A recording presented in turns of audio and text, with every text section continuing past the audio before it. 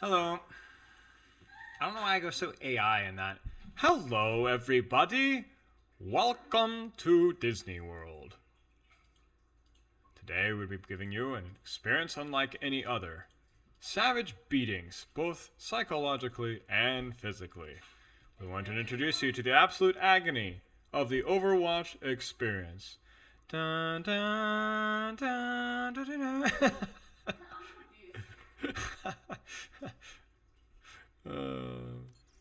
Welcome to Overwatch, the world where everybody and everything is miserable.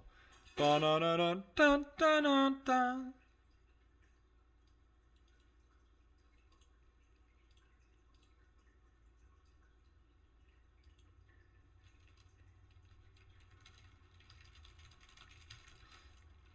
Fatal flaws discussion.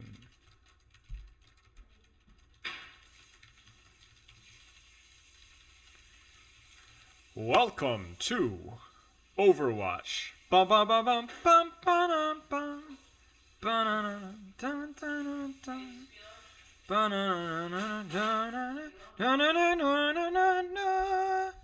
What? My sleep. What? Yeah. Compress this. Oh yeah, I gotta close the window now.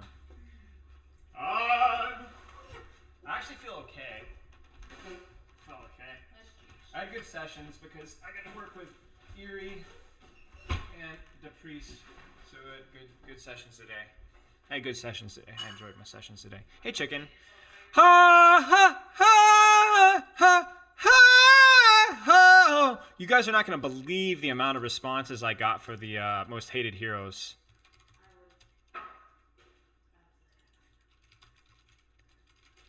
Poll. I actually need to make a note here to make sure that I give the coaching giveaway.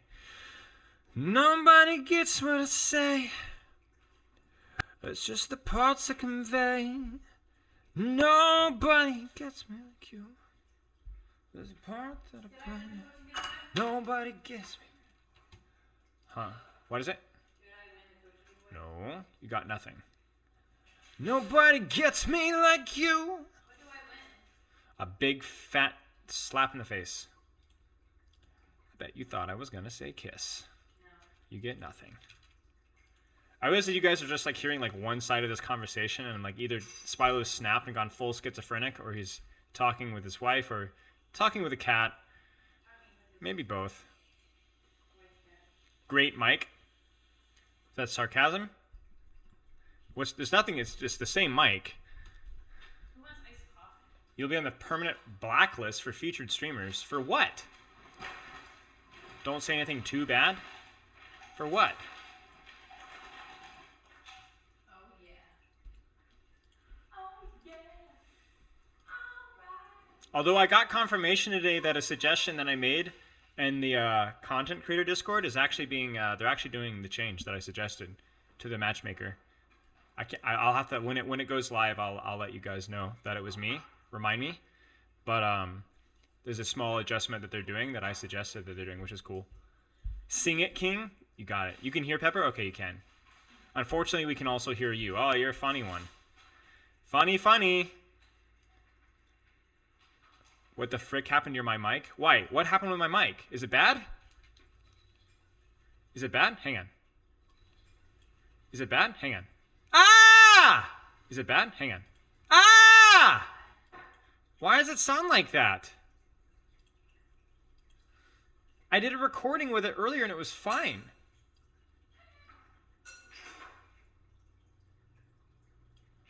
Okay, let's try that now. Okay, let's try that now. Okay, let's try that now. That's better. Crap. PlayStation might be like...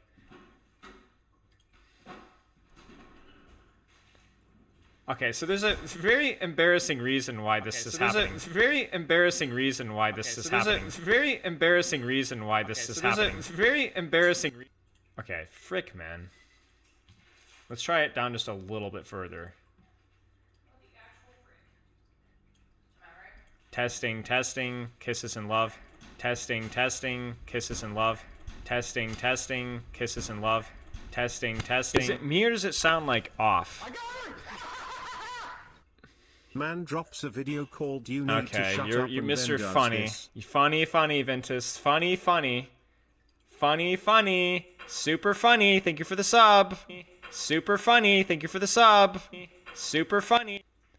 Okay, am I coked out the wazoo? Eridu, help. Okay. Yes, you are.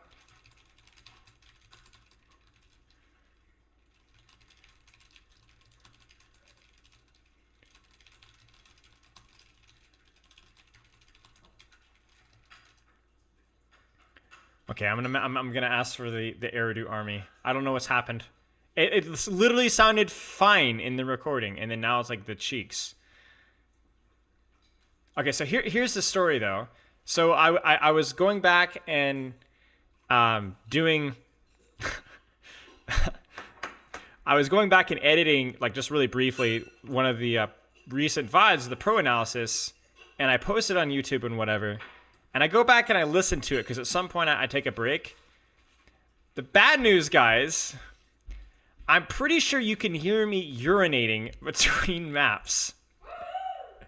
You can hear the tinkle noises because the mic noise gate isn't working. And I'm like, bro, I have to get this figured out, man. I have to get this figured out. I can't have, like... I can't have that happening. We can't do that, guys.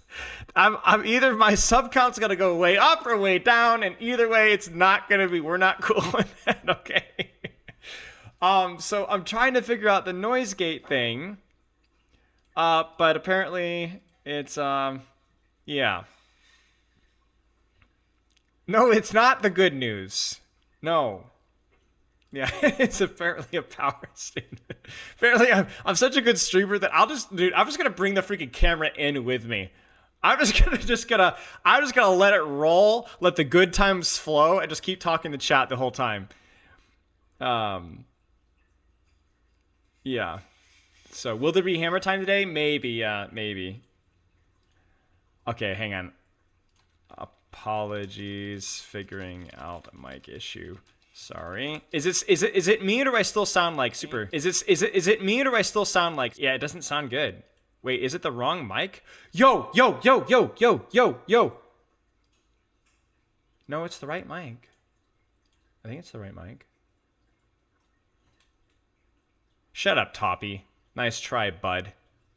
This guy. Sound settings.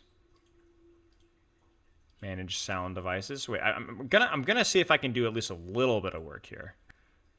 Recording. Hey. I don't know why it's doing this. The frick, man. You want to jump in a call real quick? Do you have... Yeah, I got you. Eridu, I'm literally back to where I was before, and I swear it sounds worse. Does it not sound worse? It sounds worse. It sounded fine in the recording. I assume it sounded okay in the calls. Actually, you know what? That's a good question. Let's actually see what it sounded like in the calls. Did I sound like a more like a prepubescent hamster? Please load, explore. Okay, let's find out. Doing good, so far. Since things to work on. Bit the bullet. You are on the support train. Oh It sounds yeah, and terrible. I'm already glad. I swear, I'm not gonna lie. I enjoy. It sounds terrible. Like the improvement might. That's possible. Sure, But- but How is the about best. now? Ah! Did I win the giveaway? No, you didn't win the giveaway, but I appreciate the sub. Maybe if you keep sending more money, it will work. What? Erdu, what are you saying? Where was Ana in the poll? Ana was initially in the poll, but then Ana got replaced by Kiriko almost immediately. Everyone's like, where was so-and-so in the poll? There was a couple of instances where somebody could have been replaced, I agree. But there's a specific reason why I didn't. But overall, I think the poll things were, for the most part, okay. The funny thing is there's a couple of cases where people are like, this person shouldn't be in the poll, and that person's like the most voted character, so it's like... I think the poll choices were okay. There's a very specific reason why there were some characters that were like, why that character's not even that annoying. We'll explain. We'll explain. Can you call? If not, okay. I don't know what's happened. The settings. Okay. I already can call. Sorry guys, hang tight.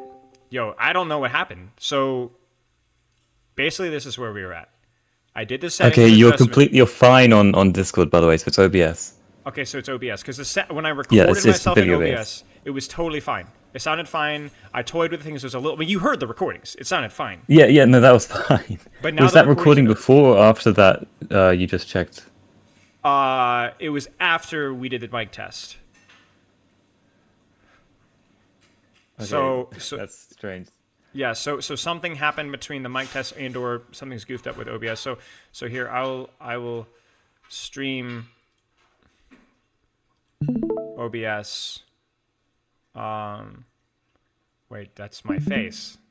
That's not what I wanted to stream. Here. You know, why am I even bothering? Just go through. Wait, can you mute Discord so I can listen to the stream without going absolutely crazy? Yeah, hang on. Yeah, testing. Okay, obviously you guys can hear me. Wait, why is it? Okay, can you see this on OBS? Because I'm streaming OBS, but it keeps bugging out. Hey, Rag. Can you see this? Just unmute yourself on Discord, and I'll just mute and unmute on the stream when I want to check. Hang tight, chat. Okay, here. I'm just gonna stream my screen. I don't give a frick. Hang on 1 second. This is like juggling chainsaws. I'm not gonna lie with you guys. Only slightly less. If you painful. disable the filter, does it do anything? Like the filter we were talking about. Man, I don't know. Like, it's weird though. Like, say it was at 0.5 before, so it's a 0.55, but but which should be fine. We've already I tested it at 1, and it was fine. It was a little bit too harsh, but it was fine. Have you got like a weird setting on like Well, I thought maybe it was like your stream only settings instead of recording. It shouldn't be, because it was in the recording too. Like I checked the recordings, and the recordings sound awful too. The ones that I did the coaching sessions afterwards. Oh right, okay. So something's happened. If you completely disable so mute your noise removers. Okay. Does it fix it? Wait, give me 1 second. Check stream, yeah. 1, 2, 3. 1, 2, 3. Women are great. 1, 2, 3. Hey. Let's go. Testing. Okay, to me that sounds good. Wait, let's find out. Is that? Wait, let's find out. 1, 2, 3. Wait, let's find out. 1, 2, 3. Wait, let's find out. Yeah, it seems better. 1, 2, 3. Wait, let's find out. Yeah, it seems better. 1, 2, 3. I'm going crazy. Chat, is that better? Do I sound like way more alpha male? So why did it all of a sudden NVIDIA noise removal decide to just like jack itself up? Do you have is there an update for stuff like that? No, like what would have changed, bro? Okay, now I just re-enabled it. Does it sound poopy again? Now I just re-enabled it. Does it sound poopy again? Now I just re-enabled it. Does it sound poopy again? Now I just it just feels like it takes all the bass out like completely. Oh, it just makes it sound like you're a robot. I don't know why. Yeah. Okay, let me turn it way down to like 0.2. Okay, so I just turned it to 0.2. Put it on echo as well. The echo thing as well? Okay. Yeah, noise removal and echo removal 0.2. Okay, here it is. Noise stream and echo removal right now. 2. Okay, here it is. Noise stream and echo removal right now. 2. Okay, here it is. 1, 2, 3. Loves and kisses. Hey. Happy. Is that what you're trying to tell people? Thoughts? Boom, boom, pow. Okay. Wow. To me, that sounds normal. Okay. Well, but I don't know. I mean, it's fine. Is it good enough? Is it good enough, guys? Like, is it fine? It's good now. Okay. Maybe we just leave it and maybe troubleshoot later. But that sucks though, because like the whole point was that we wanted to turn up the noise removal more, but now we're right back to like urine background noise again. So, so it is what it is. We'll have to go back later. But okay, yeah, weird man. Like total nonsense. Yeah, all over the place. Okay. Roll Tide. At least it sounds normal, not a robot. Yeah. Well, okay, as normal as I can possibly sound. All right, man. Thanks for your help. I appreciate it. Yeah, no problem. All right, cheers. See ya. Yeah, fix the P noise later. Exactly, guys. We'll fix the P noise later. For now, you guys are going to have... Never mind. Okay, all right, Nooble. We finally get to your replay code here. Jeez, guys. That is actually next level. No settings changed. Just decides to do the things. I love technology, guys. Love it. Okay, you could put an EQ and just boost the bass if you sound more manly, I guess. Well, no, it's not to sound more manly. It just needs to sound like a good mic. Like, this is an expensive microphone. It did not sound like an expensive microphone. It sounded like something you'd buy at the dollar store in the clearance section. In fact, they paid you to take it home. I need all the help I can get, guys. You know? Okay, let's, shut up, Airdo. Okay, this is Diamond. This is a replay review, and there's some questions from Nooble that we got to look at really fast as well. You make any mic sound good? Spylo's #1 hype man.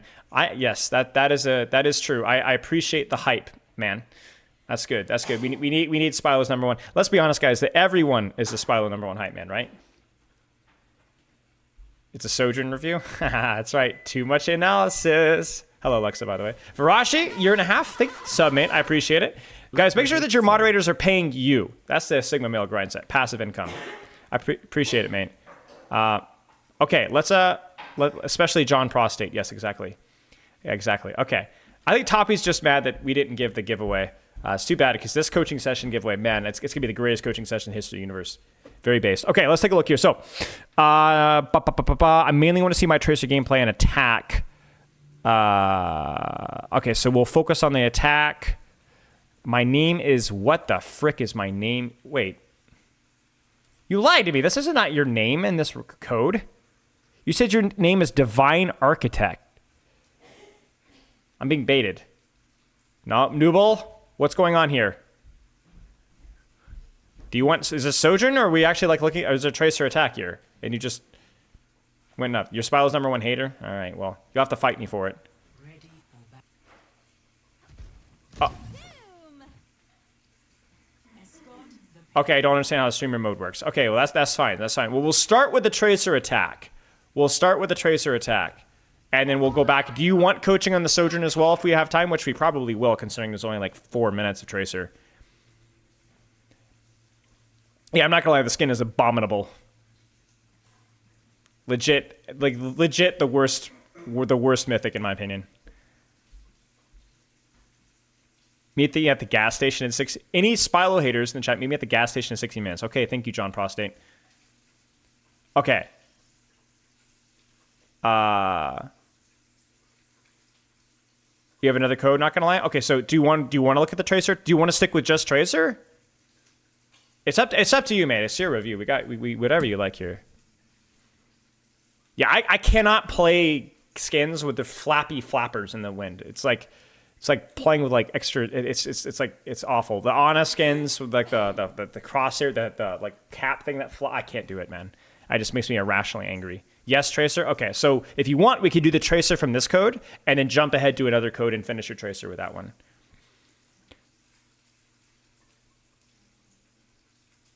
Yeah. Okay. Let's take a look at your questions here. All right, sounds good. We will definitely have time. Had a question regarding post-season 9 ranks. What would you say is equivalent to pre-season 9 low GM now? I would say it's probably low Masters would probably be the equivalent. Although I don't really have like any hard stats on that. I do know that GM1 got hit really hard, but I don't know, like, I think it like generally smooths out the closer you get to the middle of the bell curve, but I don't really have any hard math on that. You'd have to ask Gavin. I could ask Gavin the next time I talk with him, but I don't really know. In my limited experience in like Masters 5, Masters 4, Masters 3 lobbies, most of those players are low GM this season prior. I used to be high diamond pre-season 9 and still am, but most of my games feel a lot harder. I have a feeling that probably what happened is that high diamond is like closer to like low Masters. And like, again, close to the bell curve, again, I think means it's less extreme. So it's probably like, you're probably like low Masters pre-season 9. But yeah.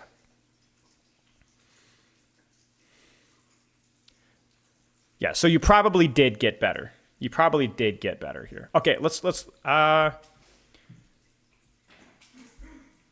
Yeah, okay. This is like the most brusque form. I think there's like 5 words in the entire form. Figure out my limitations, mid, high, diamond. What do you hope you got the session? Figure out my limitations. What is your current rank? Mid, high, diamond. What heroes do you play in rank? A bit of everything. How often, how long do you play Overwatch? 1 to 2 hours per day. What are your long-term, short-term goals in Overwatch? Masters. What do you feel is holding you back from improving? No idea. How many hours of sleep? 9+. Anything additional like Spylo? No. Nothing. How did you hear about Spylo? Nothing. Man, you are on your grind set. You are straight up. Yeah, straight to the point here. Okay, that I respect it. I respect it. Okay.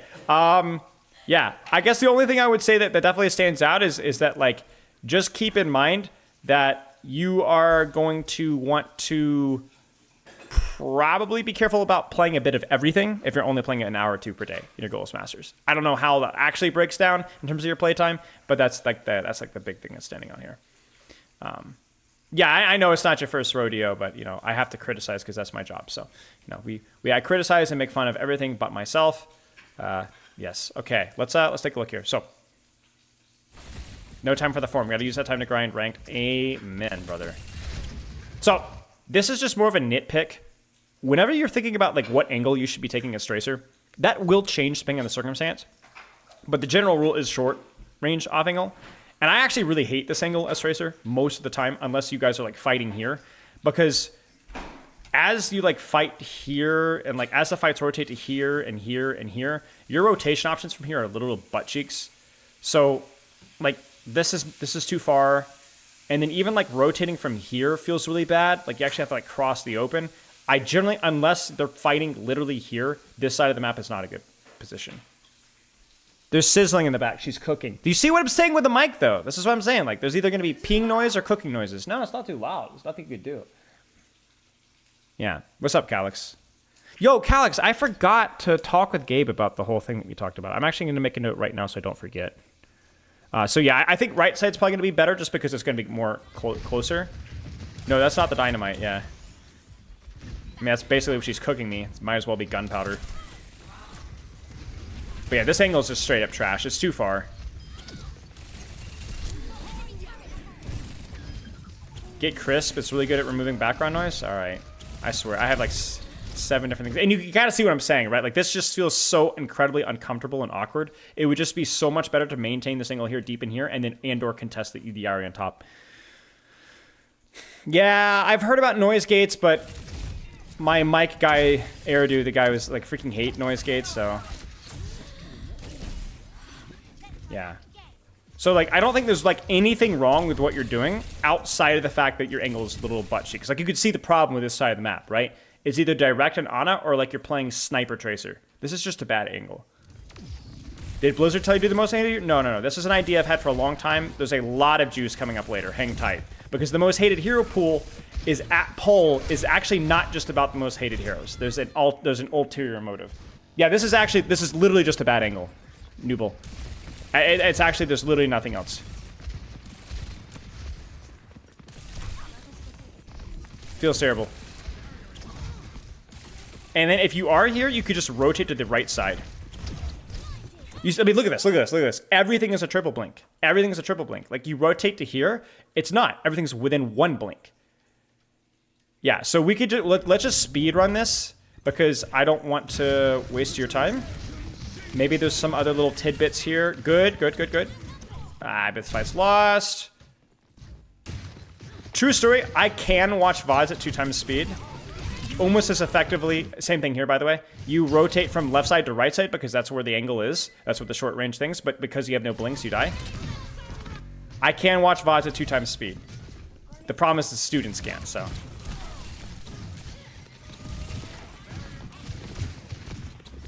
So we'll zoom through this to be efficient with time, make sure there's nothing else.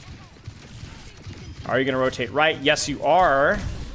And what you could do from here is you can actually take the opportunity to stage from here or actually wrap through this way. And then once you get to here, you're cooking. First point Havana is hard with Tracer. Like, let's be very clear that even if you're on the quote unquote right angle, it can still feel difficult. So I would always ask myself the question, how can I improve my positioning? And I think once you're here, with the enemy team rotating out to here, your next priority needs to be get to the next angle. And the next angle is here or here, right? I mean, ironically here, at this point, you could even blink to up top here as well. Like, go back to the opposite side. But the problem is that the one time you took the right side, the fight migrated to here. And then instead of adjusting, you're just kind of staying here and not knowing what to shoot. That's a skill I need. No, it's one of those obsessive, nerdy skills that gets you nowhere in life.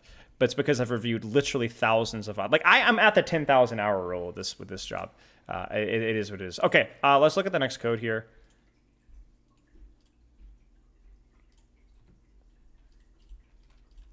So, wrong angle. But I will say that it's not just a map understanding, Nooble. You really need to be paying attention. If a map feels bad, or your positioning feels bad, you need to be asking yourself, is the angle that I'm taking make the most sense? Because I promise you, whenever I see this mistake with a player, Depriest, by the way, does that look familiar, right? Remember what we were talking about with your honest stuff in Gibraltar? If you ever make this mistake with one map, you almost certainly make the same mistake with other maps, where you're actually not taking the angle that makes the most sense. You're just kind of going through the motions. And you need to ask yourself, is this the best angle that I could be taking? Short range, off angle, right? And if the answer is no, then figure it out. Be okay with trying things.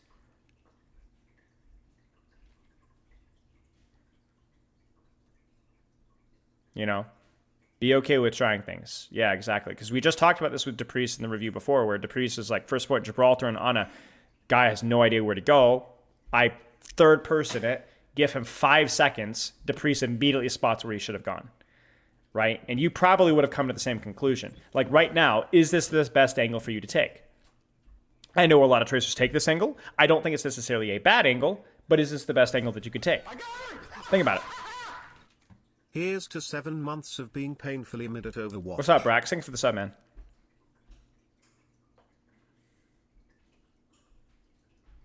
You know what I'm saying? This is fine. You obviously need to time this better. But if you ever are getting hard stuffed, you could always take this opportunity to rotate to this angle here, grab Mega, and then approach from this side. This one might feel a little bit better if you can get to that angle. I always default here to force people off of high ground. But as you see, that's the mistake. Don't default. Look at the situation, think about it, and go like, does this make sense? You know what I'm saying?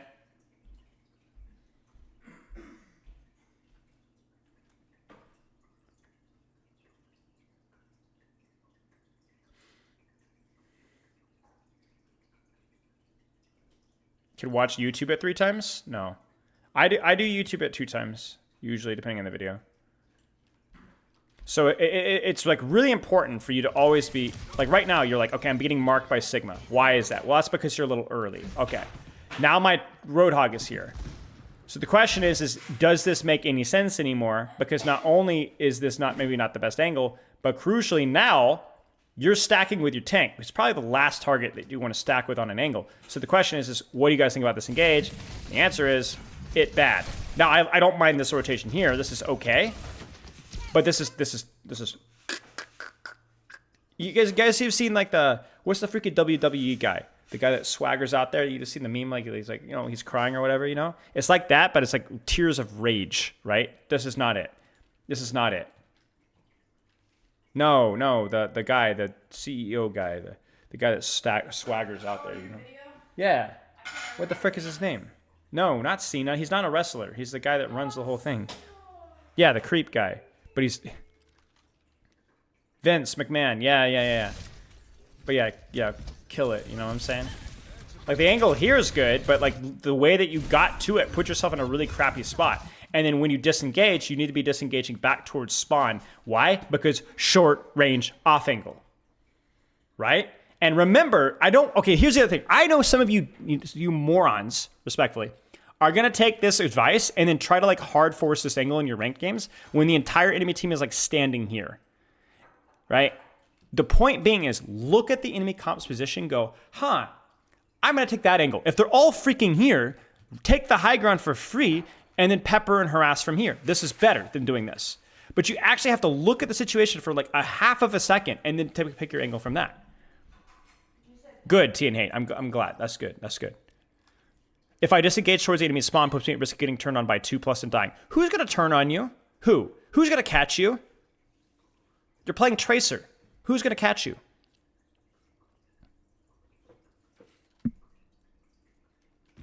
Oh, and by the way, the more people that turn on you, the better. Okay, right? I will.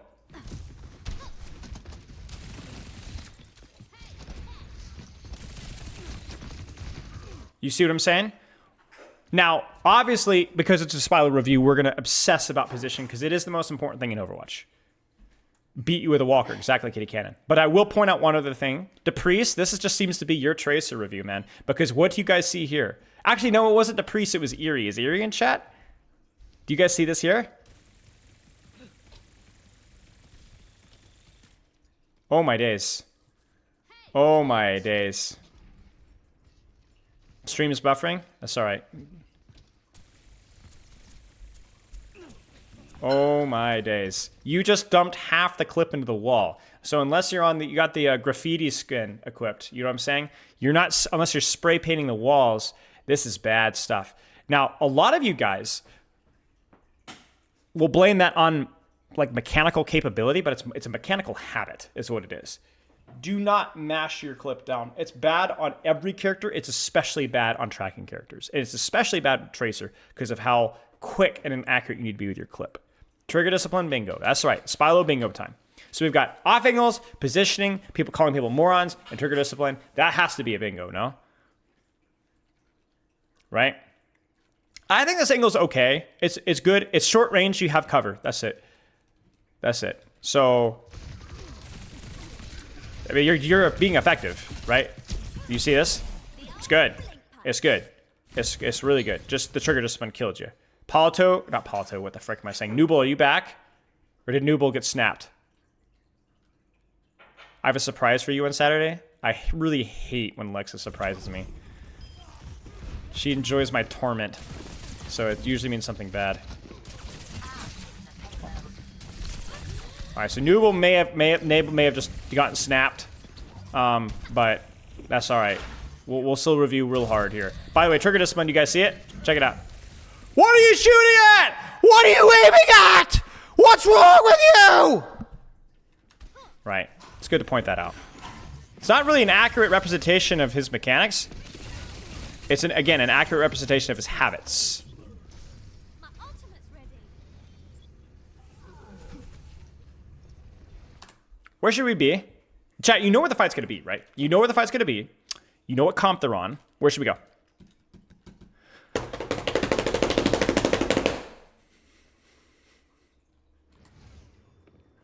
Because now's the time. Under them. Top right. If you have, you do have the time here. You actually could. You could go triple blink up here and sneak. You could. I like the underneath as well. You could even wrap around this way. Heck, you could even just walk in the room here if you have like a more of a soft off angle and shoot tank. This would work as well. Torthor, thank you for the sub, mate. I appreciate it. Anything, right? Like, but remember, it's not just you need to think about it ahead of time. Like, okay, we're gonna be here. We've got a pulse bomb here. Get the frick off of cart, dude. Get the frick off of the payload. This guy's using pedal. Go try the pulse.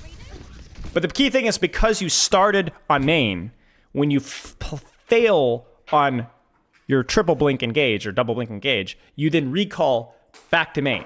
So instead of being on an angle, going for a play, recalling back to the angle, you start in the crap, you climb out of the crap, and fall right back into the crap. Do you need to recall there, I think? Yeah, I mean, I agree, but like that's like splitting hairs here. I agree, but it's not the biggest issue here. Now we're on an angle, but you know, it only took us like 12 seconds. So, Nooble, I would definitely recommend going back and watching that section again. We talked about stuff eloquently. It was beautiful. The chat was in tears and applauding. But the big thing here is your trigger discipline. Are you familiar with the term trigger discipline? This could have blinked past to maintain the backline presence. I mean, I agree. Yeah, I agree. I agree with you. Okay. Trigger discipline's a major issue. You just mash, you mash it, man. You mash it. You're like a 4-year-old at Play-Doh factory. It's not good, all right? If you could eat it, you'd do that too. But main thing is a lot of mashing, a lot of crashing, and a lot of just hanging around payload instead of setting up your next position. Yes. Not mashed potatoes. No. Could have blinked for pulse and then blinked to off-angle. Pulse does not always equal recall. That is true, Jetskate. Yeah, huh? That does look pretty good. Those are burger patties with That does look pretty good. You know, what's a little ketchup there? I'm gonna murder you. You're gonna murder me? Did you guys hear that? Listen, I will definitely need more. Thank you. Dude, but just That does look of an acceptable quality. Have we been here before? I will eat as soon as I'm done with this review. Probably be like 10, 15 minutes. But yeah, I mean, this is... You were irrelevant. Like, the worst... here's the worst thing. You know, the worst thing that anybody could ever tell you in an Overwatch game is that you were irrelevant. Not that you were a feeder, not that you made mistakes, not that you missed the pulse bomb or died, but that you were irrelevant. Because that means that you've learned nothing from that situation, and you've not pushed yourself mechanically either. Not only have you not put yourself in terms of mechanics, you've not pushed yourself in terms of decision making. You were irrelevant, almost entirely irrelevant. And it started with you setting up for the next fight, and that continued with your mechanical execution from your trigger discipline. You were irrelevant. So I need to be on an off-angles flanks more often. Yes, but remember, not just to be on the off-angle, but thinking, what off-angle should I be on? You would benefit a lot from live coaching yourself. Making sure that when every game I'm asking myself before the fight starts, what angle should I try? Not what angle do I need to be on to be the best, but what angle should I try? What angle makes the most sense, right? Just experiment. And be setting up for them whenever there's downtime. Yes. And then, once you get a little bit more comfortable with that, or you practice that for a game or a day or whatever, then I want you practicing your trigger discipline, where you're not thinking about your positioning, you're not thinking about your off angles, you're strictly thinking about pausing my clip to realign my crosshair. If you have any questions about that, like how to practice that, please let me know. You could also practice that one in warm-up too. You are irrelevant. Ooh, that is a good one. Maybe I should make a note of that. You are irrelevant. I can already see the angle that I could spin on that one.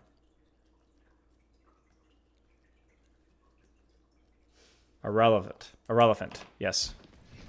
You have to show us what she made you, Spilo? I couldn't do it that. You'll have to wait. I think I know what I need to do. I think you do too. Oh, and by the way, here, when you take a short-ranged off-angle, you ready for this one? Okay. This is a video project we're working on behind the scenes. This is something I've been working on for like months now. I think the Wizard Hyung video, which I really did not like, is pushing me to do this. Gogo Plata, thank you for the sub. Gogo Plata. That's a... Gogo what is that? BJJ... Uma Plata with a foot underneath. Yeah, I think I've done that submission before. I think I did it on Ethan Merrill. Yeah. Gogo Plata is a good submission. I appreciate the sub, Gogo Plata. Anyway, long story short, I did not like the Wizard Hyung video. It's something I've been coaching for a while. Target priority does not matter. Your positioning matters. So once you're here on a short range off angle, and this is partly not my fault, but as my understanding has evolved, I would have been like, yo, don't shoot the tank, go for the backline.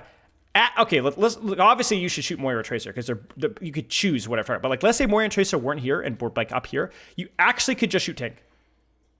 You actually could just shoot tank. Why? Because all Tracer needs to do is take a short range off angle and shoot what she could shoot. You prioritize backline if you can choose. But for you to go for Ana here costs resources. Resources and range that are not complementary to you. You need to take an angle and use your resources to duel, not use your resources to set up an angle. Just shoot tank, yes. Preferably here it should have been Moira Tracer actually, but yes.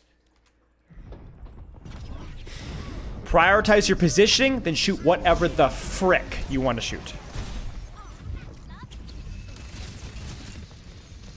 Prioritize your positioning, then the target priority solves itself. Now, obviously, when you can have choices, you always shoot the squishy character, almost without exception. Even if the Moira wasn't there, it would still be the correct play. Like right now, you're shooting the Moira. Why? Because they're both there. So you prioritize Moira. Which is good. Same thing. You practice Moira or Tracer or Kiriko. Good. Good target priority here. Close. A little bit of unnecessary recall. You have a couple of these mechanical habits with Pulse Bomb, with Blink Melee, where you tend to recall. Unnecessarily. Okay. And timing, no? Yeah, I mean, the timing on the angle is important, yes. But I actually think people are beginning to understand. I've noticed in a lot of my reviews, people's timing overall are on average a lot better. Maybe that's just Maybe it's just because, I don't know, maybe it's not better. But it feels like people are understanding the whole concept of timing. Like, that used to be such a hot take back in the day, but I feel like people understand that a lot more. Oh, Nelly! Messy trigger discipline, but like, you could even see it here, by the way, with a recall. You actually just didn't need a recall. You just didn't need a recall. But you know what? Listen, I guess I gotta respect it. You know what I'm saying? I gotta respect it.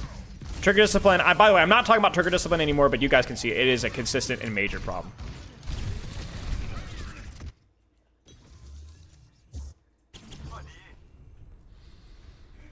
How would you deal with getting pressured by a hit scan Sigma when deep on an angle? Should you hide, play really safe until your team gets in? You should well, once you're on the angle, you apply your pressure at the same time as your team, is the rule.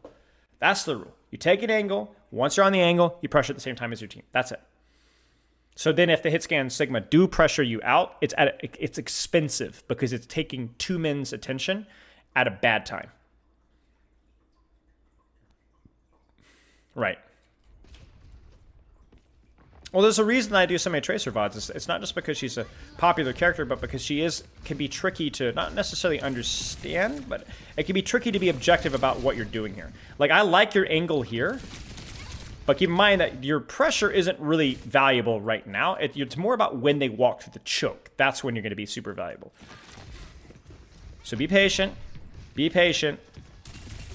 And then as the enemy team vacates... There's nobody here, there's nobody here. You rotate, and this is good. Your Hog is an idiot. Like, I don't honestly know why he was pushed up that far. But from your perspective, this is good. This is fine. You were on the right angle. You were there at the right time. They rotated away from you, which actually funneled them through a choke. And you then rotated deeper, but at that point, it's just, you know. What's the best way to practice trigger discipline? Yeah, I warm up 100%. And by the way, do not play Vaxta with Tracer if you can avoid it. I just think Vaxta is the worst with Tracer. This part was so bad. What's funny is that I actually like what you've done here. Like, at least the setup here. Like, it's like we're not a results oriented coach here. You know what I'm saying? And even you waiting here, this is so peaceful. This is actually so peaceful. This is relaxing. You being here is good. You're right, waiting for your team. Okay, now we need to go. Go. Take the duel. Ego it. Ah! I would never, ever, ever do that with Cassidy. First off, it forces your recall instantly. Second off, he's just going to roll it. He's just going to roll it. So you want to try and force it afterwards. Vaxa is bad for Tracer. It's not actively negative. It's better than nothing, but you have infinite blinks, and you're not really dodging anything. So there are way better options. I prefer... I mean, yeah. I prefer Deathmatch way more than Tracer. Way more for Tracer. Just a Deathmatch way more for Tracer. If you have Tryhard Free for All with Tracer, that's good too. Now, chat, am I wrong? Is TXCXX, can you select your character now? Somebody said the SATA dual lobby, the TXCXX custom game, you can actually select what character you play now instead of it being random. If that's the case, finding a buddy and playing that would actually be pretty good now. But yeah, anyway. Deathmatch is like when in doubt, Deathmatch is good up until you're like GM Masters. And that's only not great because it's hard to find lobbies for it. But yeah, it's just a mechanical goof. Yeah, you don't even need to go for the Cassidy, just shoot the Kiriko here.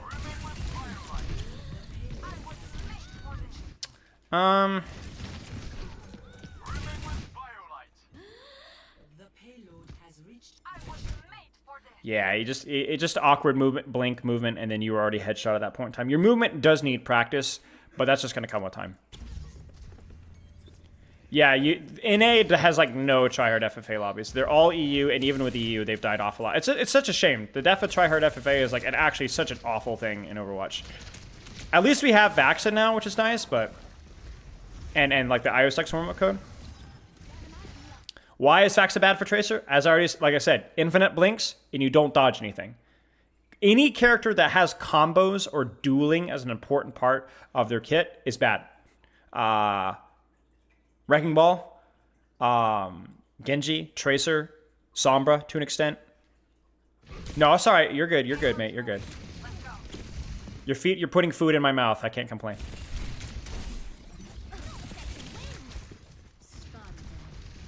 Just quick play to warm up? No. Unranked deathmatch, try hard free for all, or yeah, whatever. And if you only have Vaxa, that just means I would put less of a priority on my warm up. I would just make it 5 minutes just to get myself mechanically warm, but focus more on my aim and not my movement. Like what I would do if I had to warm. Okay, I'll show you guys what I would do to warm up with Vaxa as Tracer after this. Let's finish this fight here. I think the angle here is okay. There's not a lot of good angles on this map or on this point. It's pretty deep stuff, so I think this is okay. The problem is then as they rotate from here, you might want to prioritize and just shooting here and then rotate from, and then obviously this is too far. So remember, you can't just take an angle. You got to think, okay, the angle is too far now, so I need to rotate and close the distance and so on, right? You never warm up, you should. Even if it's just 5 minutes, 2 minutes even. Blink melee, yeah, you could do that with Vaxa. Should I have swapped off a Tracer, played something better? No, I think Tracer's playable here. It's not strong, but it's playable. If you want to practice Tracer, you need to practice Tracer. This is too far. This is too far. You should have put priority on shooting the ram there or whatever else. Yeah, this is tough. You've just lost the angle here. Remember, it always comes back to, are you playing a short range off angle? And if the answer is no, fix it. And experiment. Let's talk about warming up with Tracer and Vaxa. So Vaxa has two shortcomings. The map sucks. There's no actual people shooting you back. Actually, it's more than two. And there's no way to quantify your improvement outside of the challenge mode. But Vaxa is still really, really, really good, all things considering. Here's what I would do if I'm warming up with Vaxa, okay? One, you're just going to track. You can even practice your trigger discipline here. Notice I'm not even moving.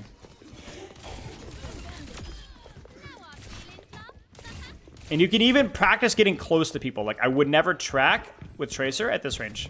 So you're going to get track at Tracer at this range.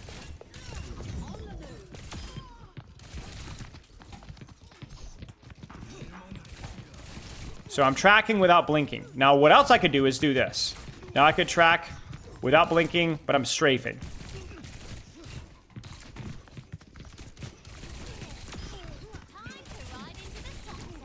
This is also fine for Vaxa. Then I can also do this. Shoot. Blink. Shoot. Shoot. Blink. Shoot. Shoot. Notice I'm being very deliberate with my blinks, right? I'm not actually dodging anything, but I'm getting in the habit of blinking and realigning. The big practicing is blink, realign my crosshair. That's the action I'm trying to smooth, right? And then you could do two blinks. Malio, thank you for the raid! How's my least favorite hit scan? You're just in time here. We're talking mechanics, so I know you're going to need some tips here, Malio, okay? So what the other thing you do is now you can do two blinks. So I can go shoot, blink. She looks at me, blink again, then finish my clip, right? But I have to be like really deliberate with what I practice. You can't just turn your brain off and shoot because it's just not good practice. Okay. So does that make sense, Nooble? This is how you use, and by the way, anyway, that had that question. This is how you use Vaxa for Tracer. Otherwise, I don't recommend Vaxa. Think of it as more of like a drill and less like just a general warm-up. Like if I pick Cassie, I could just turn my brain off and just shoot people. Like I don't need to overthink it. Vaxa good for pulse from, that's true. Guys, who should I pulse here? What should I should 180 pulse this Tracer. Ah, almost got her. Almost got her. Okay, right, we got this, good. Okay. Anyway, moving on. Okay, that is Vaxa, V-A-X-T-A. Yes, you guys got. I got hit markers there, so you need to pulse one before you blink. I know that, but I'm not going to do that because it would make it too easy.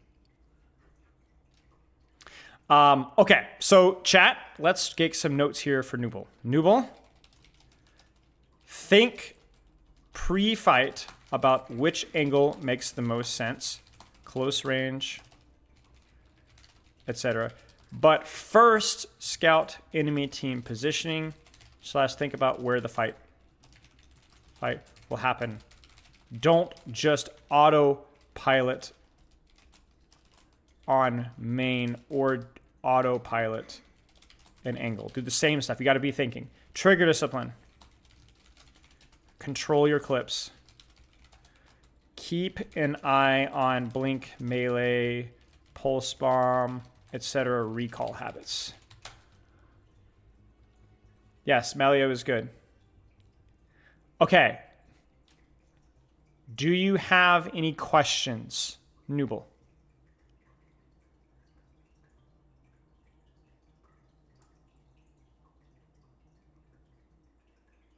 Are dive tanks like Wisdom Ball and Doom completely viable as brawl or poke tanks in defense? Yes. Yes. 100% map dependent. Dive tanks are honestly even can be better than brawl poke tanks sometimes, depending on the map. Because you could stage instantly from these like really oppressive chokes, but it just depends on the map. Okay, perfect. Practice these one at a time. You could practice these once per day, once per game. It doesn't really matter, but really go into the game and really put emphasis on these. Don't worry so much about your performance. And yeah, okay. Chat, I have to eat just a wee bit. Just a wee bit. Oh, we're going to be late with the discussion by just a little bit. Let's do 3:40 p.m. EST. Blizzard needs money. I just had to pay $5 and they don't pay me. Ah, that's actually such a good life hack. Send a check with just Bobby Kotick and don't put in like any information. Just put to Bobby Kotick and Childhood Scroll. It's like the letters to Santa Claus. You know what I'm saying? You don't even need to put the address. Actually, that's the strat, guys. All right, that's the strat. You just put the 5 to Coach Spilo, right? You get what I'm saying? And just it'll get here, right? I'm not, but it goes the other way. Instead of you giving me, or I give you stuff, you give me stuff. I think that's fair. Bro, I'm going to have to struggle to eat this. I'm not going to lie. Bro, look at this chunker. Oh, yeah, fine. Is it good? Bro, I can't even fit it in my mouth. That is a big piece of meat. That looks delicious. Thank you. The bun is not bad, right? No, it's not too bad. It's pretty good. Not bad for gluten-free. Thank you. There's also tomatoes too, but Thank you very much. You can put them I appreciate in it. Big Goose, thank you for the gifted subs. Yeah, chat, sorry, I gotta eat lunch. I appreciate it. Congrats to the Midnight Blue Jay. Yeah, Big Goose, thank you so much for the gifted subs, man. You've been super, super generous.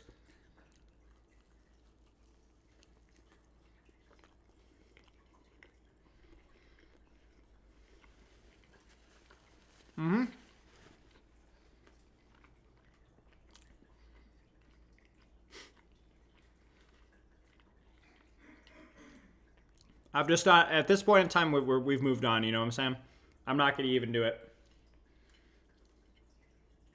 I can't do it.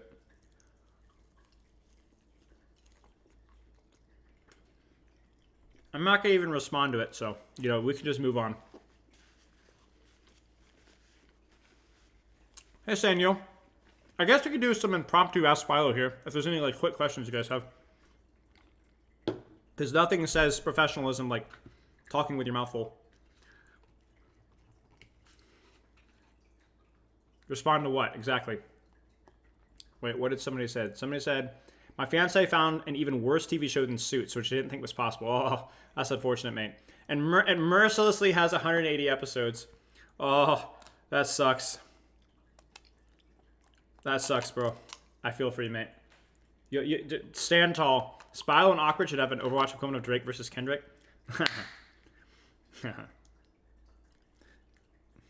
I don't think either one of us are pedophiles, though, so that would be hard to kind of match. Spilo, why? Okay, that's good. Can I read the sim changes idea? Remind me later, Arathol, maybe. Maybe not today, but I will. I can't read and eat those at the same time as a problem. Do you often go Sojourner into Rhine versus Queen Genji and Suravasa? Yeah, depending on if you have the angle for it, sure.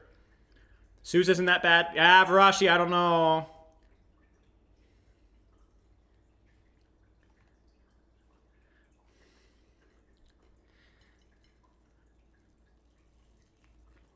Why do Roadhog and Malga have no DPS counters? I think they do. Certainly Malga. Malga has like poke damage issues.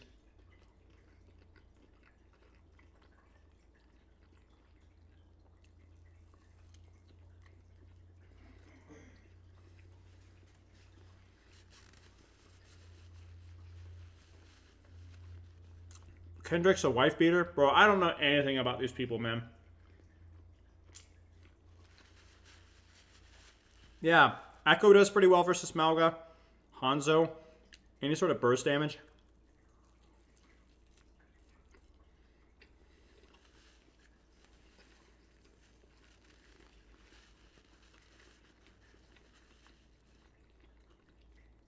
What team and enemy comp is hard? I think anything without ranged healing can be hard with Genji Tracer. Like you like when you have like Briggs, Zens, Anas, stuff like that.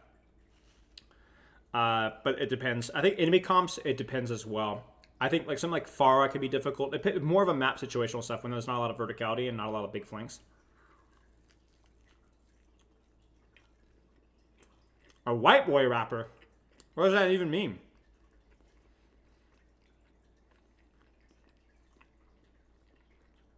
Cornella, Carolina, probably not. Maybe a small buff. Talking about like an NF type of rapper? Yeah, of course, crossing the T. Glad to help. Oh, you're kidding. Bro, true story. I actually liked it. I used to like NF. I'm like one of the guys that pushes their glasses back and says, actually, I used to... I listened to NF's first album.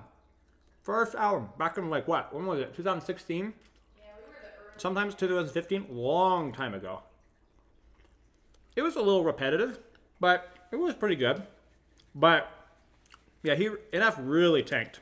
Really tanked.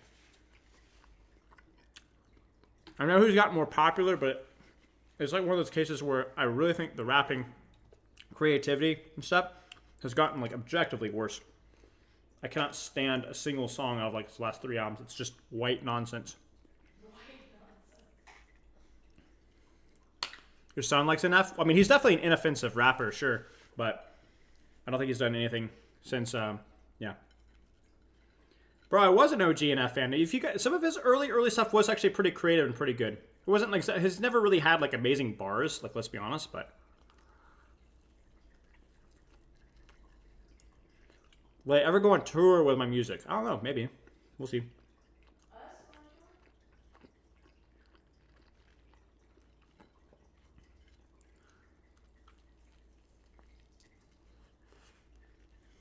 I am making a mess.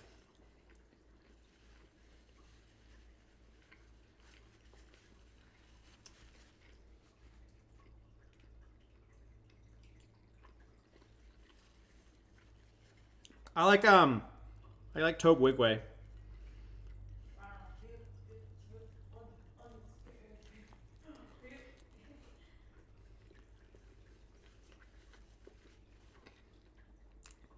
He is somebody I've liked back when he first came out, 2016, and has stayed good. I'm not touching my keyboard.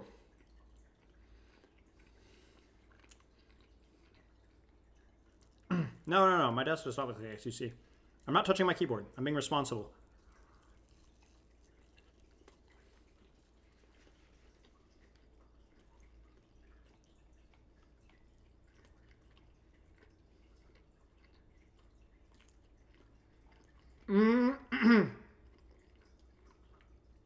Quite happy. I just scroll up to your question, but it's probably to do, yeah, it could be with your timing. Could also be the choice of angles. Like obviously, like you need to be playing at like basically melee range versus hit scan, and like timing your pressure from those angles.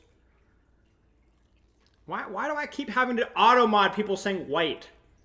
Wipe out the white. Thank you, chicken. Who's my favorite female rapper? There's one.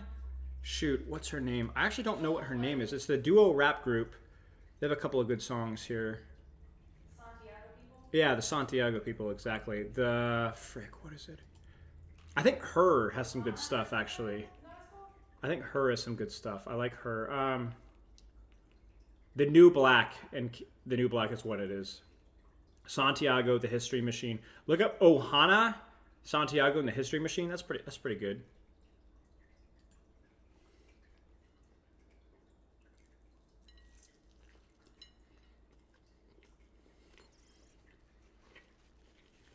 Shut up, chicken.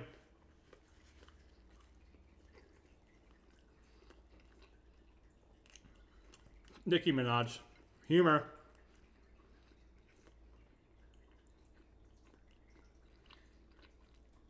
Hey, Zupati. All right, guys, we're almost done.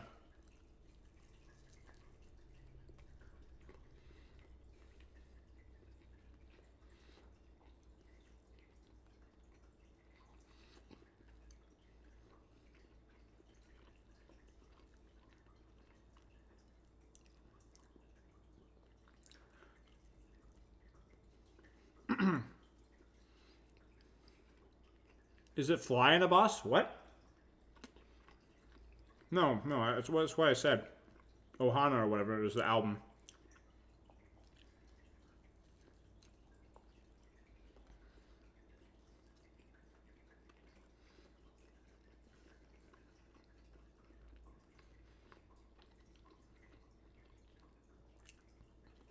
Who do you think is the best tracer currently? Man, I have no idea.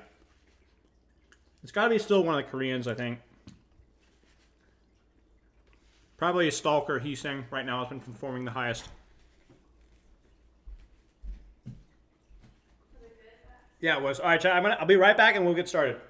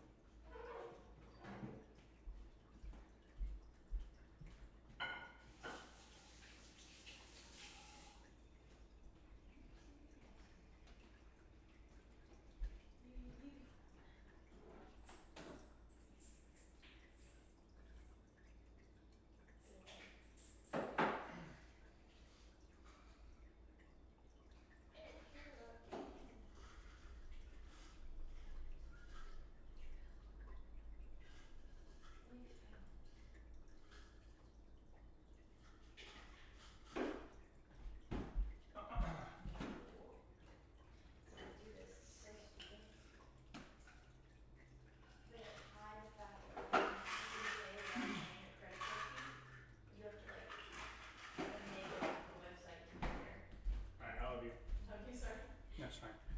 All right.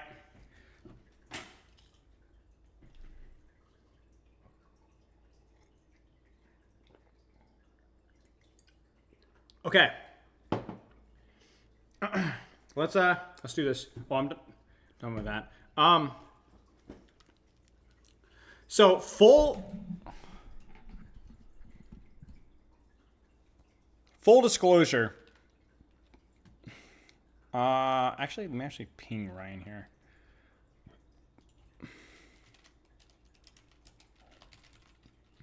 If I give you...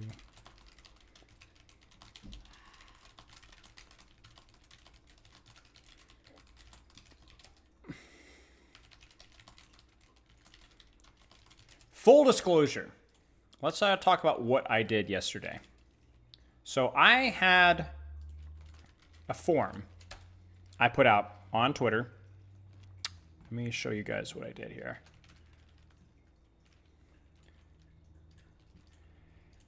And basically it said, free coaching giveaway. All I have to do is tell me what heroes you hate the most in Overwatch 2. This is a short poll to find out what heroes are the worst. Poll in the replies. Go to the poll.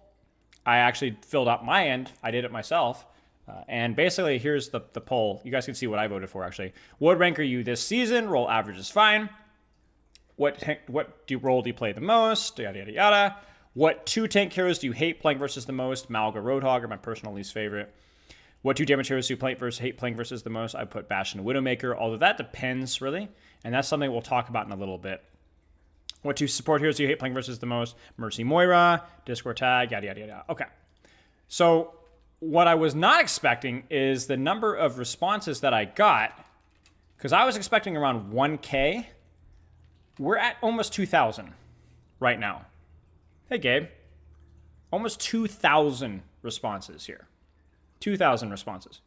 Let me change the rank to bronze here at the bottom left, which is great. And let me be frank with you guys. I had some ulterior motives with this. Part of it was just honest curiosity. I felt like it would be good stream content, good stuff to discuss. But I also had a theory. There's a reason why there were some characters in here and not. For example, let's be honest, guys. Wrecking Ball, Doomfist, Malgar, Orisa, Roadhog, that's fine, right? But if you go to like what heroes do you play the most, if we're doing this for Masters Plus, why is Junkrat and Bastion in here? Why is Torbjorn in here? Because, like, let's be honest. If you're in a Masters lobby, Torbjorn's really not the end of the world.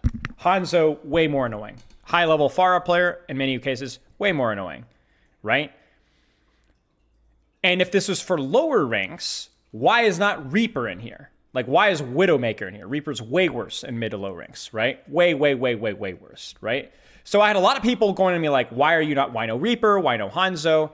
Well, it's because we needed a balance of both. We wanted characters that were low noob stompers, and I wanted characters that were not noob stompers, the opposite of noob stompers, the Widowmaker being a classic example. And Widowmaker is a great example of somebody that is obnoxious in higher ranks. Literally dominates the lobby.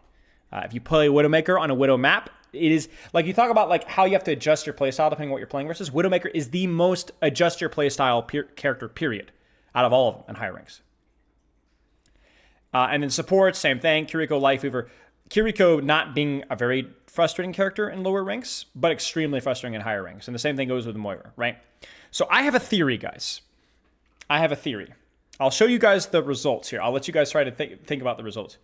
I had a theory that lower rank players hate noob stompers more than higher rank players. That's my theory. It seems very reasonable, right? And in fact, so much so that I would argue against it, even though I don't necessarily have the numbers to back it up. I have not checked these numbers. I don't know if that's true. In fact, I don't have a really viable way of doing that. I'm going to have one of my friends help me out to find out the final results. And I'm also pretty sure that the characters with high value ceilings, but so high that they feel almost unstoppable, are going to be the characters most hated by high ranks. So the reason why that's important, that seems like such an obvious conclusion to draw, is because I am really tired of being told that we need characters like Bastion and Junkrat in low ranks, and that we need characters like Orisa in low ranks, and that we need characters like Moira in low ranks, because they are the characters that victimize low ranks more than high ranks. When I was a bronze silver player before Moira released and so on, I hated Bastion and Junkrat because it felt like they took so much less effort to get the same result that I wanted on Genji or Winston when I was silver. And that is true. And so noob heroes hurt noob players is my theory. And I wanted to prove it. Now, I think that obviously when it comes to the sample size here, this is not anywhere near, not to mention the demographic of who I was polling. It was Twitter, YouTube, and Discord. There's obviously a high rank bias that's relevant even just from the first responses, which I'll show you in a second here. But yeah, this is something I've been wanting to do for a long time, and I finally had the time to do it. Now, I will tell you guys that we're not done with this after today. We are going to go back, and I'm going to try and make a video discussing some of the more interesting conclusions from this. But I figure that we can kind of peruse through some of these results and draw some maybe baby conclusions from it. So, what do you guys think was the most hated? Well, first off, what do you guys think about the demographic here? What do you guys think with the demographic? Bronze, silver, gold, platinum, diamond, masters. What do you think was the percentage breakdown here? A lot of people were like, bro, gold, platinum should not be lumped together with masters. Close enough, mid ranks. I was not trying to have an equal breakdown. Think about the people being, Platinum Masters. I expected Platinum Masters as well because the people that follow me on Twitter, YouTube, and Discord are generally higher ranked players. So I expected a slightly bigger percentage of Grandmaster Champion. I was expecting around a 10%. Well, no, I was expecting like a 7 or 8, 6%. And I was expecting around a 50, 60, 70, maybe even honestly like a 65+% with this. And I think I was right. Yeah, so it's a 70% on Platinum Masters. Very small percentage of bronze, silver, gold, even though this is literally 50% of the player base. It was only 21% of the amount polled. And 7 to 8% was Grandmaster Champion. Heavy bias towards higher ranks because of the people that I'm polling. Now, that's not a concern for our results unless we look at them globally, right? Because remember, we can break it down with a little help from my friends. We could break it down that we can have this 20% of 21%, I can find out which ones they hated the most, right? So there's a huge high rank bias in the final results, but that's okay. We'll be able to easily go through the sheets and find out the answer to that. You get what I'm saying?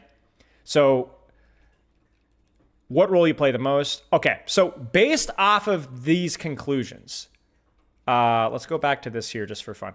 Based off of these conclusions,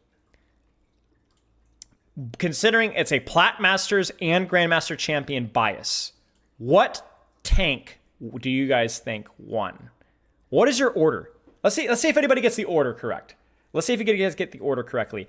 I got the order perfectly. I got the order for every roll perfectly except for damage.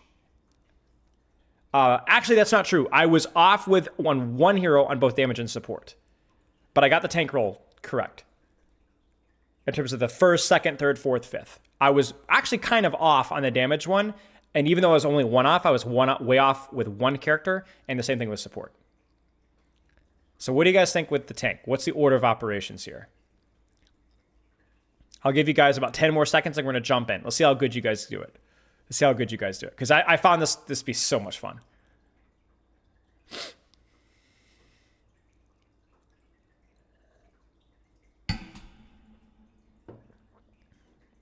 Okay, you guys are ready?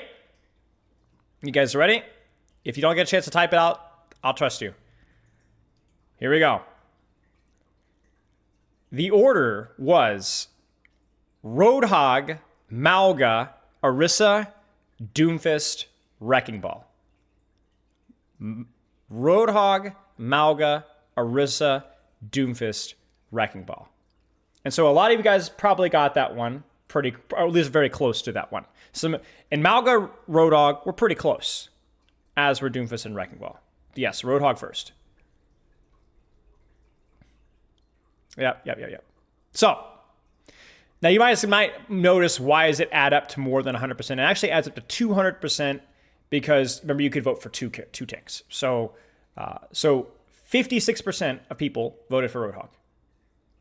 52% for Malga, 43 Orisa, 25 for Doom, 21 for Wrecking Ball. Now, this is interesting to me, now, because remember, this is in the context of high rank bias. This is pretty much what I expected, but the interesting thing with tanks is that if you think about it, what tanks dominate lower ranks versus what tanks dominate higher ranks, my suspicion is that this ratio will look similar even in lower ranks. And if I pulled just Grandmaster tanks, it would still look similar. I actually think Bronze and Grandmaster tanks agree for the most part. There's definitely going to be some discrepancies. There might be a little bit more of a bias in lower ranks to hate Orisa, and for higher ranks to hate a character like Doomfist. But generally, mid-low, I think tank was going to be about the same. So there might be, I don't know this for sure. Again, we'll have to go back and study the numbers afterwards. But there's probably a bias towards something away from Orisa and towards characters like Malga and so on. But yeah. So this one, you probably should have gotten this one relatively close. The interesting thing for me is that Wrecking Ball was actually a little bit lower than I thought it would be. I thought it would be a little bit more competitive, but people really hate Roadhog and people really hate Malga. And even after the nerf. Now, okay, let's actually talk about one other thing here too. There's one other bias that's in play here. A very important bias. A very important bias. What's the bias? Maybe the most important bias here. Yes. I want to pull up a website that's not perfectly accurate, but we can use it.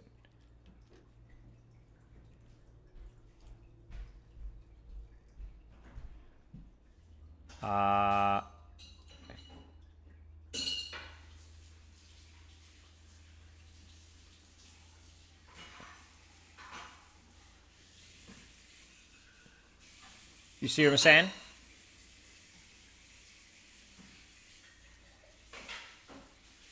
We'll do competitive as well. You see what I'm saying? Something to consider. Now, does that mean that a character like Malga has a low pick rate? No. But this definitely influences just a little bit. because things that are happening more recently are going to be more in your mind.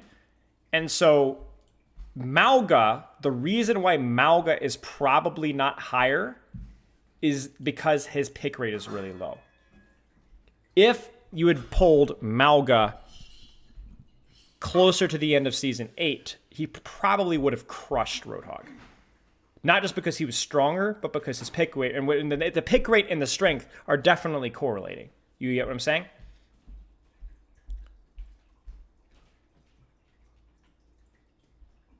So you might be like, well, this isn't in the right order. Like, you know what I'm saying? It doesn't matter. This definitely has a small influence.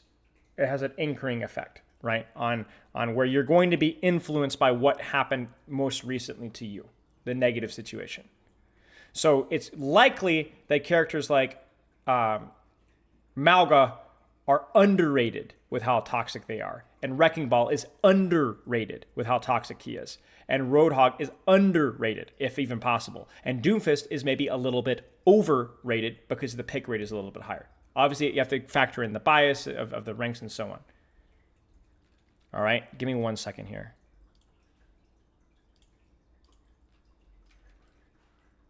Actually, here, give me 1 second.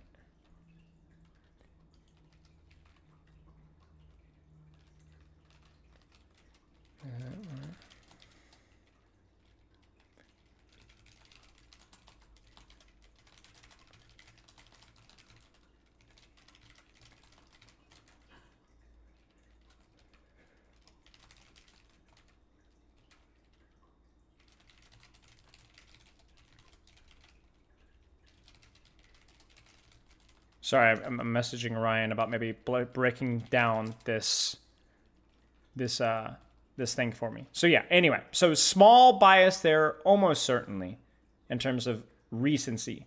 Okay. So let's keep going, guys.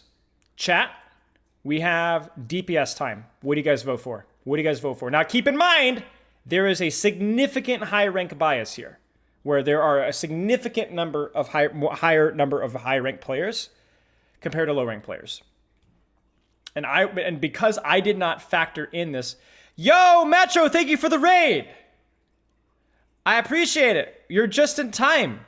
You're gonna love the results of this this discussion here. Oh boy. You know what this is? So basically, what we're doing is I did a poll, and I wanted to find what the most hated characters in Overwatch were. And we just got done with the tank one. It was Roadhog, Malga, Orisa, Doomfist, Wrecking Ball. And this is all under the umbrella of a significant high rank bias because obviously 71% of players are not Platinum Diamond Masters. I would say Bronze, Silver, Gold is closer to around 50-55%. So yeah, okay, so anyway, chat, what do you guys think was the damage order? Vote for the damage order. Because I was wrong with one hero here. I was wrong with one hero here. And because I did not factor in the rank bias. I was considering too globally and not considering the fact that this was going to have a high rank bias. What's your vote? Not just who's the number one hated, but what's the order here?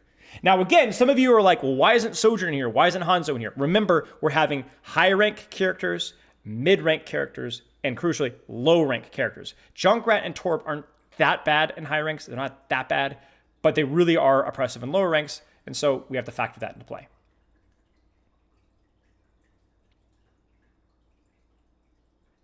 In addition to that, so once you guys, Blizzard, Junkrat, Sombra, Torbjorn, Widowmaker, let's also go to this, and let's consider this as well. Look at the pick rates here. Look at the pick rates. Remember, that's going to influence stuff. 2.53%, 1.88%. Bastion is dropped. Torbjorn's very low. Junkrat's even lower. This, again, is going to have an influence on what people are going to hate, because what's visible is hated. All right, you guys ready? You guys ready? Well, wait a second. Isn't it an ad? Frick. I really need to have my Twitch thing so I can manage when ads are striking. Bro, I only have like 4 minutes of ads per hour. We'll wait a second. We'll wait a second. But yeah, keep this in mind. You know, I'm actually surprised to see Bastion pick rate as high as it is. I was expecting it to be even lower. It's probably a lower rank thing. Yes, exactly. I don't want Prime subs, though. They don't count towards, like, the Twitch cut thing. It sucks. Yeah, some of the Twitch streamers are, like, crazy. 20, 25 minutes. Okay, are we back? I don't think I have ads that last that long.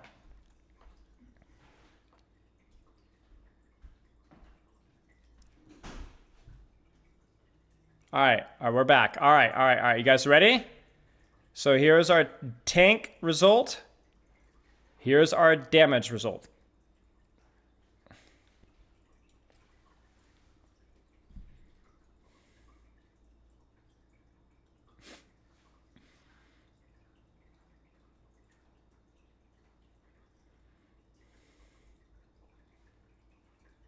So as I said, I was wrong with this one. I would thought Bastion would be higher than Junkrat. And I thought Bastion would also be higher than Torbjorn. I was wrong. And there's one more bias to discuss here that I did not factor in.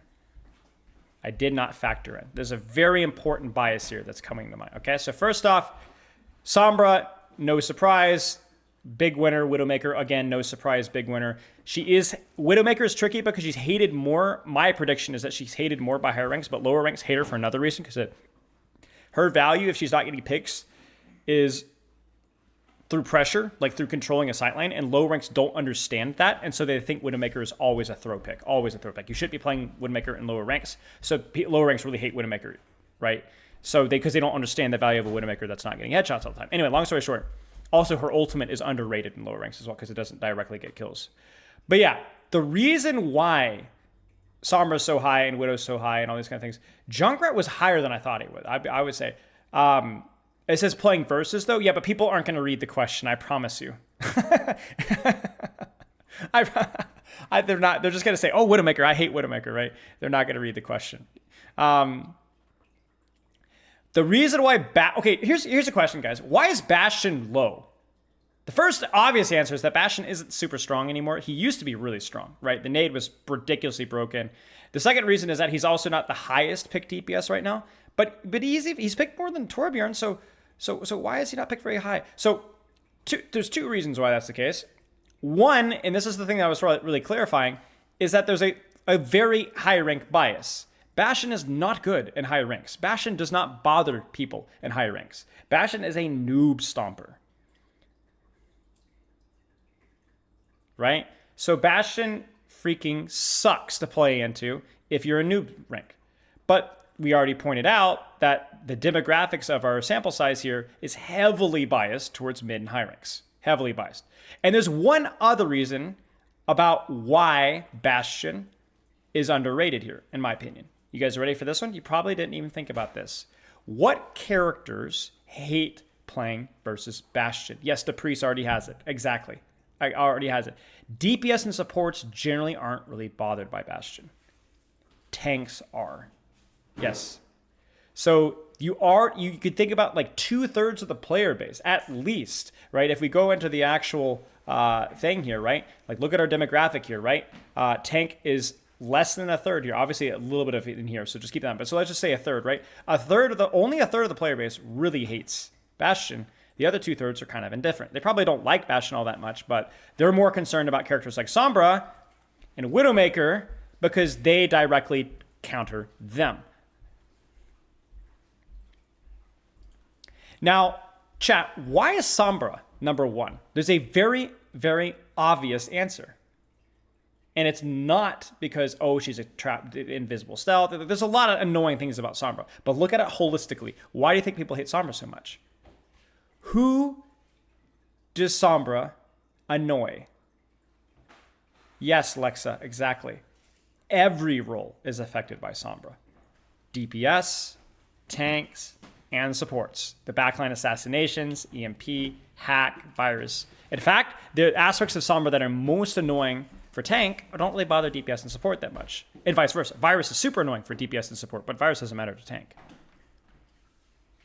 So Sombra right now also has a relatively high pick rate. You guys see this? 2.53. That's really quite strong for Sombra. I don't think I've remember seeing Sombra being picked that high at Levy 2 and quite a long time. So Sombra is actually not so much out of sight, out of mind, at least in comparison in relation to how often she is. That's a pretty high pick rate, right? So is Sombra very good right now? Doesn't look like it, at least according to just win rate. Not the best character right now. If we sort by win rate, she's definitely in the bottom half or like close to the bottom half, right? But she's visible. She's more visible than she usually is. She equally affects all roles, and that's going to be definitely the factor. And I think Widowmaker probably falls in that category as well, where Widowmaker doesn't affect tanks as much, but it does feel sometimes like a character that you can't directly threaten, and so it can be annoying. Now, a lot of you guys, I remember a lot of people were like, why are Torbjorn, why is Junkrat, why are they in here? I mean, they got picked, guys. They got picked. They didn't get picked at the same rate, but they got picked. You guys see that? 33 point. I was honestly surprised that Junkrat got picked as much as this. And this is where I think there's definitely a little bit of low rank bias in this, or low to mid rank bias in this as well. Same thing with people were like, why do you have Torbjorn in there? Rah, rah, rah. That's 26.5%, guys. Like, that's not bad. I think that is competitive with what Hanzo would have been. Pharah probably would have been a little higher. The reason, again, I didn't want to include Pharah is I wanted to have some more noob stompers. And Pharah is, like, honestly kind of cancer for both. And so I think Pharah would have done well. But I didn't want to just pick the most cancer. We're trying to learn something from this here. Okay. Now, let's go back because we have one more role. I'm going to leave it up for a second. It is Kiriko, Lifeweaver, Mercy, Moira, Zenyatta. Kiriko, Lifeweaver, Moira, Mercy, and Zenyatta. Initially, there was actually Ana here, but I totally forgot Kiriko, which was ironic because that was like one of the main reasons why I wanted to do this was include Kiriko. But it was Kiriko, Lifeweaver, Mercy, Moira, Zenyatta. I know some people were like, oh, you should have done Brig, oh, you should have done Ana, oh, you should have done... But like these are, I think, were the worst offenders, in my opinion. And there's a really, really interesting bunch of discussion with this one. This is a really, really, really interesting one. Give me 1 second, y'all. I'm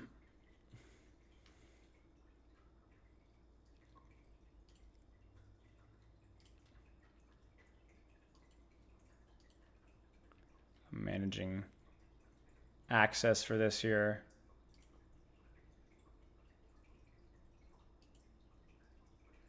One second, y'all. Okay, let's go back one more time. Kiriko, Lifeweaver, Mercy, Moira, Zenyatta. What's y'all's order?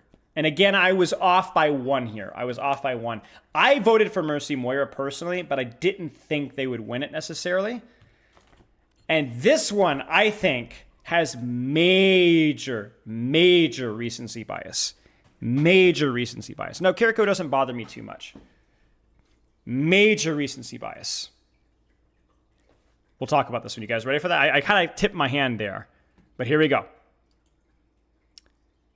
So let's actually look at the pick rates here really quick here. Let's look at pick rates really fast. Moira, high pick rate. Kiriko, very high pick rate. Mercy, highish, but on the lower end. Zen, not so much. Lifeweaver towards the bottom. So remember, this will have an influence on these results. A small influence, but it will have an influence. You guys ready? Here we go.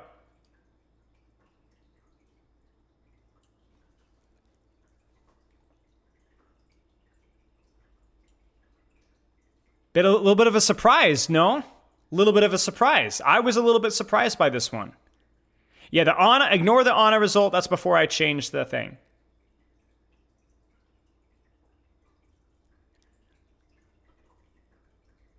Now let's talk about why this was surprising and then why this may have not been as surprising and or at least what we can learn from it, right? Okay, so I did not think Kiriko would be as hated considering that she has some really frustrating aspects, but because she has more skillful play, at least obviously skillful play, than a character like Mercy or Moira. But what I failed to factor in was number one, pick rate, which Kiriko has a crazy pick rate right now. And number two, I failed to factor in the high rank bias. I knew Kiriko was going to be unpopular the higher up you go because her skill scales really well and she's not so much of a news stomper. But I forgot that we have a large bias towards high ranks. Huge bias. DPS don't like dying to a support, exactly. The other thing about Kiriko is that on paper, you're like, okay, Kiriko's not that annoying, right? But actually, she is annoying to a lot of roles. Because if you think about it, she's a character that harasses backlines. She beats DPS and denies their ultimates. And she also denies tank ultimates as well. Whereas a character like Mercy is maybe not always as the most annoying thing to be worrying about as a tank. Moira, as you get in higher ranks, not as much of a problem. And Zen, crucially, Zen has a major tank bias.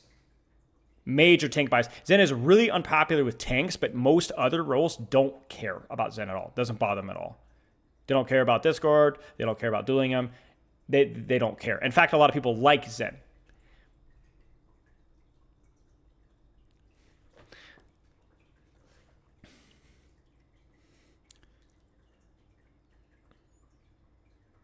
Now, I'm going to be honest with you guys. I'm going to be perfectly honest with you guys. This is total conjecture, but I like to think that it's at least educated conjecture. I think Moira, this pick rate here is heavily influenced by the rank bias. I think Moira, if we'd had an actual representation of the Overwatch demographic, I think Moira would have won. Especially considering her visibility. I mean, this is all you need to know, right? Her pick rate, let's look at skill tier and bronze, 7.79, 7, it's the winner, she's the winner, she's the winner, she's still winning, she's still winning. It's only around diamond that she starts to taper off. Her win rate as well is near the top as well in the lower ranks. I think Moira would have won. I think Moira would have won, and if this was an accurate representation of the demographic. And I actually think that Mercy would have been a close second if we were anywhere near approaching a Mercy meta. Mercy's not very good right now, although her pick rates in lower ranks are still pretty high because she's just, an easy hero, right? Like she's still in the top 4 despite being not that good of a character. I assume that she tapers off. Yeah, she tapers off towards the end, right, by a lot. But I think this is where recency bias comes into play here. I think Mercy might be the worst meta support up there with maybe Lifeweaver. I think Mercy metas are the worst. That's a personal bias there. I really do not enjoy playing versus a pocket support. I think the reason why Mercy did not do better than she did, or worse, I guess which way you want to look at it, is because her pick rate with the high rank bias in mind, right? Considering that we're looking at a majority plat, diamond, masters, and grandmaster players, she's not as visible, and so she's less offensive. So I think this is where we could really see the demographic bias and the visibility bias. Now, the funny thing about this result, there's one really funny result about this here. There's one very, very funny result, and it's poor Lifeweaver. Even with the high rank bias here, like let's look at Lifeweaver pick rates, right? Near the bottom in bronze, drops lower in silver, still hovers, drops to the bottom, and stays at the bottom, right? Even with the high rank bias, Lifeweaver comes in second place. He's not very picked. He's not very popular, and he's even less popular in higher ranks, which is we already established. And he's freaking in the trash. In the trash.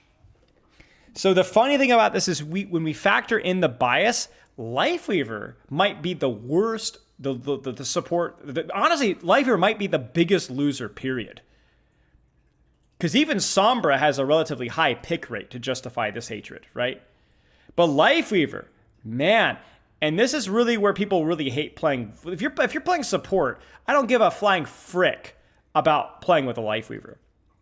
But I am honestly influenced by the fact of thinking about the last time I played with a Lifeweaver. I don't like playing with Lifeweaver. So even though this very clearly says versus, you're being influenced by playing with Lifeweaver. You're thinking about it. Even if you are a support player, you're thinking about it. So Lifeweaver is probably the biggest loser out of the entire cast because even characters that have way higher percentages all have significantly higher pick rates than Lifeweaver and also make more sense with the high rank bias. So Lifeweaver may get as bad as Mercy, Moira, Roadhog, Sombra, and so on are. Lifeweaver may be the biggest loser in the entire Overwatch cast. No, not necessarily Wasim, but yeah, it's rough. So Life Weaver is a big loser here, and probably the biggest loser out of all the roles, all the heroes. Because having 50%, almost 50% pick rate with his low pick rate in ranked, and again with the high rank bias is insane. The proportion there is absolutely crazy. So what this means is that a Life Weaver meta would probably make people the least happy. It would probably be the most upsetting, frustrating meta, period. Now, that's not a perfect metric by any means, but it's something that we should consider. Maybe even worse than a Moira meta, with what we've seen from the numbers here.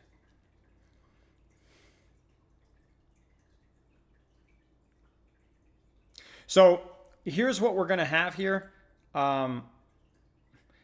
Ryan is, I don't know if he's busy right now. I don't even know if, Ryan, are you here? Are you working on this? There's no rush. I wasn't even expecting it today. But Ryan may or may not be working on, you're cooking on it? Okay, so Ryan is cooking on it, guys. So stay tuned. We're going to come back to this in a little bit because Ryan is going to have the percentage breakpoints for each role. In other words, what we're going to have here is we're going to find out what percentage of Bronze, Silver, Golds picked Bastion. What percentage of Plat, Diamond, Masters pick this? And so that's going to be the real juice. That's going to be the real juice because that's going to be our suspicion. The low-ranked players hate Noob Stompers. High-ranked players hate Noob Stompers, but hate more scalable characters. So maybe you should have split.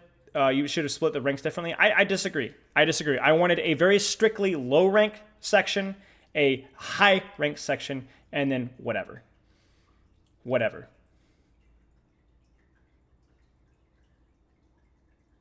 Oh, dang, Zanzibar.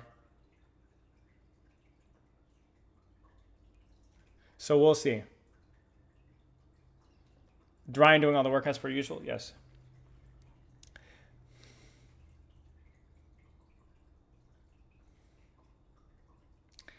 Because the goal of this poll was not just to like find what the most hated hero in Overwatch 2 is, because there's a lot of better ways of doing it. It was more to find out what do high rank and what do low rank players really hate. Thus the numbers. This is not a official scientific paper. This is more of sniffing, theorizing, and talking points. You know, gold, plat, and diamond and masters are more accurate. Oh, for sure. But I think platinum is officially above average, and I did not want to lump platinum in with gold. We could have had 4 tier breaks, but yeah, I mean, I wanted to make this as simple as I possibly can. I almost had Masters Grandmaster Champion. Almost. I could have, but yeah. I wanted to be like specifically high rank players if possible. Yeah, again, we're not trying to find the demographic. There was always going to be a bias towards the higher ranks. There's zero intention to make this fair. But it was because we could always split up the results later, and that's the more interesting thing.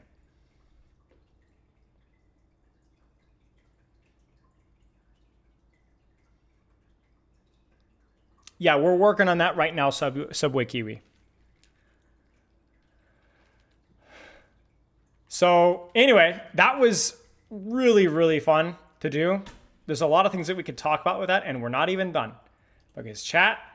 We're going to come back to that when Ryan's done cooking. And then, I know what you're saying, Erdu. But then we also have something else here, which is the other thing you guys are Yo, here for. Spillo, with all the alt accounts, how many actual players make up the top 500 do you think? Sometimes it feels like it's just a handful of streamers with a dozen accounts. I think it depends on the streamers, really. I think it depends on the streamers, but that's a good question. I do not know the answer to that. You have to learn pivot tables. Okay. Tragic. Okay. Artifice, thank you for the sub. Yababa, yabba, yabba, yabba. Well, I showed the roll breakpoints as well. Yes, I think that should be doable as well, potentially. Banning all Smurf alt accounts. They'll never be able to do that. I think alt accounts are not necessarily bad. It depends on what you're using them for. Smurf accounts for sure, but they will never. Smurfing is not going to be stopped, sadly, I don't think. Okay. Let's talk fatal flaws, guys. Do you know how well prepared I am for this? I'm not well prepared at all. But I'm more well prepared than I normally am. I'm going to create another Overwatch channel here, and we're going to ask some stuff in a second. Okay. So here's what it is. We just had a nice little conversation about noob characters. My suspicion is this, and we'll conclude this later with Ryan studying things. My suspicion is this. Boy. Chris, thank you for the raid. You know what this Wow, is? 3 raids. We're popping This off. is a trash can. All right. You guys missed some juicy stuff prior to this about most hated heroes. I had 2,000 poll results. You guys gonna have to go back and VOD and watch that later. But we're not done with it. We'll come back to it a little bit later. I appreciate the raid, Chris. We're gonna talk about the fatal flaws of Overwatch. The fatal flaws of Overwatch. Guys, I have literally paragraphs prepared for this. You guys are gonna love this. It's gonna be so much fun because I want to talk about this. Okay, let's be very clear. First off, Overwatch is an awesome game. Like, actually, such an awesome game. Like, I love Overwatch. It's a great game.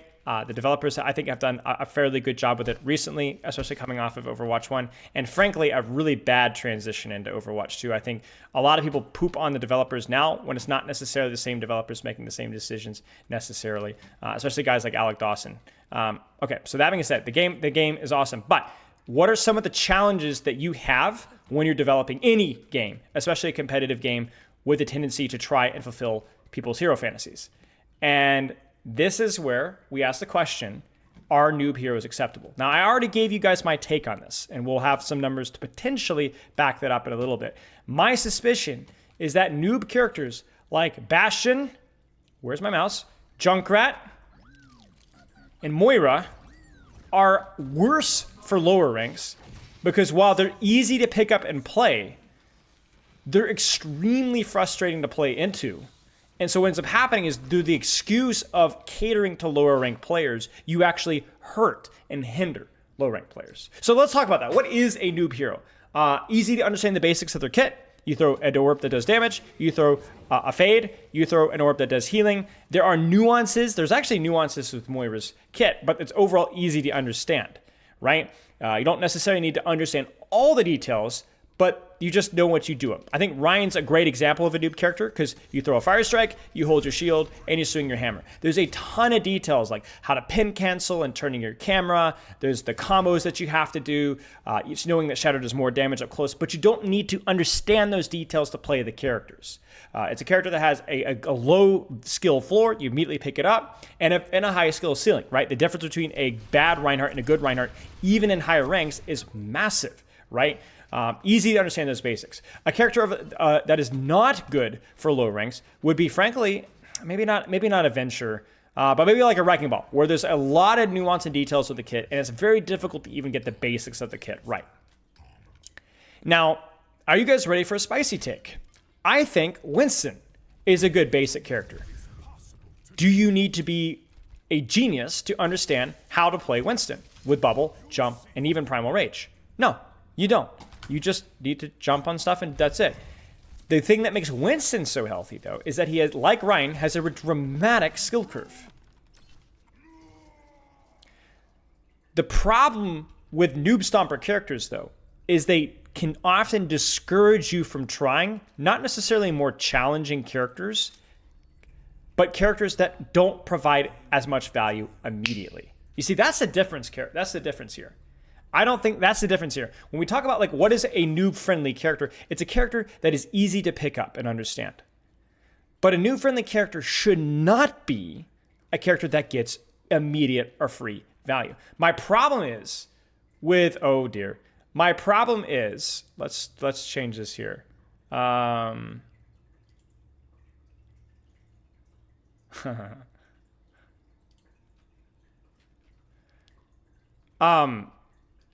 The problem is, yeah, there you go. I put on shield mode there. Yeah, you're welcome. Yes, exactly. The problem is that you have characters that have high value floors, okay? So when I say high value floors, I mean that when you get to the skill floor, you get a lot of value out of it, right? They just exist and they get value. So they have high value floors and yet a very low skill floor, so it's very easy to hit the floor. These heroes can trounce the fun of newer players. Bastion, Orisa, Moira. Like, we looked at those pick rates and the domination of those characters, right? They just show up, they exist, and they get value. And they feel like they get value too. At what point does it become in the interests of low skill players, lower rank players, to guard them from these noob stompers and encourage them at least a modicum, at least a base amount of skill demanded? Right? Because I remember, like, how many of you guys started playing the game because of characters like Genji?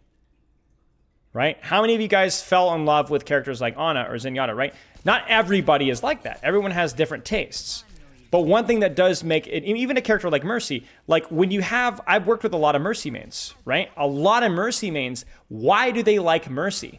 And most of the time, I would say literally 95% of the low rank Mercy mains that I've worked with, low and mid rank, got into Mercy not because they like this, but because they like this. And that is the more skillful aspect of Mercy. So even with these lower ranked characters, the reason why they like the lower ranked characters most of the time is the more skillful aspect of the characters. So get out of here with this mindset that, oh, we should not be like every noob character. No, they don't. You don't. You don't need to make characters that have complicated kits, but characters that you don't get free value by just existing. Because remember, this is super important. Skill is relative. As long as you understand the base fundamentals, you don't need low skill characters for low skill players. Let me give you guys an analogy. How do you use the pawn in chess? Right? You could write a book on how to use the pawn in chess, but it's very easy to understand exactly what it does and how it moves. And so just because the potential for complexity is there, doesn't mean that chess is a un-noob friend or not a noob friendly game. You get what I'm saying? You can have a game with a really accessible entry. Characters like Winston, even Genji, characters like, heck, even Zen, right? Where, yes, there are some mechanical demands, but there's not a lot of cooldown management, right? But a high skill curve. Not characters like Sombra, where there's a lot of nuance and details of the kit that can feel overwhelming, but just simplicity, right? Even a character like Soldier, right? And that, to me, is where I think you find the sweet spot for lower ranks. Characters that have low barrier of entry, but high skill expression. And that's, I think, the goal for skill expression. And not just because so that higher ranked players don't have to be mad when Mercy is meta. That's like 5% of the equation. High ranked players, frankly, don't matter that much. The only reason the high ranked players matter is because they're the loudmouths, they're the content creators, and they influence things. We'll talk more about that later. But it's better for low ranks. It's better for low ranks. It's in their best interest. And because I've been there. I've been in Bronze, Silver, Gold for years. It was my first-person shooter. I was playing on a laptop with 30 frames per second on 20,000 EDPI, trying to make Genji work, trying to make Winston and Reinhardt work, and hating my life. Low barrier should equal easy understand kit, not easy to play character. Well, right. Because even if you pick up Genji and you aren't very good at him, you don't even know that you're bad at him. You're just having fun. You only know that you're bad at him when you get killed by somebody that's just as good at you playing Bastion. You guys know what I'm saying? You could be bad at Genji and have no idea and still have fun until you run to a Bastion or until you run to a Moira. You see what I'm saying? And the same thing goes with the Winstons, right? Why you're like, well, you're just gonna feed with Winston. Well, why? Why are you feeding with Winston? What are you getting countered by? You're losing to Bastions and Malgas, aren't you? You're not losing to Genjis and Tracers and Honest. You're losing to the Noob Stomper characters. That's why Winston's... The irony is that some of the hard-to-play heroes are only perceived as hard to play in lower ranks because of Noob Stompers. You guys get what I'm saying? So anyway, how do we create those characters? I mean, you just have to keep pressing along, right? You just have to keep pressing along. And we'll get to that point later on. I think that there's been several characters that have fit that bill very well. I think Junker Queen is a great example, and so on. So we'll move on. Now, the problem here is a lot of these things don't have immediate and obvious counterplay. And I think moving on to our next topic here, counterplay. This is something that I think a lot of streamers, a lot of people talk about. I think Yeatle talks a lot about this one. I find counterplay in this game is lacking. I find that we have basically full immunity or we're totally helpless. By the way, before we move on, I wanted to do this.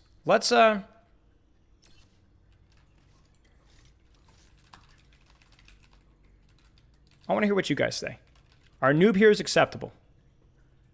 In my Discord, !Discord. Whenever we do these discussion things, it's been a while, it's been a few months, but whenever we do discussion things, what do you guys have to say? Try to simplify it. Try to keep it. I'm not going to read. I'm not going to read all that, right? But if you have a couple of sentences, a couple of thoughts, if you disagree, if you agree, I'm curious to have what you have to say. We'll get in the counterplay discussion in a second. But you guys are taking the whole one sentence thing quite literally here. Yas Queen Slay. That's good. When the chat is slowing down, you know that you got the brain syncing and that you're cooking. It might also be shield mode, but yeah. No is a complete sentence. Yes, but it needs a period. So you're technically right. Ironically, no is a complete sentence is not a complete sentence. Maybe you're not sure, you haven't decided. As long as they don't stomp over skill expression. Well, we're going to keep doing this in a second. We're going to have a question for each one. Because when we did the love letter to Overwatch and when we did a couple of the other topics, I actually really liked the discussion that we had. New friendly heroes are acceptable if they don't get free value for the amount of skill, i.e. release Brig. Right. A lot of it is also the potency of the character immediately on value. They could be easier positioning wise, but not the brain rot that is Moira. As long as they follow the Winston Sim and kind of Genji role. If they're not too strong, only if there's one in each role. That's interesting. They add depth to the variety of skill and characters. No, the current concept of noob characters often doesn't properly teach the fundamentals of the game. Ooh, now that's an interesting take. Did you see this? This is why we do this. So Jay Dragon is saying that having a noob character that doesn't teach you any sort of transferable skills, and you guys can probably think of some characters that have that, are toxic to you actually learning the game. Because it puts you in a loop where there's not enough transferable skills. Discord, that's degenerates. That's awkward take as well. Interesting. Noob heroes with a high skill ceiling are? I think caricatures and bad designs are inevitable when you have to keep making heroes on a fairly aggressive schedule. That is true. I think we could do better, but yeah.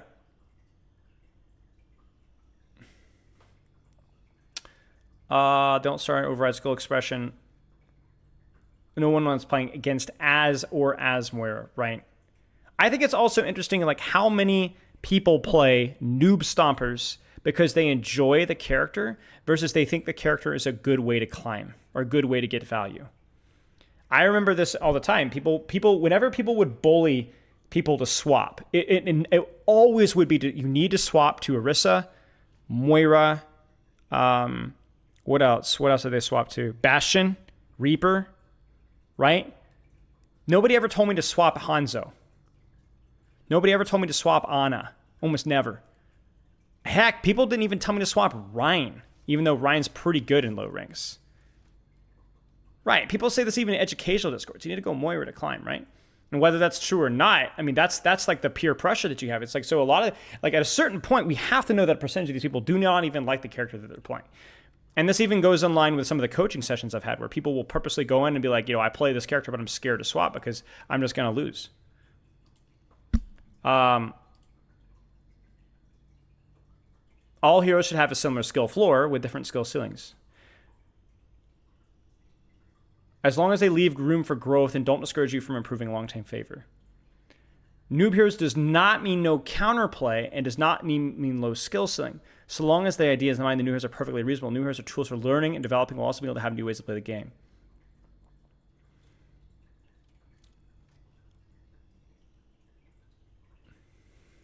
Noob heroes are okay as long as there is clear counterplay.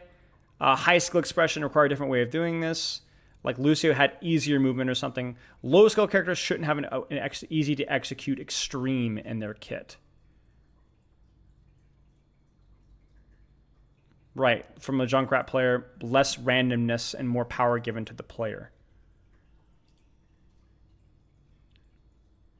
One-dimensional characters with low skill expression, like Malga, makes it feel like you have no impact when playing them, but also like they didn't outplay you when you lose against them.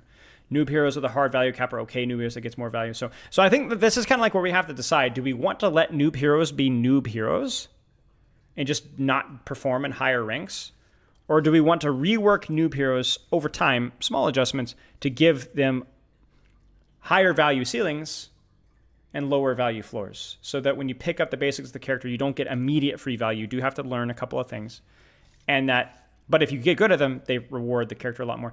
I like the latter option better, even if it's a little bit more idealistic. Like, let's be honest, it is idealistic, because I think, remember, the main reason why we have to be cautious of noob characters is not because of, they don't have good value. It's because that they hurt lower ranked players. But between a noob hero and a skill check hero, I don't like the term skill check hero, frankly. A skill check hero is a great way to describe a character, but it shouldn't, to me, a skill check hero is not a cop-out to make that hero's existence acceptable. You know what I'm saying? So, anyway, well, I'm going to move on. So if you guys are free, feel free to continue to drop ideas in here. But I'm going to move on. We will come back to that chat channel in a little bit, because we got to move on to counterplay now. Counterplay in this game is lacking, either full immunity or totally lacking. We talked about this. So, you have total immunity to damage, or I'm incapable and I'm super slow or squishy. Same thing even goes with a character like Malga. I'm shooting tank and I'm totally full HP with cardiac. I get antied, I died. I get discord, I died. I don't heal, I die instantly, right? And we've talked about this a million times. But I wanted to bring to light, I actually talked a lot about this in my Hero Fantasy video. All right? Again, subtle self-plug here. Let me actually pull it up here. And the reason why this is important is to understand what is Hero Fantasy. The death of Hero Fantasy, Overwatch 2. You guys can look it up on YouTube, yada, yada, yada. Give me cash, give me cash. But long story short, the idea is that Hero Fantasy is that I am powerful. I have the ability to be the main character. It's the in-game representation of the main character system, right? So the problem is that to be the main character, you either need to be that guy right now or have this feeling that I could be that guy. So like if I'm playing Ana and I hit a sleep dart and an ulting Genji, I'm like, yeah, I'm the greatest in the world. If I miss a sleep dart in the Genji, I don't get sad and feel stupid and weak. I go, oh man, I'll get it next time, right? I'll get it next time, right? Because there is the potential there to be that guy. The problem is that Hero Fantasy is shattered when the answer to the question, could I have done differently, could I have done better, is no. When the answer is no to that question, the Hero Fantasy is done, and your game is dead. Right? I'm being a little facetious here, but you guys get what I'm saying. Like, when I'm playing Winston and Amalga, and I say, I outplayed the Amalga, I dove his backline, versus, I can literally do nothing versus that, then the Hero Fantasy is gone, because you could not have done any better. At least your impression is that you could not have done any better, and so your Hero Fantasy is gone. And that's the entire point of Overwatch, is that Hero Fantasy. Right? So a lot of heroes are gate-capped by really, really simple things, Wrecking Ball, CC, and so on, with no ability to outplay them. That's what shatters the Hero Fantasy. Or when it's technically possible to outplay the enemy, but involves playing in a really boring way. Exactly. If it's an easier application from the target that it is on you. For example, I have this Hero Fantasy as Wrecking Ball as smashing through the enemy backline, and the enemy Sombra hacks me, or the enemy Tracer body blocks me, right? And it's like, bro, that's so much easier for them to do, and there's actually not a lot that I can do. Now, there is ways of outplaying his ball, but it is really tricky, really hard, and even in higher ranks, it's not very consistent or fun. The problem is that occasionally gets misinterpreted as full immunity. So when I'm saying that, the main character syndrome, this is not the main character syndrome. This is not Hero Fantasy. This might be Hero Fantasy for me, but it's not Hero Fantasy for you. Because when I press that ability as Orisa, when I press, I don't know, if I press, let's say, even just like an anti-nade onto a Malga, right, for the Malga, right, it doesn't feel like, I could have outplayed that. It just completely takes away your control entirely. So, full immunity, whether that's Kiriko with Suzu, for example, Kiriko being a very slippery character is fine. But having both Suzu and TP, things that are easy to do, it goes beyond, it puts the Hero Fantasy completely in my ballpark and removes it out of yours. There's no counter to that. and they're not often difficult to utilize either. Immunity and counterplay has to require play. It has to require choices and skill expression. A choice, a decision. A Genji versus an Ana. We talked about that, right? A Tracer versus a Cassidy. I mean, I know Hinder's bad, right? But like, let's say if a Zen beats a Tracer in a duel, or a Tracer beats a Cassidy in a duel, sorry, you lost, right? You lost. Now, the funny thing is what I'm not saying is I'm not saying that those duels even necessarily didn't need to be even, right? A Tracer versus a Zenyatta, let's be honest, the Tracer has the advantage there, right? Like most of the time has the advantage. But there is always a capability for Zen to outplay that.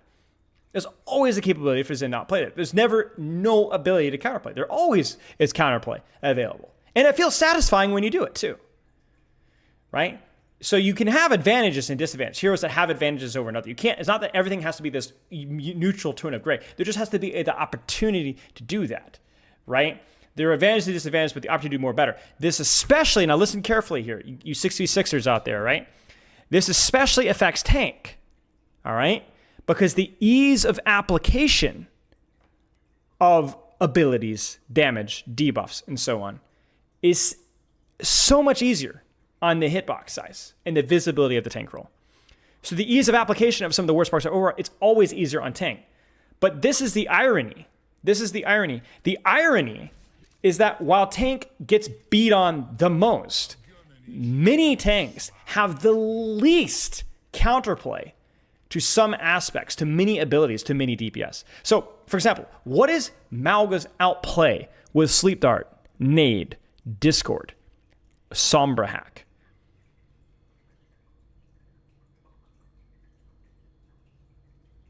Now, I'm not saying there's zero counterplay entirely, but you could even get slept out of your wind-up on your run. Now, Sleep Dart, Discord, Nade, Hack, so on, right? What is the counterplay? It's a Genji.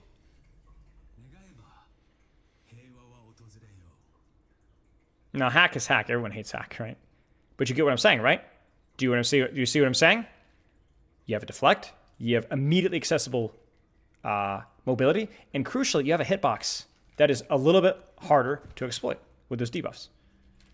And that's Genji, the one that everyone complains that has no counterplay. He obviously does. But like, basically what I'm saying here is that the tanks lack that ability to counterplay a lot of CC, a lot of debuffs, despite being the target for those debuffs. Yeah, you can't sleep Malga charge. You can sleep it on the wind up. You can be canceled. But yeah, long story short. So tanks are always focused with these debuffs, and yet they have a lot of the times the least counterplay, and not just counterplay to that, also burst damage too, right? Burst damage as well. And this is what this does is this explains why people play Orisa and Sigma, probably more than they even want to, because what do Orisa and Sigma have in common? This. And this. And what does Sigma have? This. And this. And Sigma also has a relatively slim hitbox. Sigma's not a free sleep dart. Right? Now, not all mitigation is created alike by any means. I find Sigma's mitigation to be relatively healthy in Overwatch 2 compared to Orisa. But my point being is that people tend to gravitate towards tanks that have options with the things that make feel worse. They have counterplay.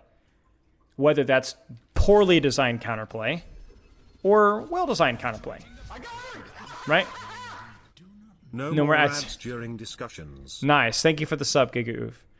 So, even if Orisa is not that strong, what makes Orisa feel strong is that you have the ability to play your plan, to execute your game plan without it being canceled by something that feels a little bit outside of your control. You get what I'm saying? So I may not be very impactful as Orisa, but most of the time I do pretty much what I want as Orisa, especially in lower rank. Jacko Zero, think of the sub. Whereas a character like Ryan or a Winston's not as bad, but a character like, let's say, a Malga, I may not be able to execute my game plan or do what I want because I get burst or I get CC'd or I get naded and so on. We've talked about this, but the feeling of value is the feeling of counterplay. Right? Embracing the very definition of hero fantasy is the ability to say, I can do this if I'm good enough. there's a way that I can adjust or change, or I can outplay the enemy players, and whether that's on tank, DPS, or support. That feeling is very important to keep not just a balanced game, because balance is not the slave. It is the impression of the fantasy of what we're doing and why we're playing the game of Overwatch. So my question now is, we're going to go back into our Discord channel. What are your thoughts on counterplay? You guys tell me. Whoops. What do you guys think?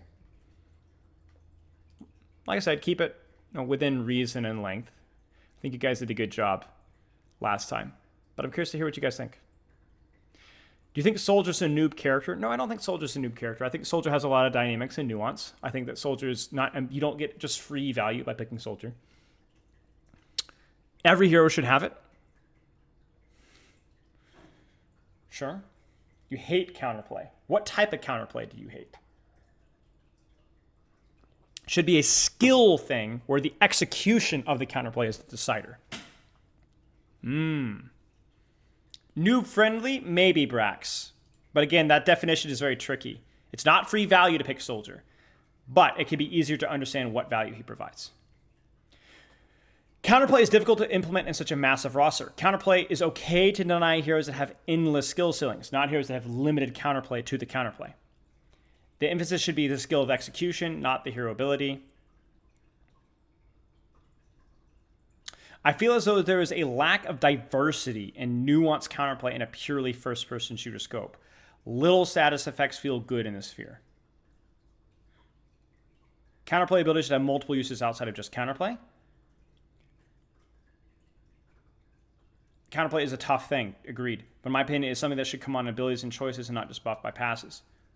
It should take the same amount of skill to counterplay as it is to execute. Counterpicking, I hate. Counterplay should be a skillful way of mitigating enemies. Yeah, and I think that's the key thing here, is that I don't think it's possible in Overwatch 2, and I don't think it's even optimal to have all characters have equal matchups versus all characters. Remember, we talked about this with Zenyatta and Tracer. It is fine for Tracer to have the advantage, but as Zen, I should still have the capability of outplaying that. And if you've ever played, a Winston versus Sebastian, there's really not much that you can do, at least right now. That might change in future things. Maybe that's something that Blizzard is continuing to working on. But there's not a whole lot that you can do that's even remotely fun. Even if you're dramatically better than the Bastion player. The player beat me, not the hero design, right?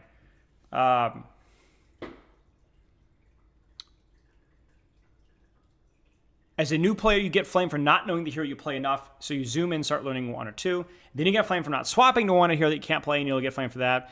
Damned if you do, damned if you don't. I don't think counter picks are bad for the game, and learning to play around counters doesn't always need to be active abilities or passives. I think most people just don't like when their main gets counter picked because they have to play a character they didn't want to. That is true. That is true. There is a bias here towards people do not want to swap. To me, that is a weakness of human nature. But I do think it is a weakness that you have to... I think that you have to make your game feel more intuitive for the average player. Where if you're picking Widowmaker on Lijiang Tower Control Center, you shouldn't whine if you struggle. But in the things that are not the extremes, you shouldn't feel immediate. If you're playing Winston on Circuit Royale and to Reaper, Bastion, Torbjorn, Roadhog, whatever, you shouldn't complain. But a Bastion alone shouldn't be enough to make you feel like you need to swap, right? And I think that sometimes it feels like we should avoid necessarily the feeling of hard countering necessarily. It needs to have nuance and involved decision making. Winston Bubble versus Sleep Dart is great because it involves mind games and both parties need to make very impactful decisions.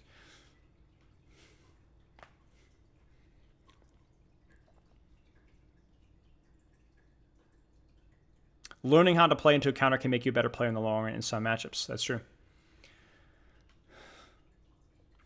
Okay, we'll go a little bit more. Any initiating play A should have a counterplay B, which should have a counterplay C to allow A to work. Every successful counterplay should be of equal or more demanding in terms of skill requirement. Okay. Let's we'll wrap this one up in just a second.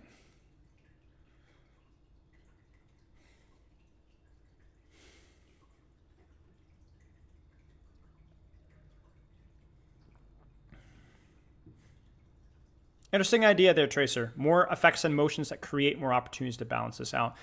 So more buffs rather than just debuffs. It's interesting as a community is that counterpicking involves all 5 heroes and not just rank is worth mentioning too. Okay. Map design can heavily alter how much counterplay one hero has against another. That is true as well. That is why you always have to look at characters like Circuit Royale, or maps like Circuit Royale and so on, and decide how much of that is map, how much of that is the character, and so on. All right, I'm going to turn shield mode off here. I think we're good here. So we should be safe. Okay, so let's keep going. Is counterplay a problem with Overwatch 2 design? I'd argue that a lot of the old Overwatch 1 heroes had the same problem as well. But we do have to admit that in a lot of ways, Overwatch 2 hero design has not been perfect. It's been quite flawed. There's been characters with bloated kits, Kiriko, Sojourn come to mind. But there's also been the specialists that we love to beat on in this channel. For example, Malga, Lifeweaver, Idiyari, and heck, even Ramatra that are pretty much OTPs in how they approach the game. Characters like Malga, tank focus, burn tank. Not as good at controlling space, diving, and so on. Idiyari literally just controls an off angle and shoots. Lifeweaver just sits in the back and heals. And even Ramatra, who has capabilities with his shield, poke, and vortex, especially up until recent buffs, which have helped a little bit, but really kind of has the same gameplay loop over and over again and really just does the same thing. So the question, does Overwatch 2 encourage too much kit bloat? Whether we have these dynamic kits or whether these simple kits, does it encourage too much kit bloat? So let's talk about this. What is kit bloat? All right, let's pick her here. To me, kit bloat is the lack of counterplay to the character. They're too good at everything. I think Kiriko is a great example of a mobile support that can take off angles, has an effective dueling potential, has an effective ultimate, has a cleanse. But the real problem with Kiriko, in my opinion, is the fact that she's not terrible at healing tanks. Right? So you have a character that does everything and does things that she shouldn't do well, and also does well, that she does well with a lot of things, right? Now, she's hard to play, but she has a lot of value. Sojourn, especially back in the day, she's better than she used to be. But back in the day, you guys might remember where Sojourn was unironically the best sniper character. The best sniper character, because even without Pocket, 100 Rail was a one-shot. And so it was so easy to build Rail. You just basically had the superior dueling potential versus Widowmakers and Hanzos. Now, again, it's gotten better here. Obviously, things like Mercy Pocket exacerbated that. But basically, you had a person with a crazy mobility kit and then also just a one-shot, right? Even though she was hard, she had the capability of doing everything. So a generalist is not something that can... These hybrid characters, the bloated kit is a problem when you could do everything in your kit well. Everything in your kit well. So it's not that generalists or broad kits are a problem, right? You look at a character like, a good example would be Ashe, right? She's got brawl potential with Dynamite, Coach Gun to defend herself and reposition. Bob is actually a pretty good poke and a pretty good brawl ultimate, and she can snipe. Junker Queen has speed, the ability to poke, the ability to brawl. Heck, even a character like Ana is relatively good up close and good far away. But she's not the best at all of them. And there are ways, very easy ways to punish her. You just can't be performing high on all fronts. And if they are RP, so the question, I guess, is if Kiriko is OP and Sojourn is OP, why has this character not historically been dominating in most mid to low rings for a really long time? And this is kind of where we expand our thought processes. Because the reason why this is the case, and I've talked about this, I actually made a tweet about this not too long ago. The reason why Kiriko Sojourn are so universally disliked in many communities and so universally harmless in others is the skill ceiling of these characters. You have characters like Kiriko and Sojourn with these expansive kits, and crucially like the mobility, right? But they require you to be good at the character. Now, I know some of you guys are like, oh no, those characters are so easy, just forehead brain dead. But compared to the large portion of the characters, the ability to outplay is really high. And if you're really, really good at Sojourn and really, really good at Junkrat, which one's going to serve you better? Because they both have, in theory, higher skill ceilings. I mean, I'd say Sojourn has a higher one. But the difference is the value that you get out of Sojourn when you're really good at it versus the value you get out of Junkrat when you get... Now, you guys remember we watched Kaya Junkrat, right? Kaya Junkrat had some crazy moments, right? The guy's maybe the best Junkrat in the world. But there were a lot of situations, a lot of maps where even if you were literally the best Junkrat in the world, you couldn't do anything. And that is almost never the case with a character like Sojourn, or a character like Kiriko, or a character like Tracer. So the problem we have is we have some characters that are actually really high-skilled characters. But the problem is that they're competing with so many characters that can't compete with that level of value. Like, how many characters in the DPS cast, just the DPS cast, do not translate value to their skill? Bastion, terrible. Hanzo, terrible. His ultimate is too bad. He's lost his one-shot. Not enough utility. Junkrat, terrible. Mei is okay. Pharah doesn't reward as much as she could. Venture's countered too easily. So there's way too many situations where Venture's unplayable. Torbjorn, no. Symmetra, not consistent enough, no. Soldier's ultimate's too unimpactful, right? Reaper, no, not even close. So half the DPS cast, if not more, just has no way of competing at higher skill levels. No way. No way. Because even characters like Soldier, Helix, I guess Sprint, and your aim, all are just as important with Soldier as they are with Sojourn, arguably. But Healing Station, not a very effective cooldown. Very awkward to use, doesn't really reward you if you get it right. And Tactical Visor does not scale well with skill. Does not scale well with skill.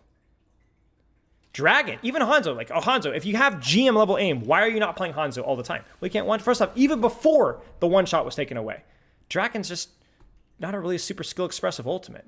You know, there's like a really pretty hard ceiling on what you could do with Dragon.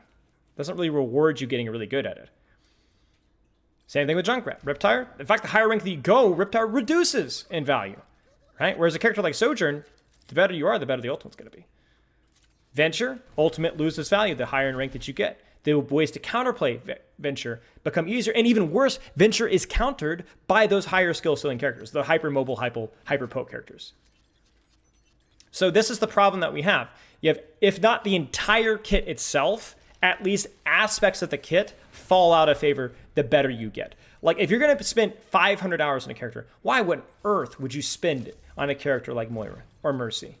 Unless, if you enjoy those characters, go for it. This is a guarantee on the top of the top. And why would you not spend it on a character like Lucio?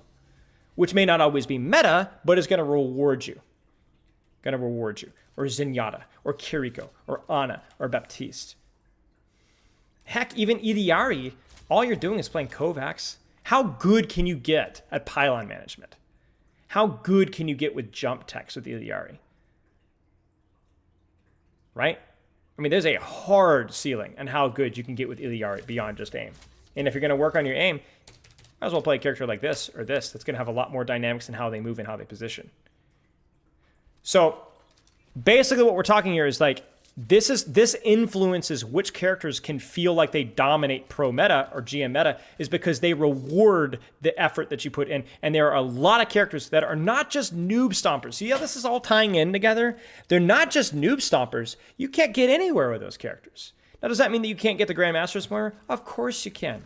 But there's a hard ceiling about how much value you can get out of this character. And that is way lower than other characters. So we need to learn from this. We need to go, Kiriko, Sojourn maybe have a little bit of bloated kits. Maybe we need to adjust some of the things. Maybe we need to make their peaks of strength not competitive, right? Like a Widowmaker, an Ashe should be able to put out more consistent ranged poke damage than a Sojourn because Ashe has weaker mobility.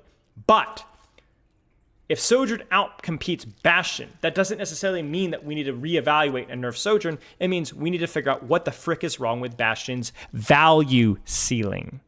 Do I think Cassie's OP right now? Potentially. But yeah, that's another story. Bastion is easy to pick up and does not provide rewards at higher ranks. So the problem is either we accept that, we talked about this earlier, or we don't complain. And this is a shout out to all the GM players out there. You either want to give Bastion a little bit more skill expression, or you can't, because you can't. There just aren't characters that can compete with Sojourn and Kiriko in terms of their value, and that's not actually a damnation on those character designs.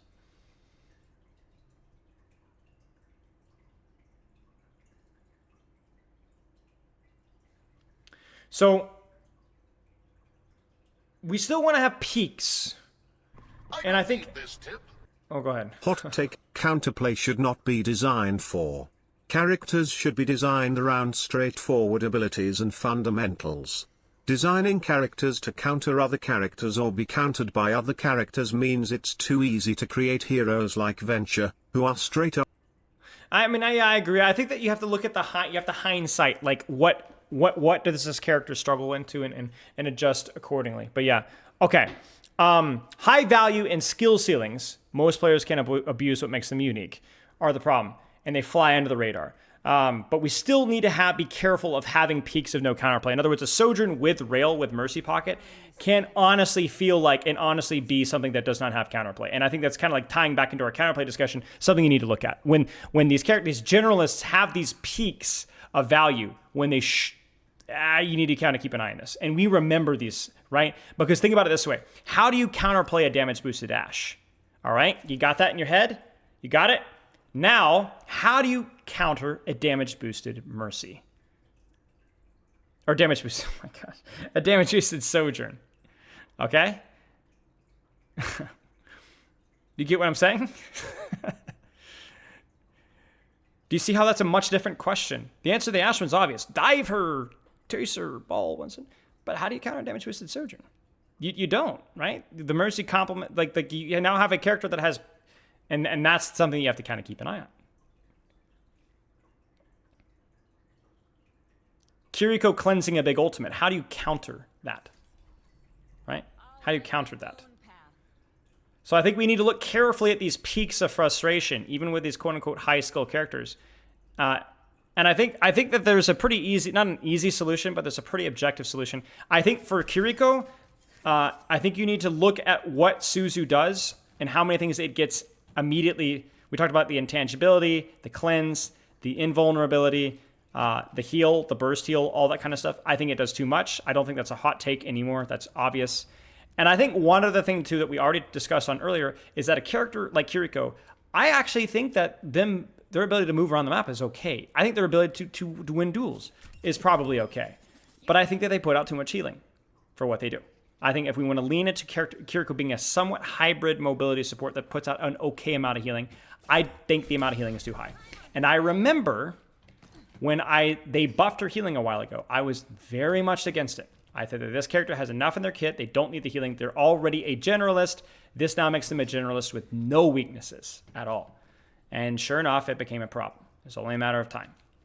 And I think that that's like a general. People will say, oh, well, the Kiriko's healing is not that strong anyway. Yes, I know. There's a reason. There's a reason why her healing is not. It needs to be. We need to look carefully at these peaks of frustration. Another one as well. Sojourn Rail. I still think is a problem. I think Sojourn, the ability to come close to a one-shot is too much. I've been saying since literally Alpha. You guys heard me. Alpha. I've been asking for Sojourn Rail to be reduced in damage to like 120, 130. 130, 140 headshot. And to reduce the delay between that and primary firing so that she'd be more primary fire focused with bursts of damage, but that she would never be able to compete with snipers. Right? And yet that has never been. So now we have a character that, still has issues with being still a better sniper.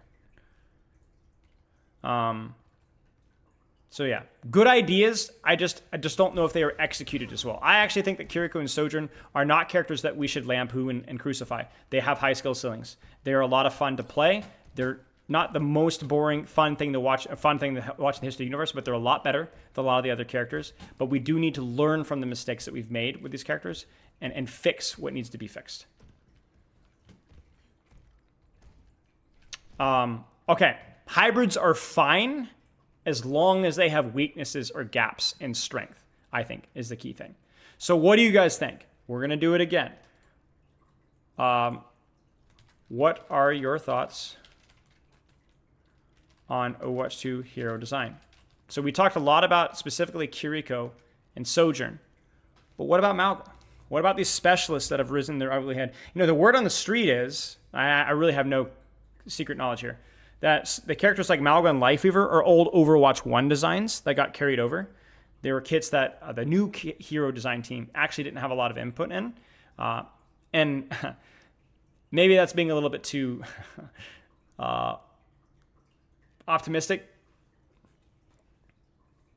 But what do you guys think? What do you guys think?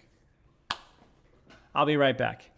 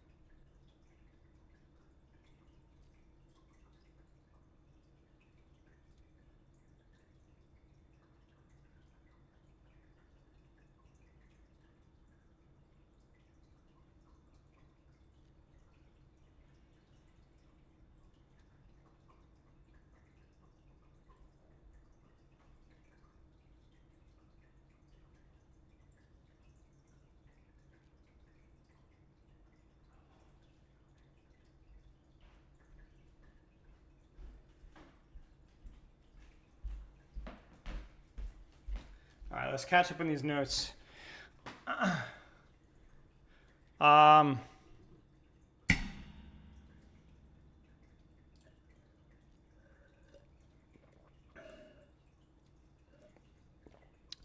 think the issue with bloated skill characters have kits that synergize, and to create larger time spans of their peak value when compared to other characters. It's a similar issue to noob characters with inherent value but on a higher skill level. So basically, a character like Kiriko or a character like Mercy and Sojourn, whatever, is like you have these characters that like you have multiple things that can synergize and exacerbate the basic issue. Right. We're talking about current hero design, bloated kits, basic designs, and so on. New hero design has been super oppressive in Overwatch 2. Something they need to be careful with lackluster mobility abilities that don't synergize well with overall kits. Example, Yari jump or Lifeweaver dash feels a bit like a checkbox design for me. Interesting. Yeah, that's a good point. I will say one, maybe this is a bit of a hot take here. I think I've heard some people talk about like, oh, they just give every Overwatch 2 character like a get out of jail free card, and like characters like Malga's Rush, for example, is a great example of it. It's just Reinhardt pin, but better. I don't agree with that. I can understand that there's like definitely some bloated kits, but in many ways, like Malga is a strong character, but Malga doesn't have a shield. Malga doesn't have a shield. And Ryan in Overwatch 2 can now cancel his charge, right? It's I think it's very easy to look at like certain kits and like certain cooldowns and fixate on how Sojourn slides a better soldier's sprint. But that only makes sense if Sojourn's better in every category. I think Sojourn is in many ways a better soldier because she has better burst damage, a hit scan burst damage, a better ultimate, better mobility. Soldier has better mid to long range poke, but that's not enough to make his character kit competitive. Malga to Ryan is more, Ryan has way better utility. Ryan demands way less support if he is playing and has more options to play versus counters. Does that mean Ryan is better than Malga? No, Malga has way more going for him. But I don't think there's like a fundamental design flaw that every character has a get out of jail free card.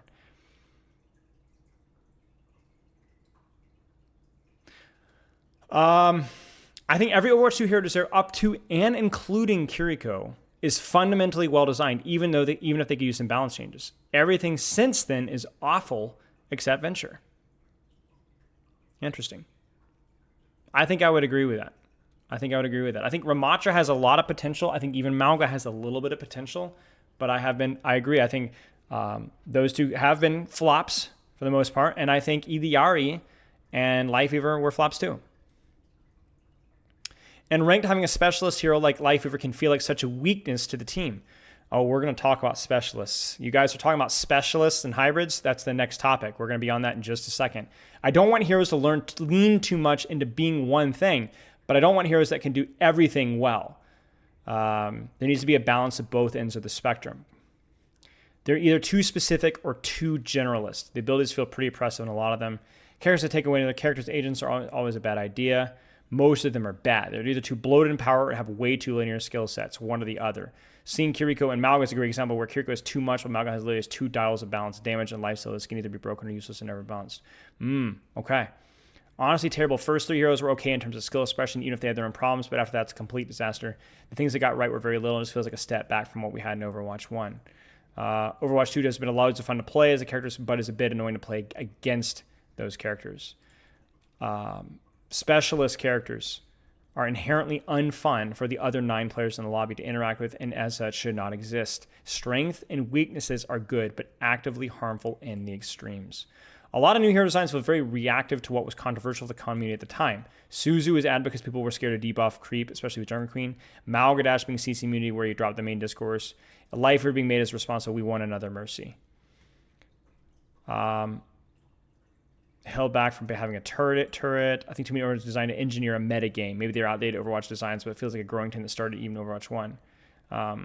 Yeah, that's true. I mean, Brigitte is a great example of where there was very clearly an anti-dive intention that obviously did its job, but not in the way that we wanted. So, yeah, I mean, we'll stop there. I know I wasn't able to read all the messages. I'm not going to be able to, so I apologize if you guys had any really well thought out things, but I think that there's some really good talking points there. And while we're talking about specialists here,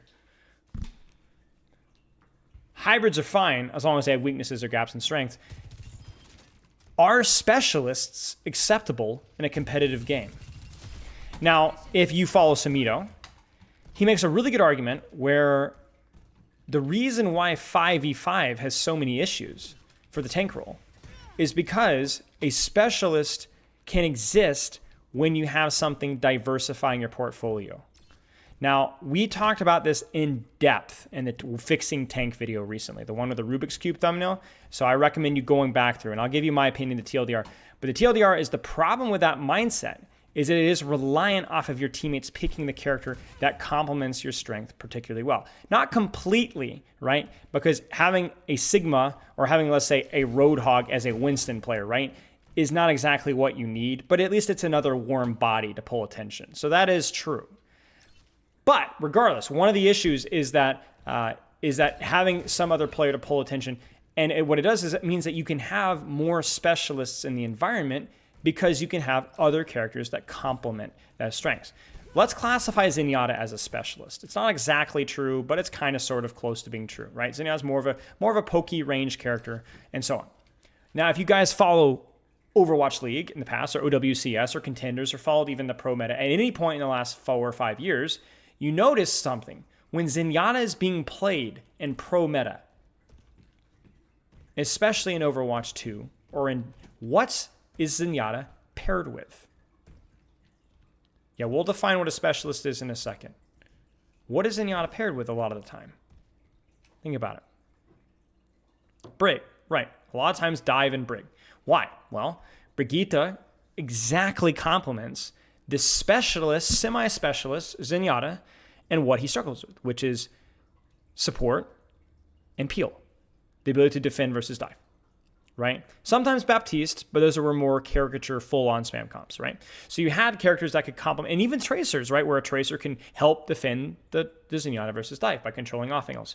So the question is, are specialists acceptable in a competitive game? I actually think that they're totally fine in games. I think strengths and weaknesses can complement each other. I think there are certain games, like chess, for example. What is the weakness of the pawn? What is the weakness of the rook?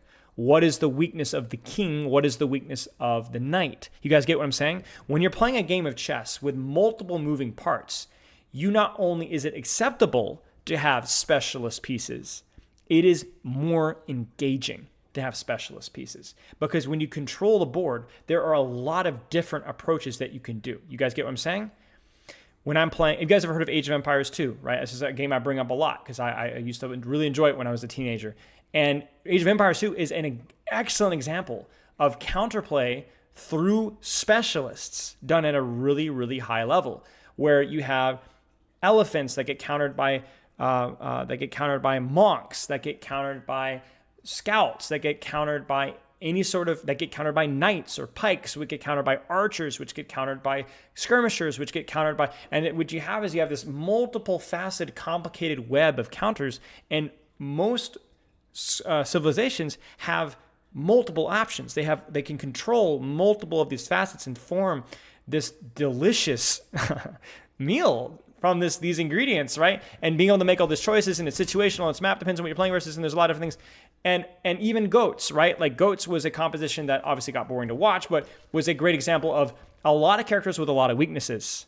Ryan and his lack of vertical mobility, Diva and her lack of direct pressure, Zarya and the inability to close the distance, Lucio and his lack of ranged pressure, Zenyatta and his need for appeal, Brig and her lack of range. And you have these characters that were able to all complement each other's weaknesses and form something that was truly unbelievably oppressive because they all complement each other. Now the problem with specialists and using these chess, Age of Empires 2, and so on examples is the difference between chess and Age of Empires and Overwatch is that Overwatch, you are the pawn. You are the monk or the scout or the rook. You don't get the opportunity to control all the pieces. So if you're forced into a niche supportive role to where you are the one being countered, it doesn't always feel that good to get the pat on the back and be like, it's okay, you're serving your role. Some people like that, most people don't. As a single player, what if your team also doesn't hedge your bets? You can't control, you can't control what your teammates make. Imagine if you're playing Age of Empires, but you could only control making one unit. And so when you make monks to counter the elephants and they go scouts, you're like, hey guys, we need some pikes. Hey, pick the pike character, Jack. You can't do that. You can't do that. So what ends up happening is that you have, right, exactly, stacked strengths, but that they don't complement your ways. You're reliant off of your teammates to hedge your bets. And this isn't just the tank role. That's something that we talked a lot about, the tank role with the transition to 5v5, one of the big problems with it. But this applies to damage and support as well. Having two supports is better than one. But if your backline on freaking King of the Hill or Flashpoint is playing on a Zen or Zen Mercy, and they're playing Ball Sombra Tracer, you're going to have a bad time. You're going to have a real bad time because both of those characters being double poke doesn't make it better in those situations. Now, generally people over-exaggerate the importance of counterpicking and counterplay and so on, but it is important. You go Moira Lucio on Circuit Royale or Junkertown First Point, you're going to have a bad time. You're going to have a really bad time. So the problem is that the problem with the characters? Is that a problem with the design of the kit? When swapping isn't the fun choice. I think swapping is something that sometimes needs to be encouraged. I don't think there's a way that we can get around it. But it should feel like rarely forced. What if your existence is just to absorb but never outplay? So what about playing into specialists? All right. Well, so let's pivot things for a second. Have you guys ever played into a Widowmaker on Lijiang Tower Control Center?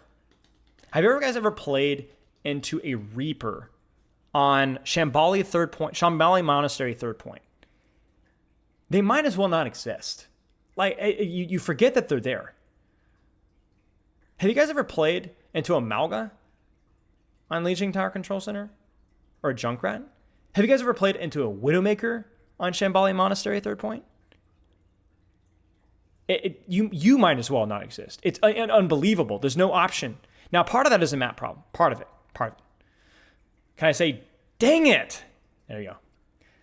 But a lot of it is playing, it's not just playing with the specialists, but playing versus the specialists can be very oppressive and force you to play a swap game even sometimes.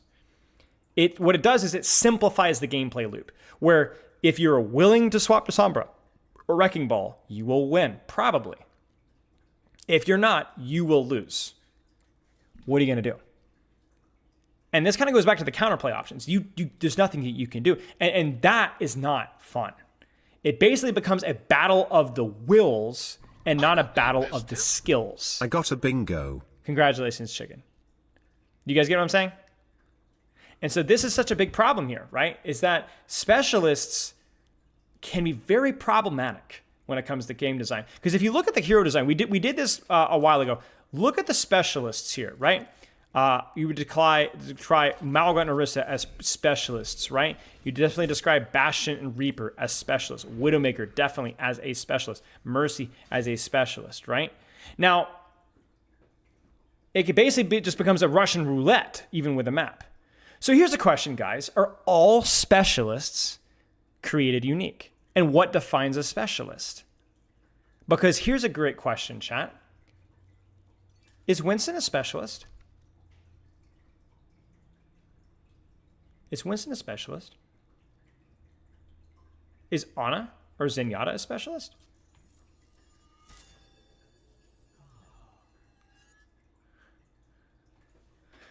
Wait a second here. Wait just one gosh darn second. How Winston is absolutely a specialist, at least to an extent. And the same thing goes with Zenyatta, absolutely a specialist, at least to an extent. What's the difference between a Winston Malga specialist and a Zenyatta Moira specialist or a Mercy specialist? What's the difference? I would say there's two big differences. And we really got to pay attention to these. One of these we've already talked about.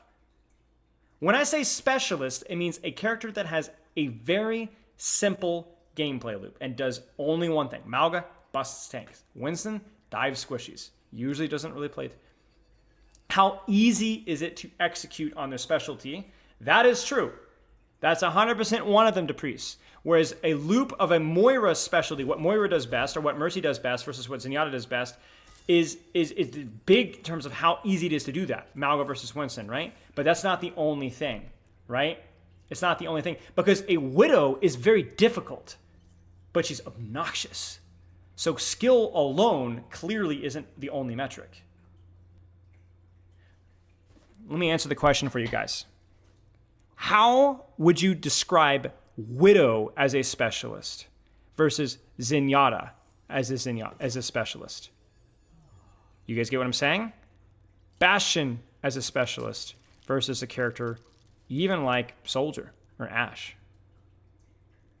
The answer is not just the counterplay and the level of skill. It's that, like everything else, there is nuance. There is a layer to specialism. Specialists are not problems unless they become caricatures. There is a spectrum of how far a character can go.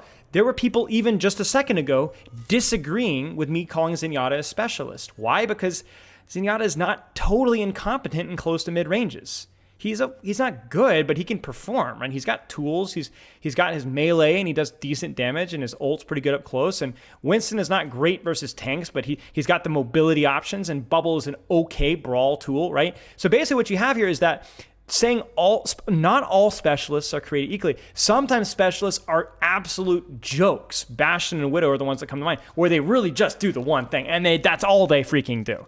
Like, whereas a Winston and Zenyatta are, definitely a specialist, but there is a lot of flexibility with how they play, not to mention the skill expression. So they're less specialized, yes. Yes, they're less specialized. So here's the rule with specialists, okay? If we're going to have two rules.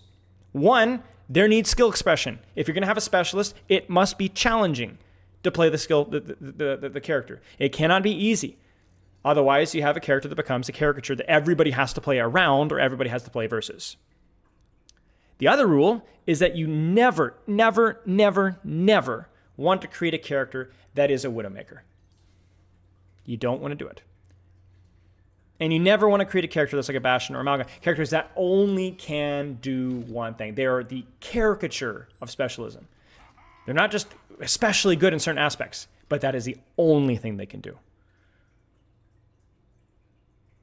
They are extremes. So we have to avoid the extremes, and we have to implement skill. Ana, Junker Queen, Venture, they are specialists. Venture is absolutely a short-range specialist. But they have mobility and dive options and a little bit of range, a little bit more range. So they make them, there's aspects of Venture that are frustrating, the burst damage, and they're easy to counter and so on. But It's okay. It's not the end of the world, right? They're not the worst thing that we've had. Jungle Queen, definitely more of a brawl tank, but she's got some speed. She's got some range. She's got some mobility choices. Is Tracer technically a specialist? Great question. Does Tracer operate in short ranges? Yes. Does Tracer have mobility, enough mobility to be able to play on open maps? Yes. There's your skill. And is Tracer challenging to play? Yes. Yes. So Tracer, what you'll notice is that a lot of these specialists I either also have feel like no some range of the specialists or nothing benefit from but having range. similar game plans to other characters, fitting into a group of sorts.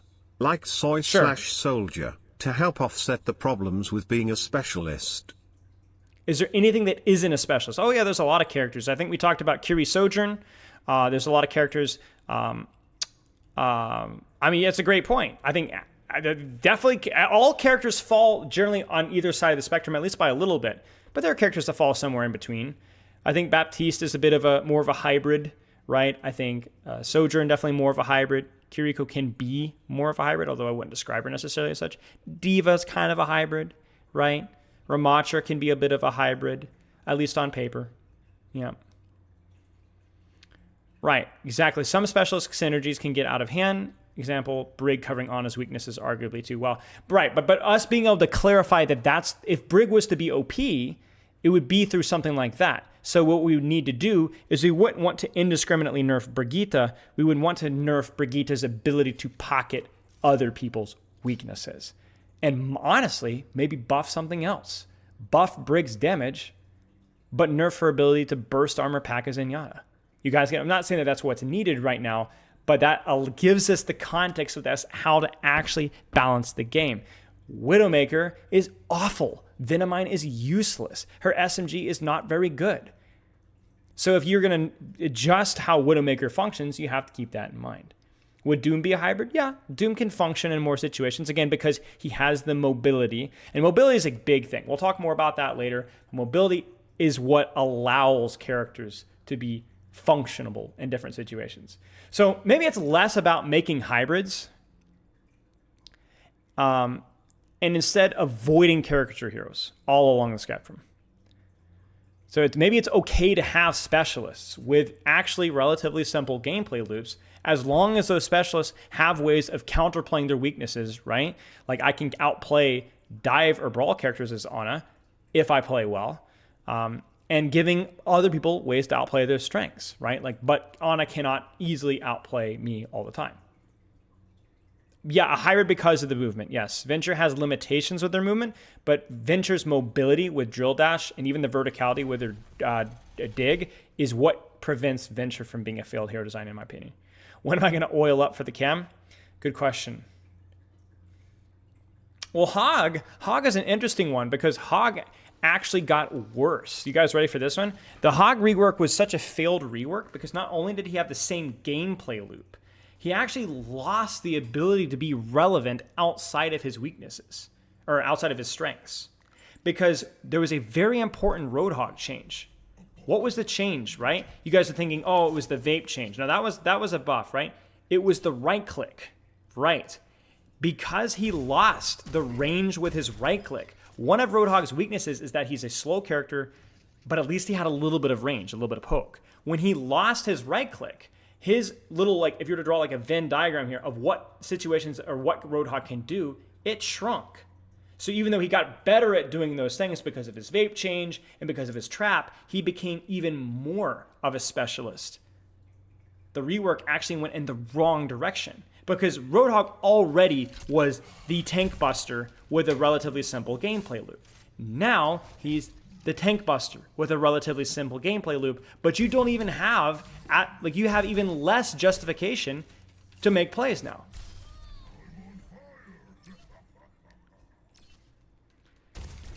Well, we talked about the weaknesses of the specialist already, Duck. You'd have to go back and go over it. I don't want to rehash it over again. But okay, let's open the chat up again.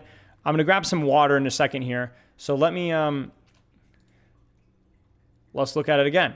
So specialists, are specialists healthy are unhealthy. Does the concept of having more generalist heroes destroy the unique fun of Overwatch? Because I do think that you need characters that feel unique and look unique and play uniquely. But from a fundamental gameplay loop perspective, is this just being is this a necessary evil? Is it short-sighted? Does it destroy the personality of the game?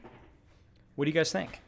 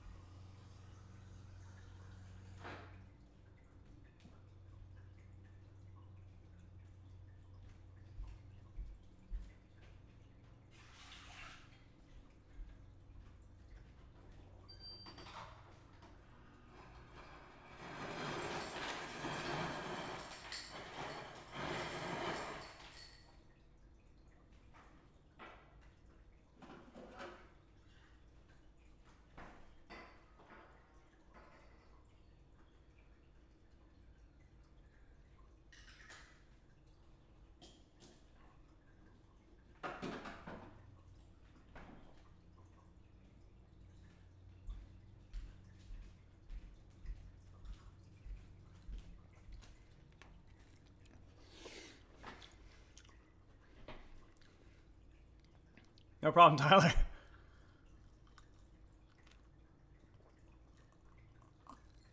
Doing good. You, man? How are you?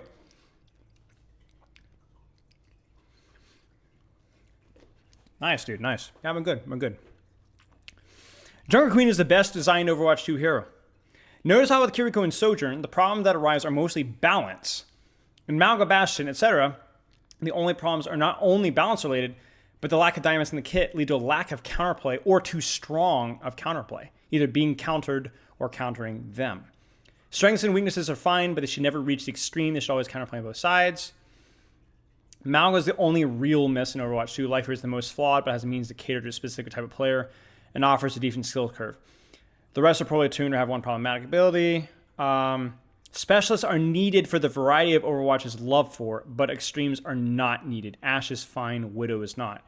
I think a lot of people say that Ashe is what Widowmaker should have been, and I think that that's a great way of looking at it. Because and a lot of these things I think come to mind to me when I coach the characters. Because when you're coaching how to optimally play a character, you skip all the bull crap, right? You get right to the heart of the situation. And what you realize with Ashe is you talk about a character that takes a sideline and pokes. But sometimes when you have dynamite and versus certain comps, you want to close the distance because like an Honest Zen, you can really wreck. And then Bob, right? Bob really encourages more short sight lines, and your mobility is limited, but at least it's enough to allow you to give you some vertical. You guys see what I'm saying? So like Ashe is still not a great character in terms of Overwatch 2, but compared to Widowmaker in terms of like the choices that you have to make and playing into there's so much more nuance to it, and it's a lot of fun. I don't think they're unhealthy. Some of the best characters are ones like Winston, ones like Reinhardt. They have little functionality outside of their niche, but they're good at what they do. And I think that the thing with the Reinhardt is like, how do you play Reinhardt in a spam? How do you play Reinhardt in a dive? How do you play Reinhardt in a brawl? And while Reinhardt is definitely a specialist, there are ways to do it into all of those situations. Partly because of his pen, partly because of his shield. And so Reinhardt's a specialist, certainly, in some way, shape, or form. But he's not an extreme. Hot take, Junkrat, Summer takes go. I don't think that's a hot take. Specialists are unhealthy, but a necessary spice of life. Unless the characters are literally all the same, they're always going to be heroes we think of specialists. I don't think we want oops all soldiers. This ain't caught. True. In fact, part of the reason why I'm playing Overwatch in the first place is because this isn't COD, right? One of the things I think maybe you guys, I've talked about this before, is one of the things that initially appealed to me about Overwatch is the variety of characters, and the way that they all felt was totally different, because that was something that I had loved about playing Halo at a friend's house and doing like random rollouts, is that like there's like 20 different guns, and they're just so much fun. You kind of changed my mind in the last convo. I think specialists are good in a way, but there needs to be a bit of a lean towards a hybrid for the sake of having a bit of options. And I think this is also ties in a little bit with Overwatch 2 and how it's more like everyone needs a little bit of mobility. I think the healthiest demonstration of hybridization is mobility. You know?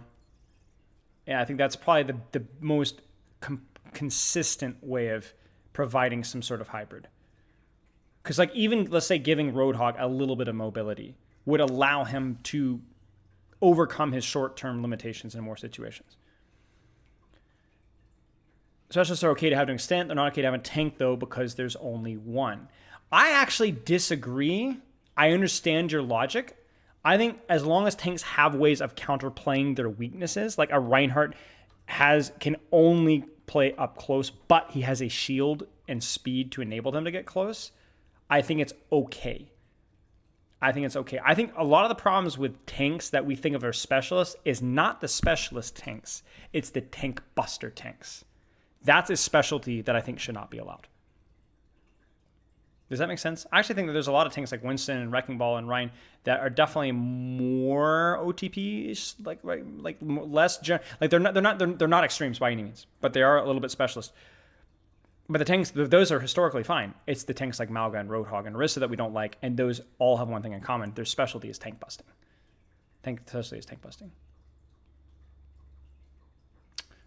Using the definition, fundamentals of characters are too unique, special ability to being unfun. It's very limited cool mechanics. It's very hard to come with that. Hero fantasy, you don't want to go. Yeah. I think Overwatch 1 came out with very specialized characters. I agree with that 100%, which made everything new and unique, but as it wants to be more competitive and integrate esports, it needs more specialization to reduce frustration. I don't think it's just about integrating esports. I think as people play, what gets people to start playing the game is the uniqueness. But the more that you play, the more that you realize that the uniqueness wears off and it needs to be a good product underneath. That's part of the reason why we all have a lot of nostalgia goggles about early Overwatch, because there were so many new and unique experiences left to be had. But once you've had most of those unique experiences, you just want a good game. You just want something that's fun to play. And unfortunately, a lot of the flavor wears off. Let me give you guys a weird analogy. That crazy guy or girl that you dated, right? Super charismatic, fun, silly, a little bit obnoxious, but was like really fun to be around. You marry that person, it wears off, and you realize that this person is obnoxious. You need to have some sort of quality in terms of the person that you're spending. Doesn't mean that you need somebody boring and straightforward.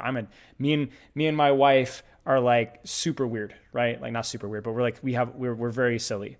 But I didn't marry my wife just because she was super fun and crazy and we had a lot of fun together, but also because like there was like integrity and quality there and we had good long conversations. You have to be really careful about that, right?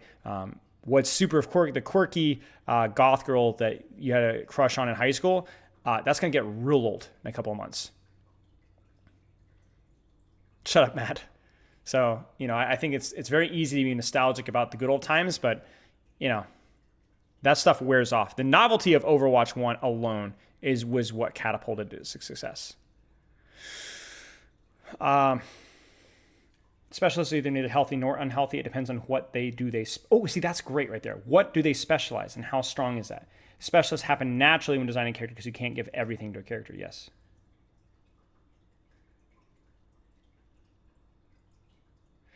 Noticon. I will be egotistical and say that if nothing else, I've been consistent. When they did the early release for Malga, I was very vocally negative. Very. Major weaknesses to poke damage. I thought he was quite bad because this is before they buffed or nerfed his hitbox and he was really bad. And I think Yeatle was another content creator who put out a very good video on the flaws with Malga just from the weekend playing him. But yeah. Keep in mind, it's also not because content creators are idiots. It's also sometimes can be hard. It can be hard. Now, I kind of disagree with Venture. I think Venture has some negative gameplay loops, which we talked about, where there's a little bit too much of a tendency to rely on burst damage and maybe some fundamental flaws in that. But I think Venture's not too bad. I don't think Venture Yeah, I lost it over Suzu. I lost it off of Life Grip just from the hero release stuff. I think this is where like being a coach has an advantage. Like you yeah. Anyway.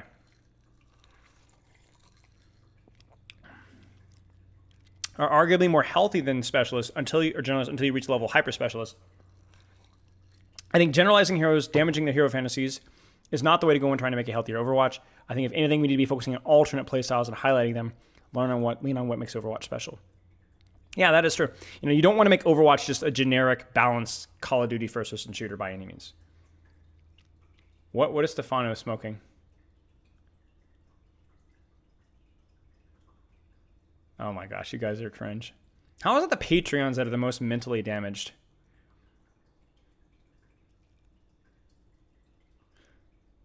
All right, let's move on to our next question here.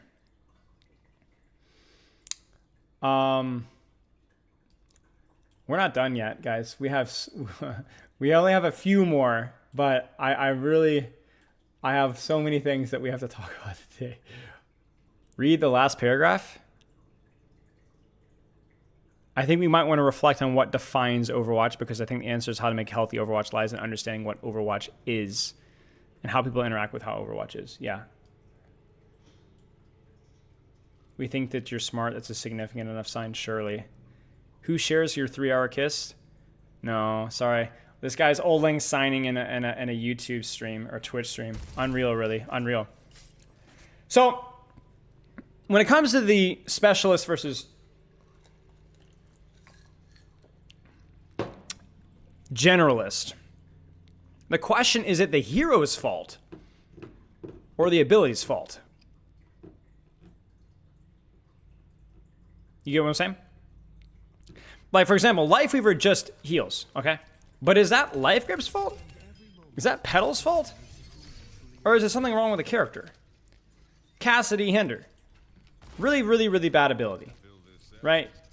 It's a very specialist ability. But is that Cassidy's fault, or is that the ability's fault? Let's talk about dynamic versus static, all right? The idea of dynamic versus static, let's define dynamic in our context, and that's basically having to make choices about what you do, because what you do has choices, right? So you can do this with this ability, or you can do that with this ability. You can do this with this character, or you can do that with that character. Widowmaker just shoots people from distance, but also diving deeper into the kits and finding out what is it that makes abilities dynamic. Static means that you really only do one thing and can only really make one choice. Simple gameplay loops. So here's the thing, guys. I have changed my opinion. I was sitting in the shower yesterday thinking about this, right? And I have changed my opinion. I don't think in most cases there is such a thing as a static ability, an unhealthy static ability. In my opinion, you have to consider how it functions in the entire hero's kit. Now, I'm going to eat crow here, because this is something that I have in my notebook that the developers told me face to face at the Content Creator Summit. They said they don't look at static versus dynamic abilities. They look at how it functions in the entire kit. And I was a little skeptical of that, but the more I think about it, the more I think that they're right. Well, what's the problem with Fortify, right? Fortify, now I do agree with you. There are some abilities that are objectively just bad. Fortify is probably one of them. But one of the problems with Fortify is because Orisa doesn't really have a gameplay loop that encourages offensive pressure, Fortify is mostly just used to survive. Well, let me give you guys an example. I'm going to blow your mind, all right? Let's talk about shields. Would you guys describe Rein Shield as being skillful or dynamic? Blocking damage, blocking cooldowns, enabling aggression, defending you? I would say yes. When we talk about dynamic, it does serve basically one purpose, but how you can use that. Like, this is the thing. It only really does one thing. It blocks damage and cooldowns, right? That's not dynamic, right? But how you use it is very dynamic. You could go aggressive, you can go defensive, a little bit of both, depends on the situation. But here's the question. Why would you describe initially Reinhardt's shield as dynamic? But do you guys remember Overwatch 1, Orisa? You throw their shield at the floor and then you shoot? I even have the muscle memory of just pressing E, you know what I'm saying? Would you guys describe Orisa's shield as particularly dynamic? What do you guys think? Not particularly, right? Not particularly. It's a shield, though. Why? It's the same thing. It's a shield. And it was not the deployable, in my opinion. In fact, the fact Orisa could put her shield wherever she wanted. That's a dynamic. That's cool. But it just didn't do, because the entire kit did not complement choice. So the problem wasn't necessarily Orisa's shield. The problem was the Orisa kit. Now, you can't, that's like saying that, like, I'm a really nice person, I'm just mean, you know what I'm saying? You know, a character is a combination of their kits. But what I'm saying is that sometimes one aspect of the kit isn't necessarily unhealthy. It's the combination of the problems. You guys get what I'm saying? There's nothing inherently static about shields. And you guys ready for a hot take? There's nothing inherently static or non-dynamic about crowd control. You hear me? Crowd control can and often does have a lot of dynamics. Now that's a hot take, but if you think about it, it's true. Because most crowd control has the choice of either an offensive use or defensive use or something in between. So let's compare the two. Ana, Sleep Dart. Why is Ana Sleep Dart generally regarded as a pretty good cooldown, a pretty dynamic cooldown? Lots of choice with how you can use Ana Sleep Dart. If you've ever coached an Ana player, you know this. Because you can yeet Sleep Dart from across the map and get value, right? But you could also save to use it defensively, or you could throw it on tank, or you could sleep again, right? And even now, even sleeping a tank, while it might be easier gameplay loop, might not be the most effective way to win fights. It's not just the fact that it's skillful to use, but using it in one way might mean that you're paying the cost elsewhere. You have to choose.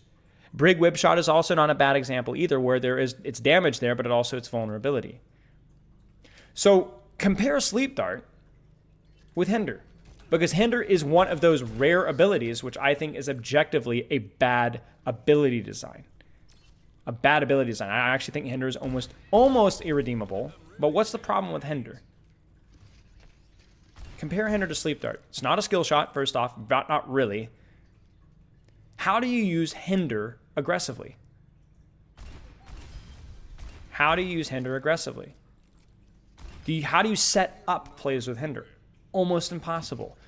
It's not even very good at winning duels. Like back in the day, you could go and roll Flash, and that would allow you to either stun the person for follow-up, or it would allow you to follow up with damage. Now, Hinder is just kind of something you throw while you're shooting, right? And it can even throw off your aim.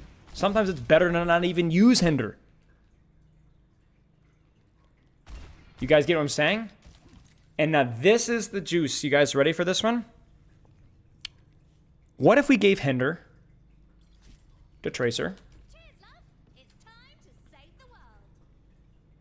No, wait, no. What if we gave Hinder to Winston? What if we gave... You guys know what I'm saying? Think about it. How would a Winston use Hinder? How would a Tracer use Hinder? Just bear with me. Would you use it to save your life? Would you use it to win duels? Would you use it to prevent people from chasing you down? It's still bad on those characters, but do you see how, like, all of a sudden you got to think about it a little bit more? There's probably a little bit more dynamic with it. So it's still a bad ability, yes. But all of a sudden, you could even use Hinder on Winston to prevent a character from TPing away. So sometimes it's the ability. Sometimes, more often, it's the kit. And just to prove that point, whenever you hate an ability, throw it on another character with a totally different gameplay loop and see how it feels in your brain. Let me prove that to you. And this is where I'm really cooking. Okay, guys, hold tight, hold tight, hold tight, hold tight. Where is my notes here? I want to make sure I'm following the order here, okay? Okay. You ready for a hot take? You guys ready for a hot take? You guys ready for a hot take? What if you gave Life Grip to Kiriko? How would I use Hinder on Brick? You can't escape my combo here. What if you gave Life Grip on Kiriko? Do you see what I'm saying? Life Grip is a universally despised ability. How would you use Life Grip?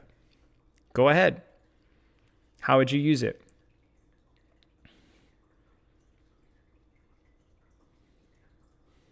What would you do with it? Would you use it to save people's lives? Yes. But what else could you do with it? Because Kiriko has the positional choices, you could reposition people on off angles and flanks and high grounds all the time. Because that's Kiriko's gameplay loop. Her gameplay loop would make Life Grip an actually broken ability. More so than it already is. It would be so OP. It would be so OP. It would be so overpowered. Because of the gameplay loop. It would actually go from being universally hated to being universally hated. Well, actually, not universally. Okay, it would probably be universally hated. But it would be ridiculously strong. And much more interesting. Broken, but very interesting. In fact, there was an SVB video. You guys remember the SVB video where he swore up and down, and I think it was partly for the video, that people just didn't understand Lifeweaver. Let me find it. SVB Lifeweaver. And I have a lot of respect for SVB, but I think he missed this one. I think he missed with this one. But it brings an interesting point. I spent 7 days learning Lifeweaver, and basically that's what SVB learned. It was basically like, I think Lifeweaver is good. You just need to take positions and pull people to those positions. The problem and why that was a flawed idea is that that's not Lifeweaver's gameplay loop. He doesn't do that. The rest of his kit completely differs with that. Pedal to an extent helps, but really Lifeweaver does not do that. So Life Grip is only used in one way. You get what I'm saying? So whenever you're looking at like healthy and non-healthy abilities, you can't really just look at the ability itself. You have to look at the gameplay loop and whether it actually adds dynamics to the gameplay loop. Remember, Ryan's shield is a very one-dimensional ability. But when you throw it on a 2-3-dimensional kit, all of a sudden shield is what allows people to make choices. You guys get what I'm saying?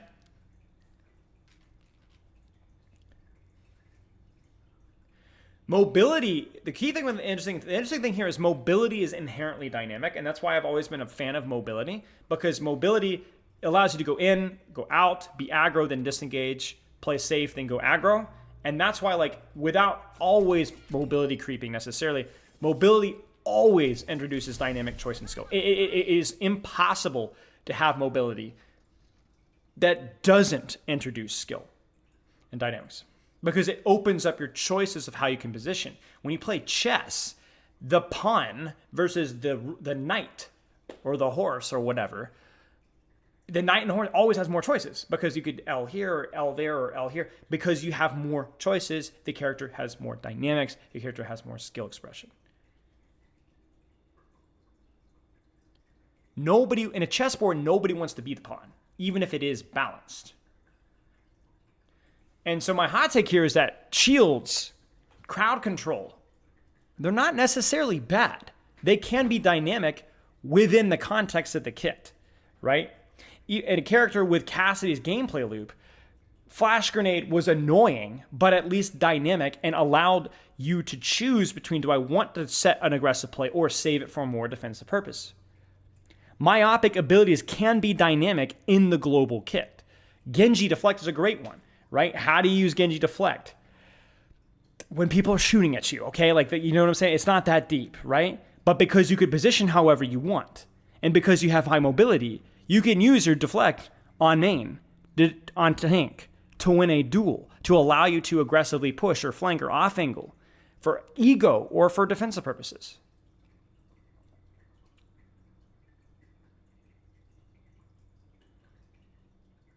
Yes, the priest. All this ties in together. I don't think there's a reason why we're having this conversation all at once, because I actually don't think it's physically possible to have this conversation, in any of these conversations, necessarily in total isolation. And I have done this before in isolation, but I think that I think it's a mistake. I think you have to tie all these topics together. So usually hero design, and not just an ability, is the problem. Fire Concussive Blast is a great example.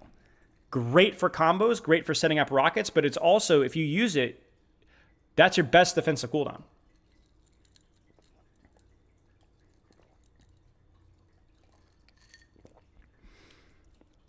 Yeah, so the whole point of this conversation is that we can't fixate on only dynamic kits. Dynamic abilities are great, but you don't need, it's more about the dynamics of the kit, and sometimes simple abilities can do very well in kits.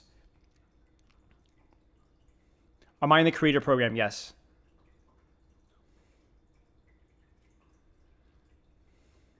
I bragged about this earlier, guys, but from the creator program, one of my suggestions for some of the matchmaking thing, like a small thing, a very small thing, is going through because of my suggestion. I don't know if I'm allowed to leak it or not, so I won't. But there's a small suggestion that I made, so that was cool. When it goes live, I'll let you guys know what it was. It's a small thing, but hey, Kyle, what's up, mate? Okay, so let's talk about dynamic abilities. Let's go back to our channel. We only have one more topic to discuss. Are dynamic abilities health necessary? What do you guys think? Are there any abilities that you think are fundamentally flawed? Fortify comes up. Cast Grenade comes up. Thanks, Henry. I appreciate it. So what do you guys think? What are the fundamentally flawed characters? See, we even talked about Life Rip, right?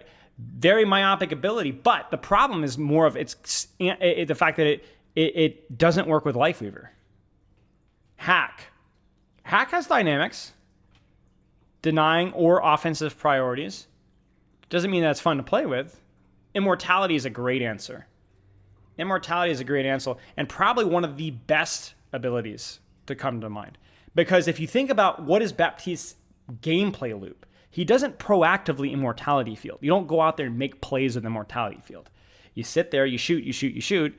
Immortality does not work very well. It is a strictly defensive use. And not just strictly defensive, but it's only used in instances of burst damage. This is why when we had a discussion with, what was it, Samito and Yidol, I think we had a group up podcast, and we talked about the damage reduction field and how a damage reduction field would actually be so much more interesting, even for a tank trade. Imagine not saving immortality field in a tank trade, but throwing it early so that your tank preserved armor and also pulled. You guys get what I'm saying? And I think there's a lot of discussion about, like, is that just like a mouthful, But anyway, long story short, turrets. Non-dynamic abilities make the balance hard because they need to be really good at the one thing they do to justify their existence. True.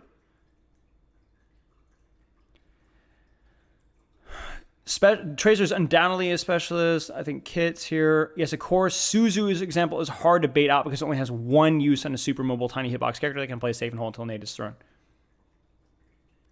Rez. No, Rez is definitely... Rez is nothing. And the reason why Rez is so bad too is because Rez generally is useless because Mercy's movement and or defensive capabilities are so bad that 90% of Rezes are either unstoppable or impossible to pull off. It's not just an unhealthy ability, but the kit of Mercy does not allow her to go in aggressively in Rez unless she is Valk. And even then, it doesn't work very well.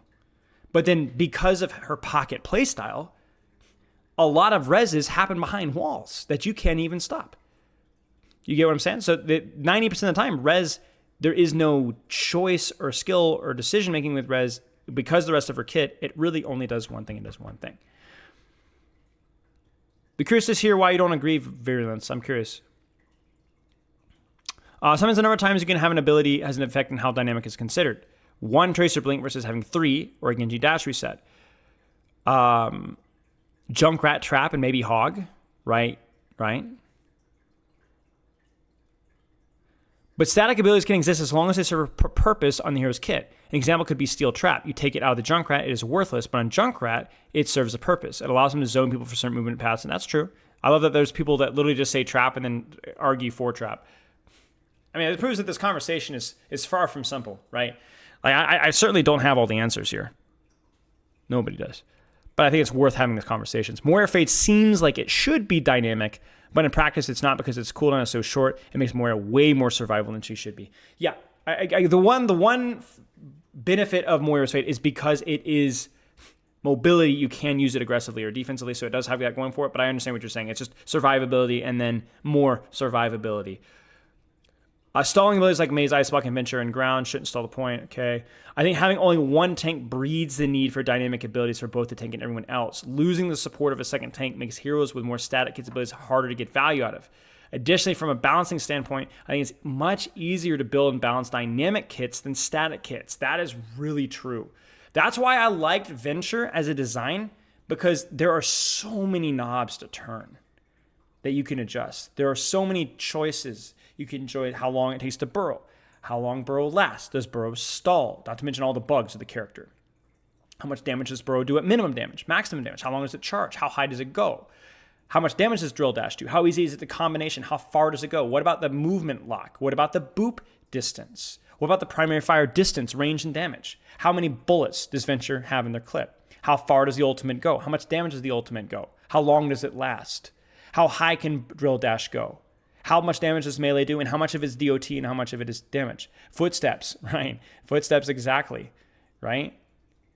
So even the passive from shields, when shields generate, how much shields generate.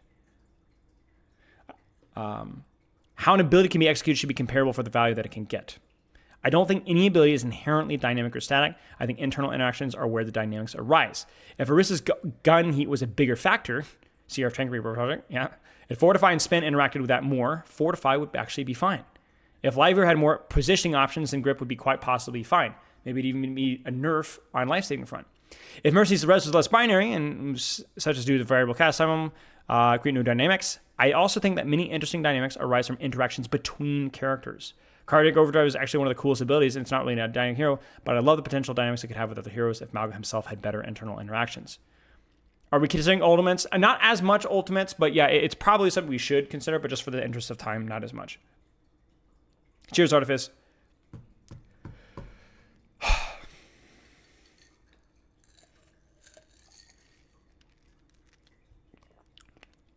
It is true that balancing static abilities makes it harder. How do you improve Steel Trap without making it too annoying and too strong in low ranks? Hey, Reaper Man. That is true. That is true.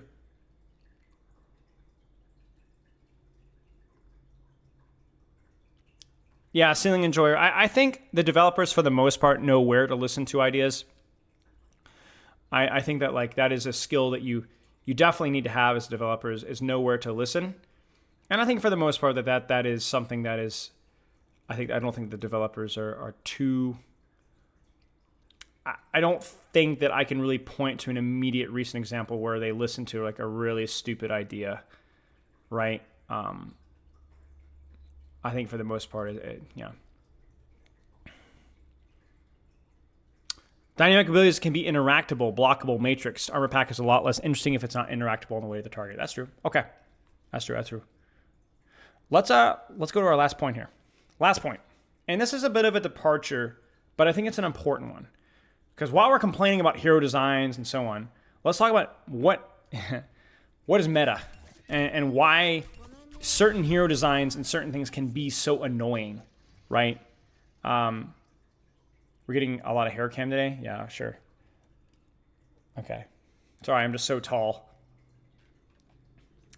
What is meta? I think the question needs to be, is there a healthy or a happy meta possible? What's the line between balance and variety, right?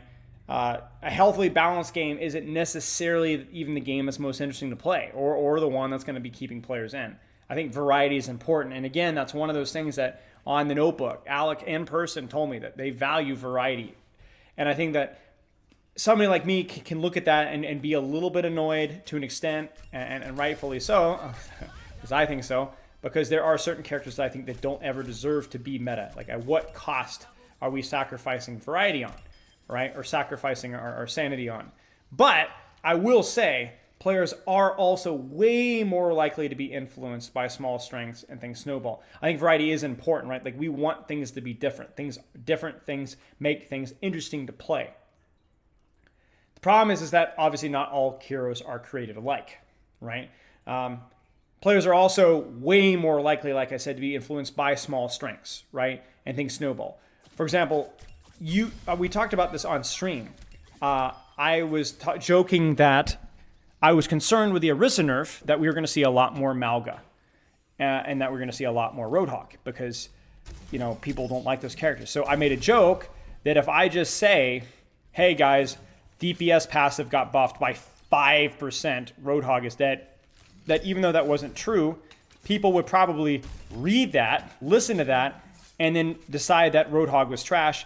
And then every single time they play with a Roadhog, all they would see is all the weaknesses of the Roadhog. People are very open to suggestion. I remember that we used to see this in Overwatch 1 all the time, which was notorious for doing these like tiny little patch changes, like these 0.5 second changes, or these 2 damage changes, or 1 damage, or 0.5 damage changes that were really unimpactful. But the visibility of them definitely changed what people tried, because it just felt like it should have mattered, right? Like, surely it matters. And that influenced people. And the problem is, though, is that that stuff snowballs all the time, and it snowballs quickly. Psychological warfare, right? And to make matters even worse while we're talking about meta, high rank players / influencers really influence lower rank and mid rank players, because they are the ones that you're going to watch. It's not that it's not malicious or even stupidity. They might be right. They might say, oh, this character's broken, and they're right. The problem is they're broken where they're at. And the average player, that's not their experience. And the problem is, though, is their experience if they're listening. If they're listening, it is their experience. And not only is this dangerous for meta, like balance and all that kind of stuff, it's dangerous for your enjoyment and an overall impression of the game. For example, how many of you guys have seen all the Steam reviews on Overwatch? How many of you guys have seen all lol Overwatch r/games little trash game? How many of those reviews are just parroting Moist Critical or whoever the other talking heads are? Legitimate complaints about Overwatch and Blizzard, but that are used by these influencers. And then those opinions are then parroted as if they were original thoughts. And not just parroted, but they influence the person's real enjoyment and perception of the game. Like, we're not just talking about like your opinion of the game. It's talking about like you log into the game, you are expecting to not have fun, and you will not have fun.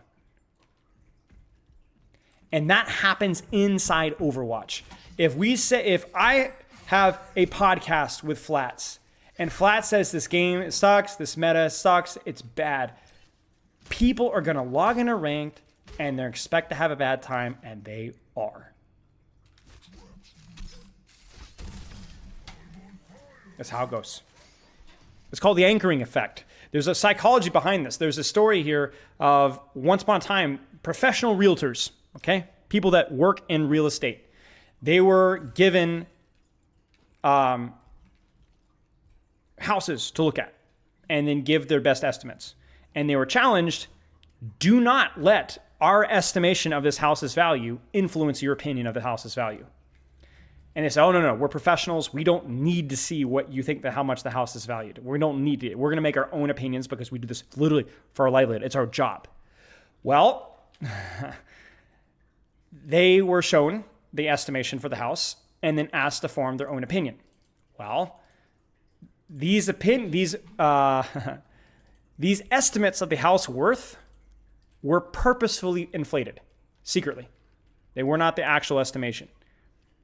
Then they had a group of real estate agents that were given the same task, but not shown the estimation of the house. And despite the fact that the real estate agents, the professionals, were told, do not let this influence it. The fact that they said, yeah, we're professionals, we're not going to be influenced by this thing. They were 41% correlation, 41% association were influenced significantly by the external representation, despite being professionals. And if professionals are influenced by opinion, then how do you think your stupid plat players watching Karq, Emong, and so on's tier list, how much do you think they're going to be influenced of their enjoyment and impression of the meta and the quality of the game? You get what I'm saying?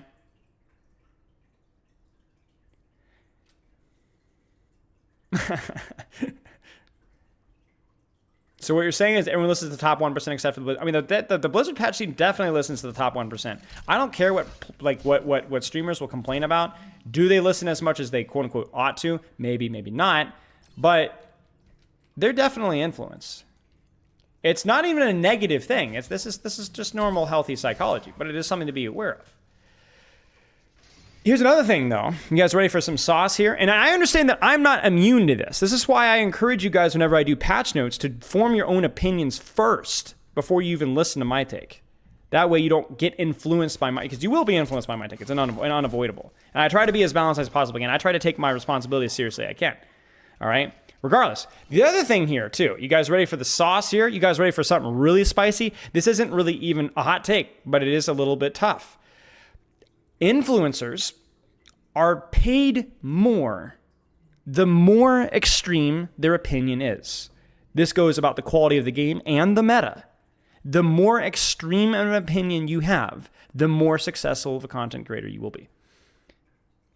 Very high correlation. Because interaction farming, charisma, intensity of interaction is entertaining. Now, the best part about this is it's not even necessarily something devious. It's not even necessarily something that's done purposefully. It's unintentionally conditioned. Because I've dealt with this. Because whenever my patch note reactions are negative, they, without exception, do better on YouTube. Without exception. And not only that, the patch changes that are a lot more sus always have higher Twitch views. People are more likely to tune in to see Spilo lose his crap. Always. And so even if I wasn't paying attention to that, my subconscious is. The part of me that wants to eat, the part of me that would like to go to Disney World for the first time in like 6 years with my wife, does. So what do you think that's going to affect me to do? Am I going to lie? No. But when in doubt, for some reason, my gut's going to say it's not good. You can't even avoid it.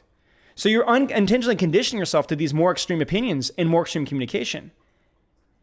In addition to that, higher ranked players and bigger content creators are more influenced by smaller adjustments. Because a 1 second cooldown change on Orisa might break her in GM, but it probably won't break her in Plat. But I'm going to say Orisa's dead because it's definitely dead in GM. Because we're more likely to immediately leverage that change. So this is why, like, you just need to be very careful. And I'm saying this not to attack content creators. It's unavoidable. I'm guilty of it. I do my best to try to be objective about it, but it is literally impossible. I would consider myself to be one of the most objective opinion content creators, but it is a bit of a oxymoron. It's really not entirely possible. So just be aware of it. I'm encouraging you guys more to take action against it by trying to form your own opinions about things first before you factor in my thoughts. So here's what we want when it comes to meta and the opinion of the game. Number one, this is more balance related. I do think it is smart to be cautious of buffing heroes that have immediate value floor issues. The problem with buffing a character like Malga, Orisa, whatever, is that it's very easy to immediately leverage their strengths rather than buffing a character like Winston, where like you could buff Winston's alt fire, and even if the indirect result is that a Winston is as strong as Malga, the majority of the player base is not going to be able to leverage it. And what happens is when we talk about the value of variety, when easy characters are buffed, that is the enemy of variety. Right? because it is everybody can capitalize off of that, which then squashes dynamics, it squashes creativity, and it squashes the variety and fun of what makes Overwatch unique. So we need to be cautious of buffing heroes like Bastion, like Malga, that have immediate value floor, right? Dominate the meta in all ranks, bronze to top 500, and so on. I think we need to continue to rework and adjust bottom floor heroes to be more challenging and have healthier skill expression so that we can introduce more meta variety without feeling badly about it, right? Like, why is it so bad to have Malga in the meta? I wish that it wasn't. We should really try so that Malga is viable in the meta and not immediately abusable in Cancer. There's nothing... and I think we need to continue to change the meta over time with a bias towards characters with healthy skill expressions at the higher levels, so to influence player opinion. Here's the hot take, guys. Just as I'm trashing on content creators and higher ranked players, you ready for the real hot take? You do need a bias towards higher ranked players. You do. Not just for the philosophy of a more balanced game trickles down and, you know, whatever, but because you have to cater to your loudest voices, because the loudest voices influence the population's opinion about the quality of the game significantly. There's your hot take. You do need to cater to lower ranks and mid ranks, and we talked about the new buster characters. But the real hot take is you actually do need to cater to high rank players, more so than low rank players. Well, the problem is Gulag Boy, it's not even about the esport. Generally esports doesn't matter that much because the esport content creators are really, really small, at least in relation to people like Flats and Emong and so on. They're usually, at least in Overwatch, they are. But the content creators have to be happy.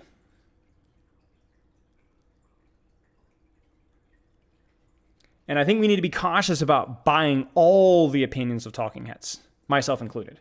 Form your own opinion first, as it will harm the accuracy of what you actually think. You see, the thing is this isn't just about being, we need to be less negative, because content creators are more negative. It's more about, like, you might actually really hate something and kind of force yourself to play it because, it is good, right? It's good, right? So, form your own opinion. Form your accurate opinion of what you like. Yeah. I mean, the 66 example is great because I think that I am a big proponent of a lot of the strengths of 66. In fact, that's something that me and Samit are planning to have a discussion with, I think, next week. But because it's parroted in the way that it is and presented in the way that it is insufferable. And it makes people not want to like it because of the voice of how it's being said, not based off of the quality of the arguments.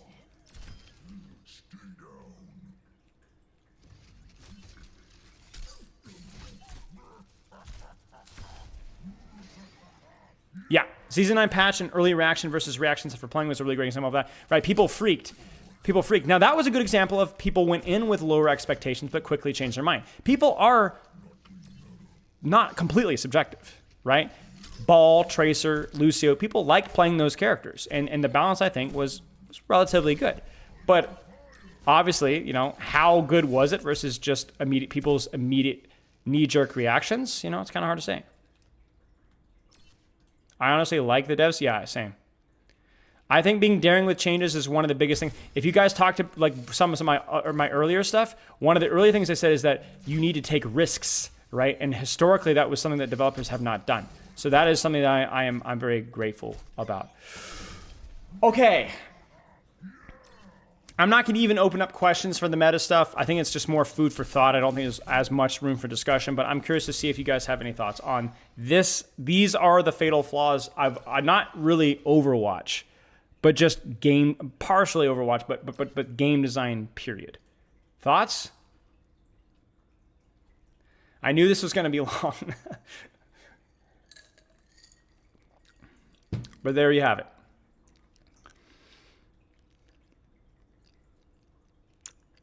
Yeah, the 5v5 and 6v6 thing has become it really is political. It's kind of funny.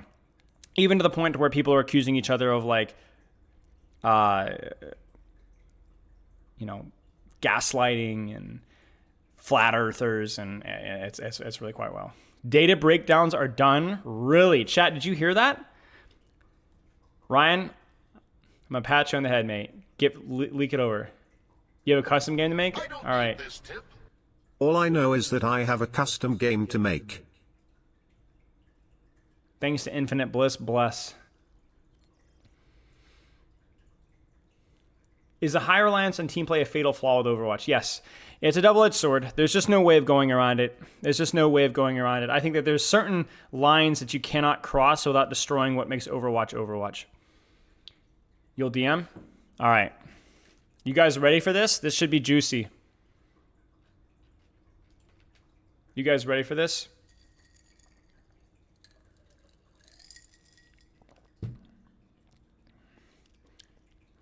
Yeah, to me, it's like when you have discussion with people, you should never go in with the intention to change their opinion, but to understand their perspective.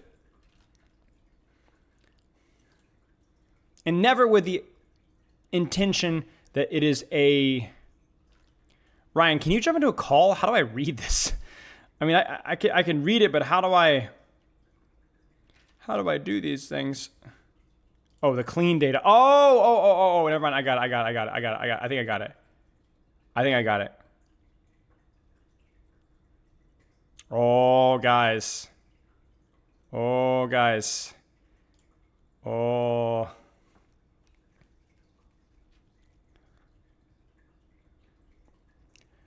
This is saucy.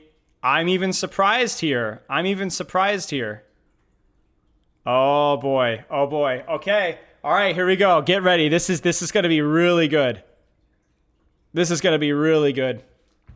Okay, so hated hero results are here. So one more time for those of you guys that were not here, this is what we did. We did this poll. It has over 2,000 responses now. What rank are you this season? I categorize into low, medium to high, and very high ranks. There's a very specific reason why we did that, because we wanted to see if the general impressions, if there's a trend that low rank characters, heroes, are players versus high rank players have very different tastes about what characters they hate the most. We also wanted to see what role hated what heroes and so on. 2 tank heroes that you hate playing versus the most: Doom, Malgar, Orisa, Roadhog, Wrecking Ball, Bastion, Junkrat, Sombra, Torbjorn, Widowmaker. You can notice here that there's some low rank stompers versus high rank stompers and so on. So thanks to our buddy Ryan, who's an absolute Sigma male, we now have information broken down by rank.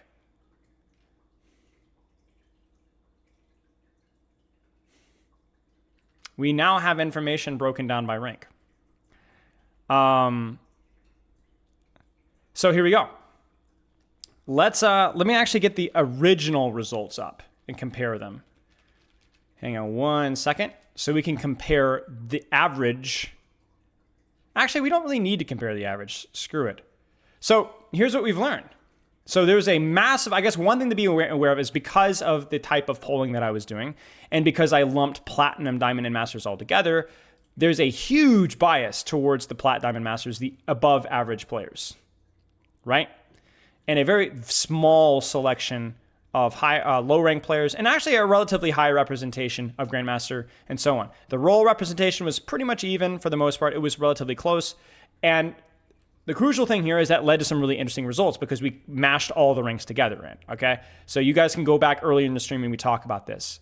The really interesting thing here, and the main reason why we did this, is I'm going to mute the chat here so you guys won't be able to see each other for a little bit, but that way you guys can actually read this here. So Doomfist, let's go here. Doomfist and low ranks. People don't like him. Don't like him. But Doomfist relatively stays about the same. Oh, Infinity Bliss. Thank you so much. I thought that was a program. My bad. That's an actual person. Wow. Oh, there you are. Hey. You popped off. All right, we'll wait for the ad to pass. But yeah, I appreciate it. Infinite Bliss, man. Sounds like a freaking AI, like an advanced level AI. That's such a sick name. But yeah, we'll wait a second until the ad passes. We'll wait patiently.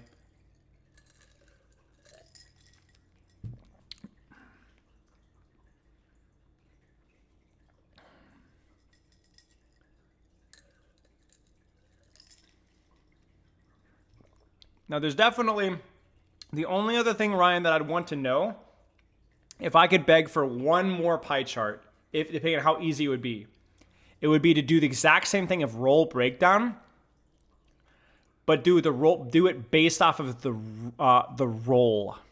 So instead of have like low rank, high rank, or medium rank, high rank, do it to tank players, DPS players, support players, what their opinions are. You get what I'm saying, Ryan? If that is easy, I would love it. I would love it. Because that would be very interesting.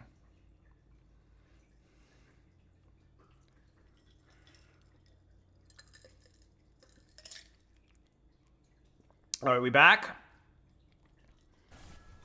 Thank you for the gifted sub, Big Goose. I appreciate it. Appreciate it. So, we don't have the role information yet, but here, okay, let's get to it. So, first off,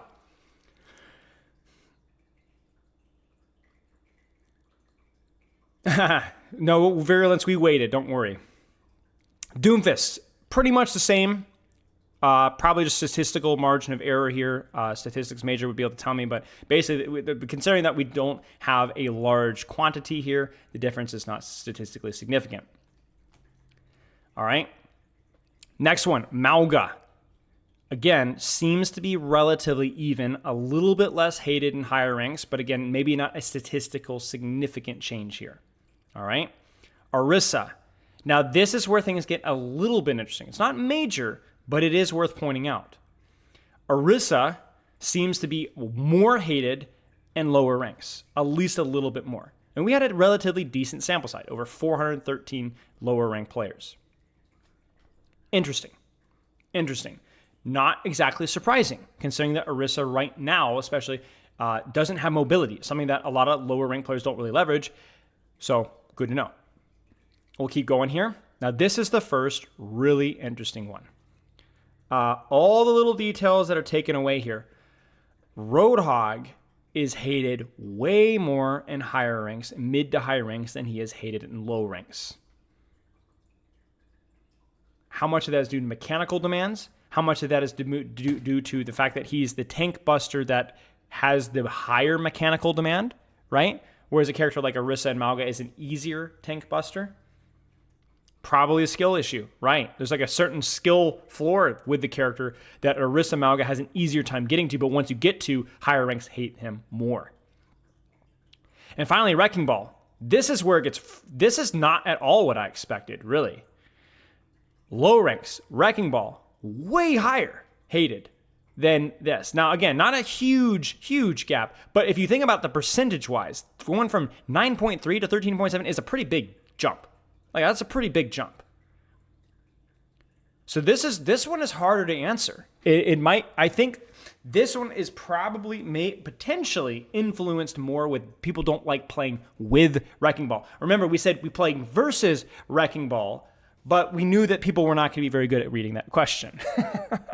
And I think there's a certain bias in your head to where like low ranked players probably do not understand the value. Like this, the way I'm going to try and interpret things is my experience coaching thousands of people. And people don't always understand the value of Wrecking Ball, so don't like him overall as a character.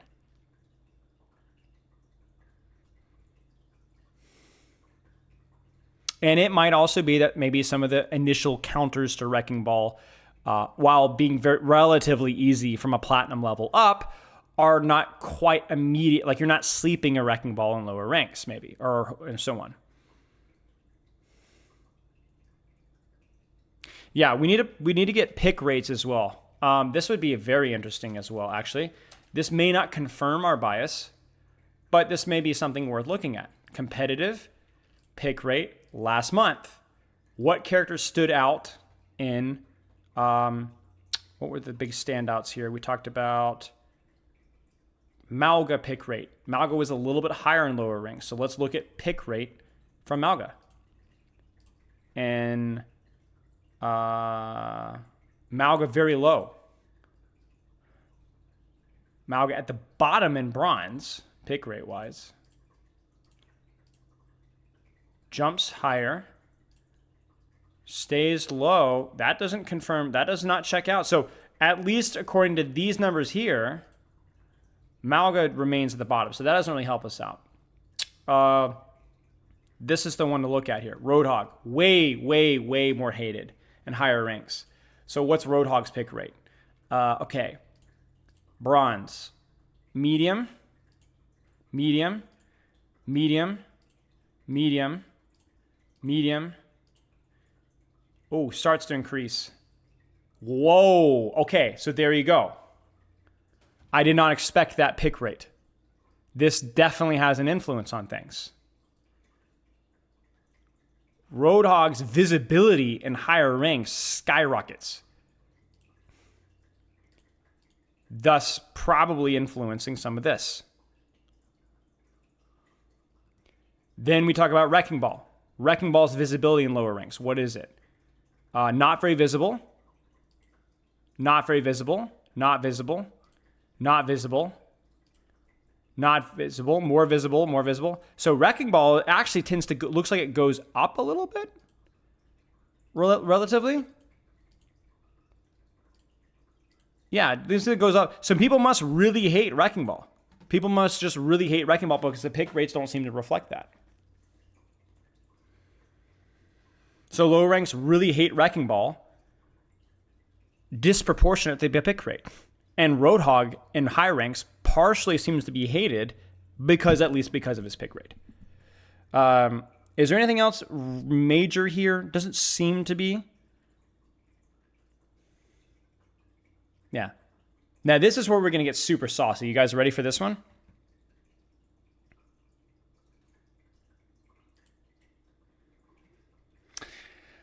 Bastion, 14.8, 10.8, 6.7. Exactly what we predicted.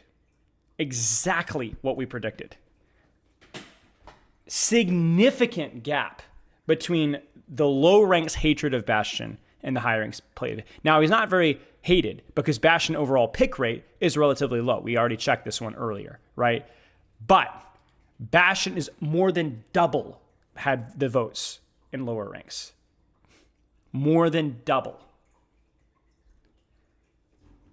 Junkrat stays about the same. And this is the funny one. Junkrat actually goes up a little bit in higher ranks. So again, not a statistical significance here, but it is worth pointing out just a little bit. Sombra. Everybody hates Sombra. Higher ranks don't mind Sombra as much. Now that's interesting. But this might have something to do with it. Watch this number here. 1.47. 2.09. 2.77. 2.55. 2.53. 1.93. And even in bronze, she's in the top almost third. When is the last time Sombra has been in the top half of every rank, especially in lower ranks? That's insane. That's insane. Even if overbuff is not a perfect metric, that is insane. And we talked about this. Sombra is always an unpopular character, but she's more visible now than she's been in a while. And so I think that this probably scales with Sombra's visibility. The reason why Sombra is not hated as much in higher ranks might be due to other characters being worse, like Widowmaker, but it's certainly due to the character's visibility in mid ranks being remarkably high and low ranks being remarkably high. Now, the other thing with Sombra is we could probably theorize that Sombra also suffers from Wrecking Ball syndrome, where people really are letting their influence of not liking to play with Sombra as being the hating of playing versus Sombra. You guys get what I'm saying? Because low rank Sombra has the same thing where it feels like you're playing a man down, even if you are not, because you don't understand what Sombra does. You guys get what I'm saying?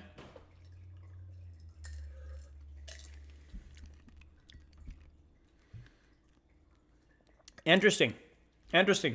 But I will say that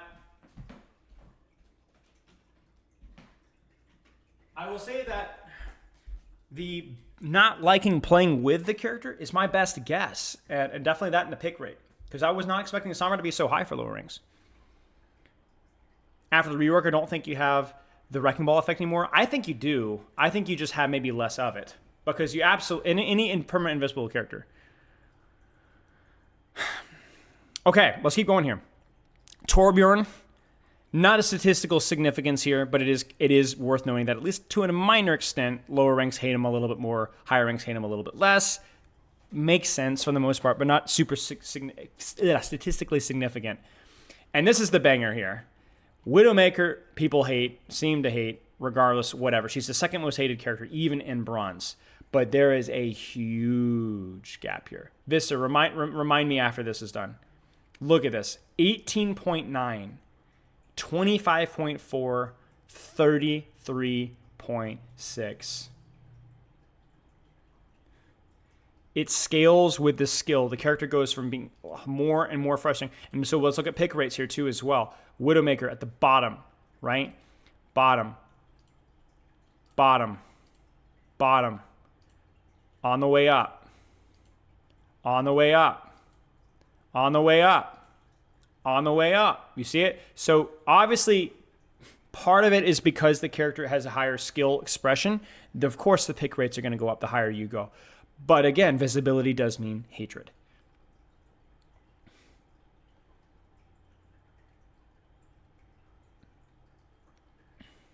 So it's good to know. And I think this is also very useful if you were a developer, hint, hint, because you're going to notice something here that not just the visibility of stuff, but also that there's some characters that it doesn't matter the rank, people hate them. People hate them. And we're going to talk about how role choice influences which characters you hate and so on. But I think this is worth noting that regardless seemingly of what role you play, people do not like Widow. All right. Support time. I've not looked at this one. Let's take a look. Kiriko. Now, this one's funny. This one does not line up with my prediction at all.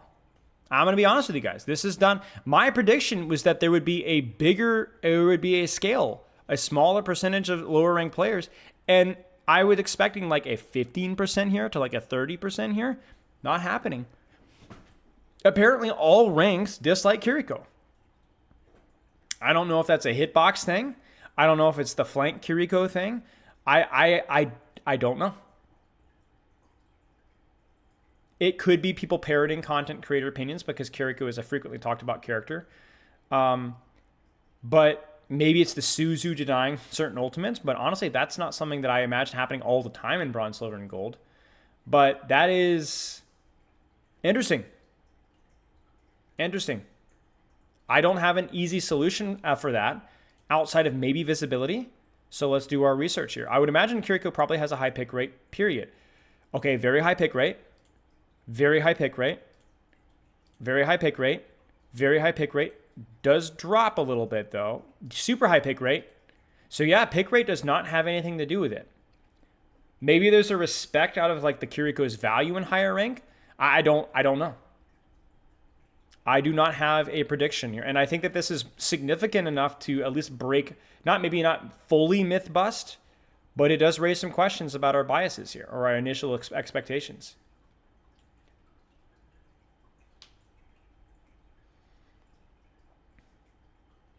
Yeah. I mean, we can always find a way to justify it, but at least personally for me, this was the biggest surprise of the entire thing so far. Everything else has been either little surprises or line up with what we expected.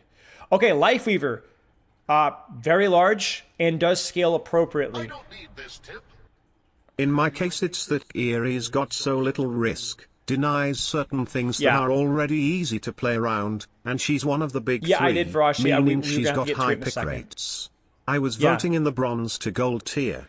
So Lifeweaver, we already knew Lifeweaver was a big bugger, right? But man, Lifeweaver actually goes up in higher ranks. And this is funny, despite Lifeweaver actually having a lower pick rate and lower on higher ranks, I believe. Let's see, 1.38, 1.5.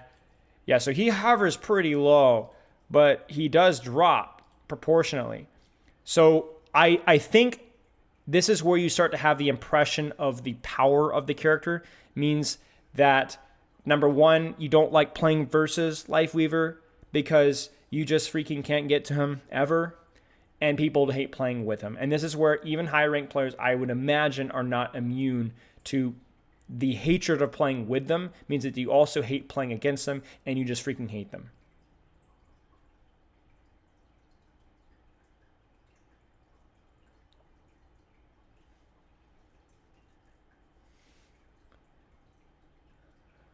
Potentially Ravage, I'm not sure.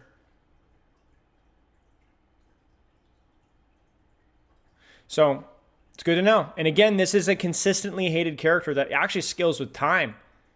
So worth noting, developers. Mercy shrinks with time.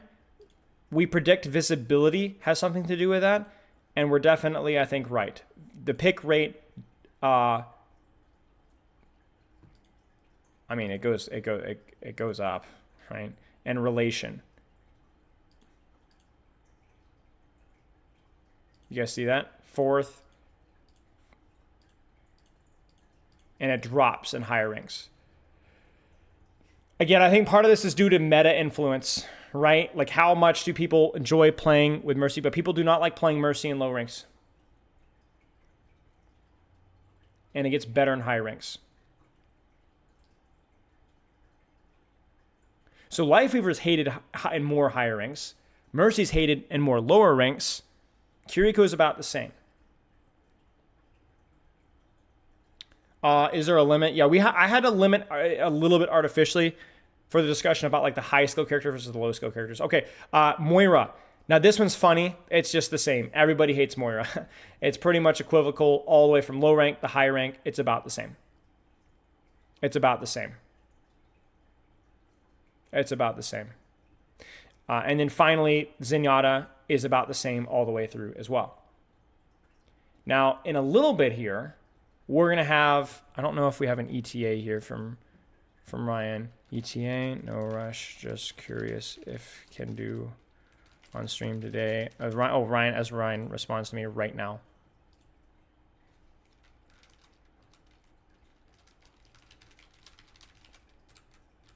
Pie chart. Okay, so we're 1/3 of the way done with the rolls.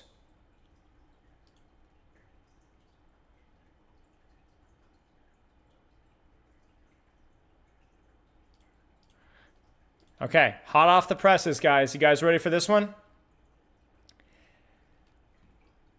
Here we go. We're going to take a second to kind of read this one here. Tank players really hate. Check this out, guys. Tank players freaking hate Roadhog and Malga. So this is the tank, not the rank breakdown, but the role breakdown. Check it out. Tank players hate Malga and Roadhog the most. Shocker. They hate Malga and Roadhog. In fact, they hate Malga and Roadhog more than any role hates any hero. All right? And actually significantly more than Orisa too, which is pretty interesting.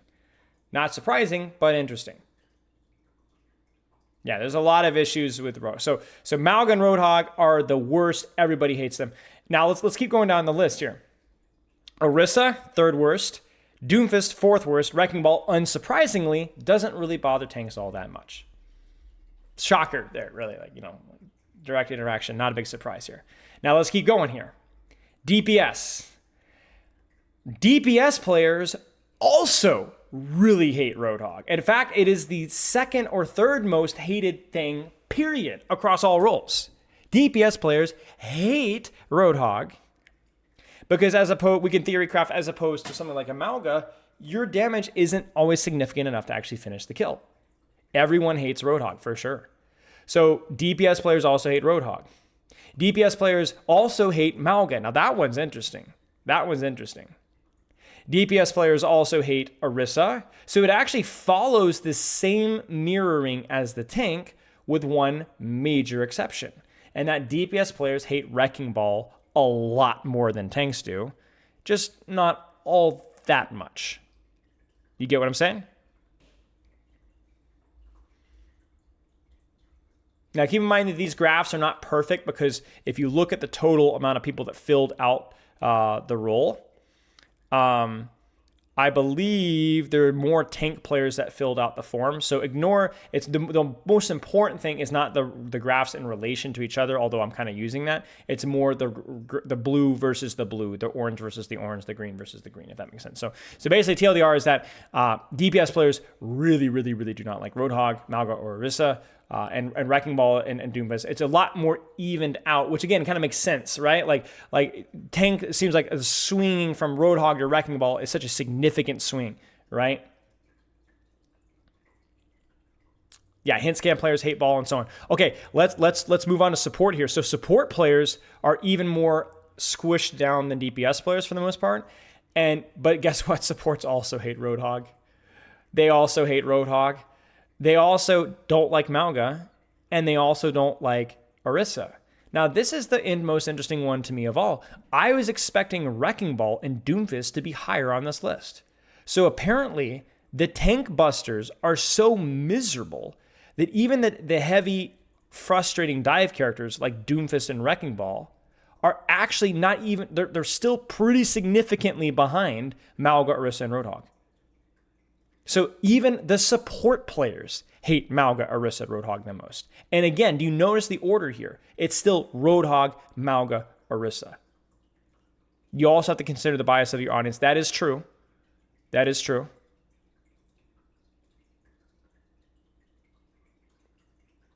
So this is far from a complete demographic. That is true. Part of it is that Malga and Rocker also require so much attention. Spile Watchers also know that dying to a Doomfist ball is a skill issue or maybe a skill issue, right? Casuals probably hate them more. That is true. That is true. What do you guys think here?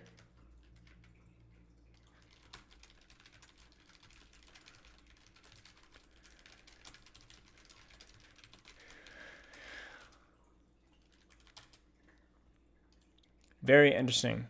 Would you like for me to make a more comprehensive poll and post it on Reddit somewhere? I mean, you're welcome to. Part of the appeal of this poll was with the ease with which it was accomplished and taken. And I don't know if that we're going to be able to replicate the numbers immediately.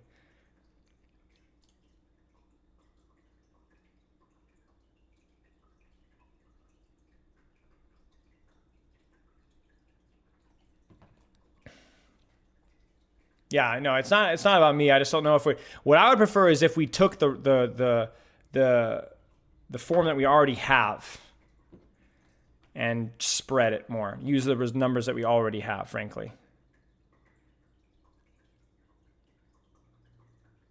So yeah, this is definitely like, again, there is some bias in terms of like the audience that we're working with here, but I mean, there are definitely some things here. I do want, man, the biggest surprises for me definitely was the Kiriko one.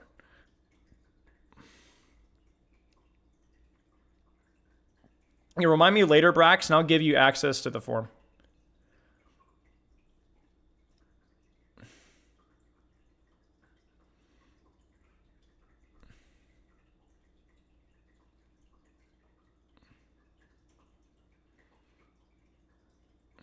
Yeah, I think this is the number of forms filled.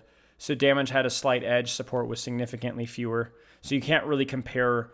I mean, I think you can compare tank and damage bars, like Roadhog, Orisa, Malga, the most hated, but like I think the support roles bars are a lot lower.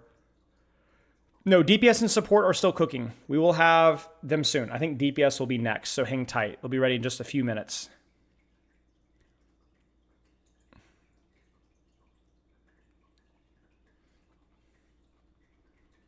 Characters that either way too much from the camera already hated, or characters that feel like they require coordination to bring down. Yes, 100%.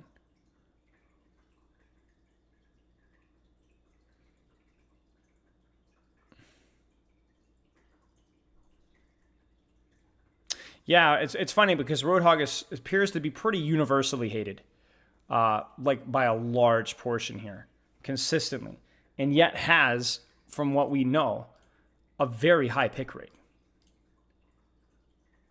Maybe not a very high pick rate, but a relative to their hatred high pick rate. And I think that's like, obviously part of the pick rate does lead to their hatred, but it's funny. It could be yeah.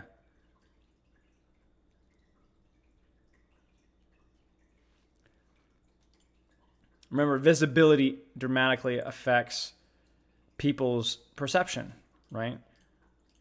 A 38 win percentage for Winston and bronze is real, man. Oh, man. 58% win rate in Roadhog and GM. That is wild.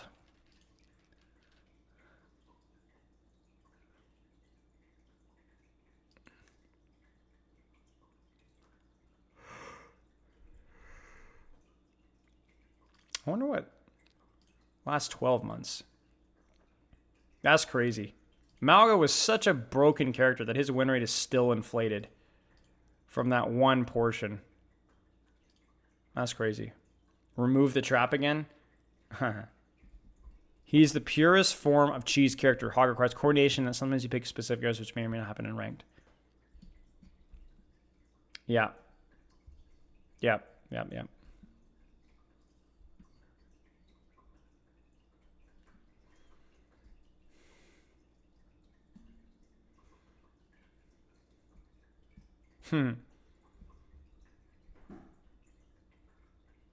Yeah, I mean, I think the way to like Roadhog is a tricky one, right? Where you talk about like the lack of dynamic with the playstyle, right? What they've done is they've not added dynamic to his playstyle. They've just made him harder to counter within his niche.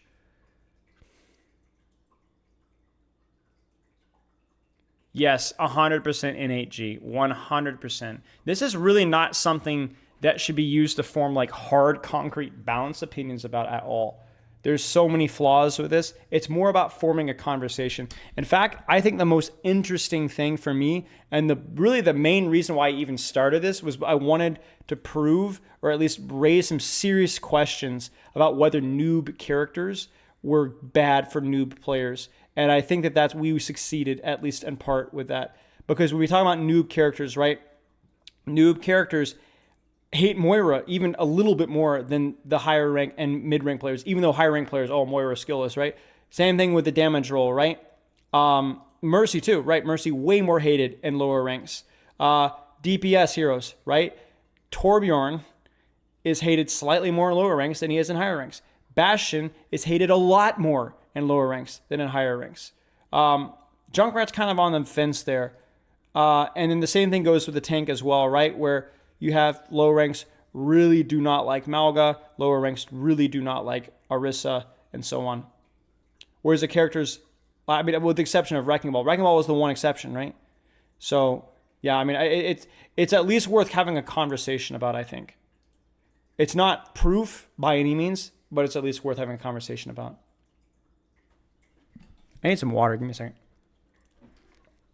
Hang tight, though. We have DPS. I think the DPS roll coming up next.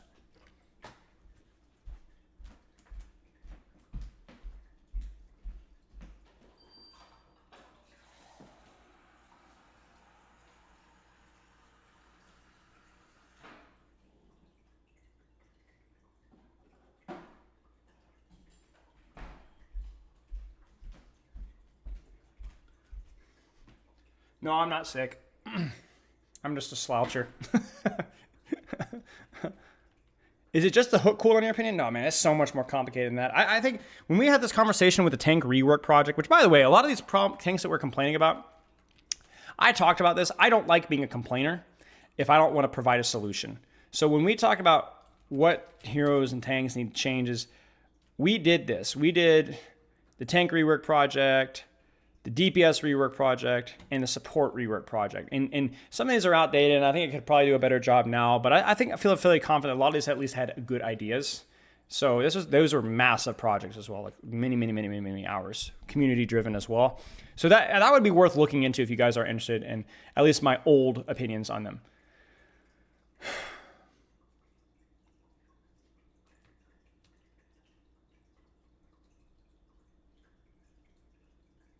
Yeah, I'd agree with that, Star. I think that there's a certain, I used to call this the block list, right? Where there should be certain characters that should not be allowed to be meta. Certainly not. Okay, it is DPS time. Tanks really hate Sombra.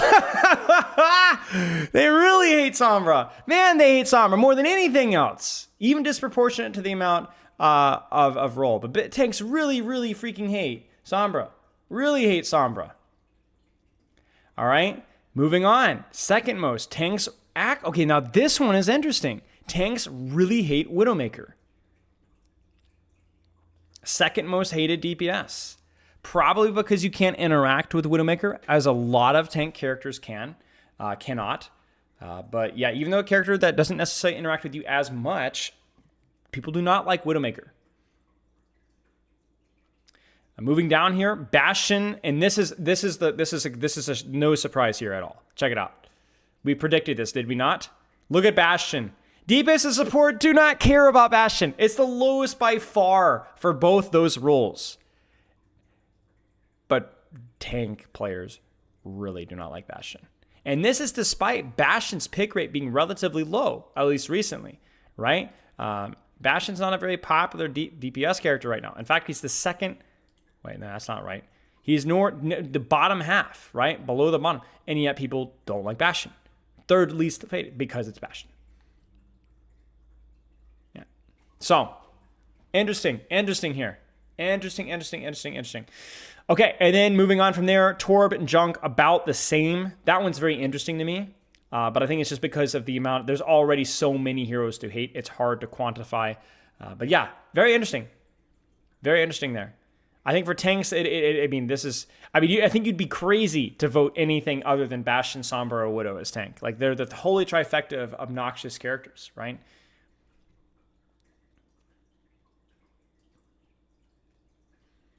And to keep in mind as well, because you could only select 2, the best way to do this would have been to have, like, rank these in order. But basically, you're going to have a priority towards heroes that have higher peaks of obnoxious value. For example, if Junkrat's just generally annoying, Junkrat might have been actually 3rd place or 2nd place even. But Junkrat can't compete with the peaks of Sombra and Widow and Bastion, so maybe he's actually underrated in how cancer he is. So there's flaws with how we did this, but the peaks, but also there's flaws in it, but also at the same time, when we're trying to consider balance decisions, you do want to consider the characters that leave really negative responses, because that is what influences your enjoyment of the game. So even though there's flaws in what we're doing here, it does lead itself to the conversation of, like, should the actively worst case scenarios, isn't that what we should be targeting anyway? But yeah, okay.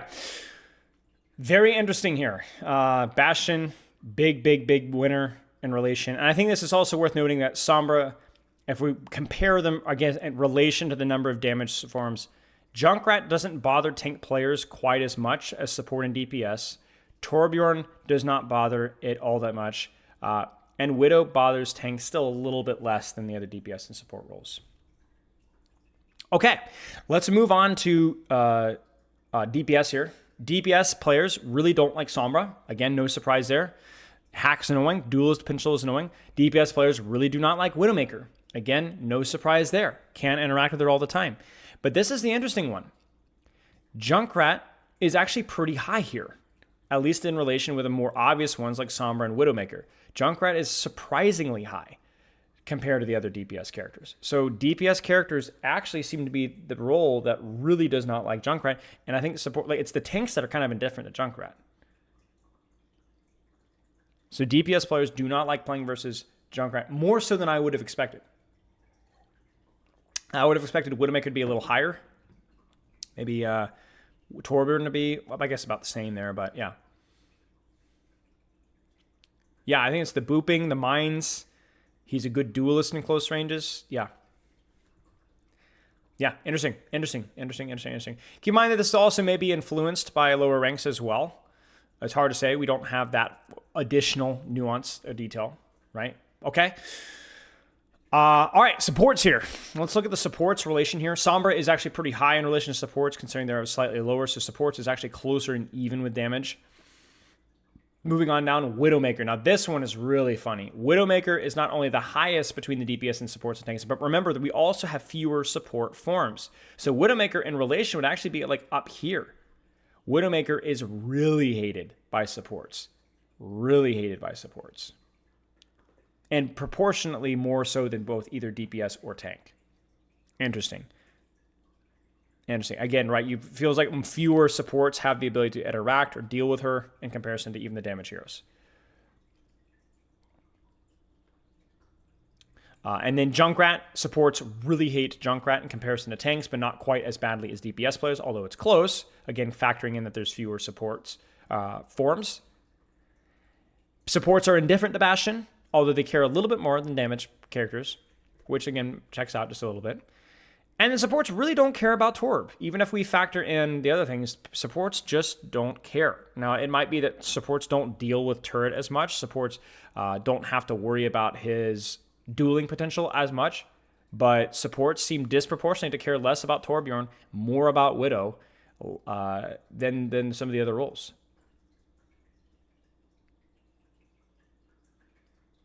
But yeah, DPS players seem to care a lot more about Torbjorn and Junkrat than they do about Widow and Bastion.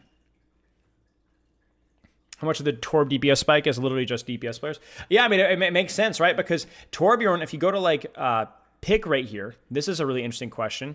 What's Torbjorn's pick rate? Really low, right? Really, really low. But what's Tracer's pick rate? Really, really high. So the characters that are higher in the pick rate here are going to be, the people are playing these characters more, and so therefore when this character is picked, they get more angry.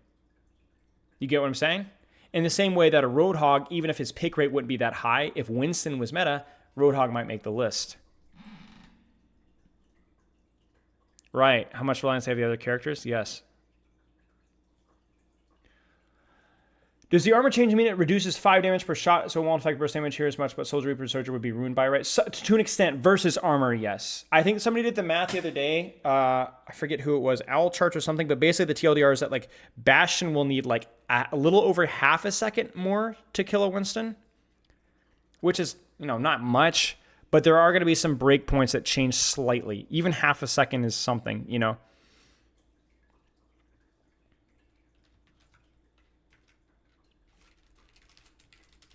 And good news, guys. Fresh off the presses, we have support. Hated support players. And this is going to be really interesting here. Okay? Let's see if our predictions check out. Tank. Really, I mean, we already know the Kiriko, Lifeweaver. These are, wow, this is crazy, guys. Look at how close this is. Look at how close this is compared to all the other roles. So there's more characters that stand out. Generally, most roles agree on supports. Now, the first one is interesting. Let's actually break it down now instead of by role. Let's break it down by character.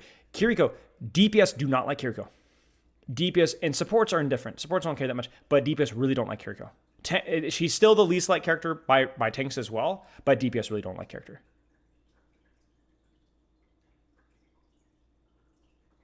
Yes, stock Overwatch, but who would you replace with Zenyatta or with Ana? Zenyatta needed to be there because Zenyatta was a character that is more tank-centric. I think either Ana or Zenyatta were replaceable. It'd have to be Zen if it'd be replaced. So yeah, there's a good argument for it, but it can go either way. But yeah, anyway, long story short, tanks don't like Kiriko, DPS hate Kiriko. Because by adding, you are replacing when you limit options. It's just how the nature of how these things go.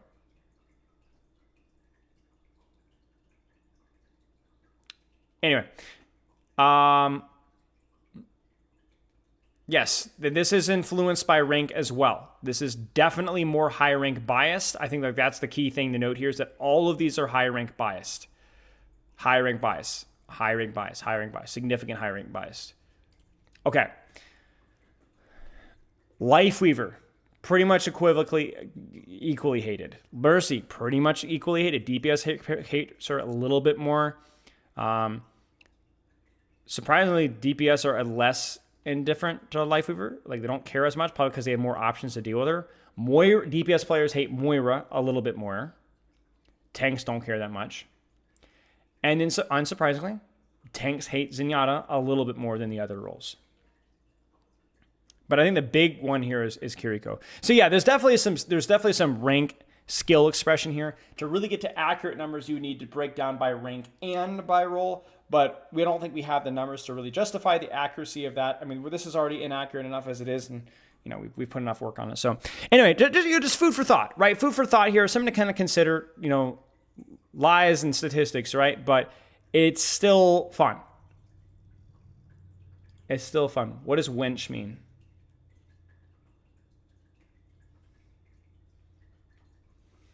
So yeah, hench. What does that mean? Oh, thank you.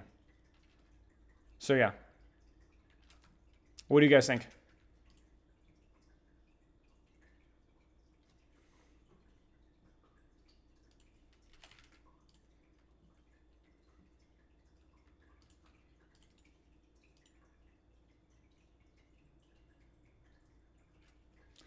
Mogging us right now. Hingeman.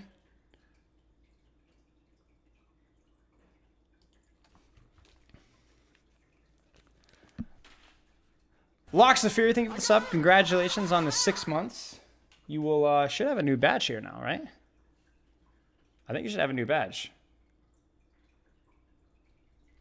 Yeah, I think titties. I really do think it's a bias that people are letting their impression of playing with the character influence their playing versus the character. Because I agree, I don't actually find Lifeweaver that obnoxious to play versus. At least, I mean, he's pretty bad, but like I think there are worse supports. But I think people just really, really hate. So,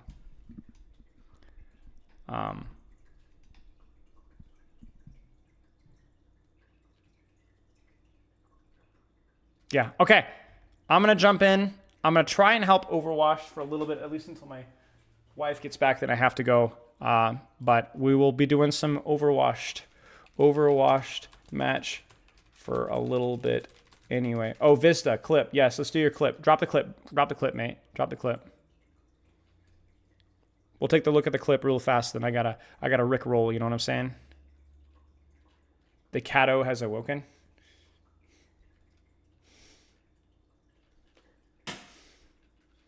Yeah, somebody's name. Don't blame me, man. Thanks again to Ryan and Infinite Bliss. That was very, very helpful. I really appreciate that, y'all. So chat, be thankful. Be thankful. You were old enough to know what rock rolling is. Rick rolling, you mean? This guy rock rolling. What the frick is he talking about? All right. Impress me, Vista. The last few clips have been good. Ooh, nice. Oh! Oh! Doesn't use the punch. Greeds it. Ah! This might be the best one yet! No, we're not doing the giveaway yet. I will message you on Discord directly when we do it. Not bad, not bad. Nice, dude. I think that's a good highlight. That's a good highlight. I respect it. I respect it. I respect it. All right, y'all. I'm gonna jump in this call. Keep going. Let's go. What's up, y'all? Yo. I thought you were busy today. Oh shit. I have to go soon, but I will be here as long as I can. Yeah, it's okay. What maps have we scrimmed? Yeah, we can do that map if you want.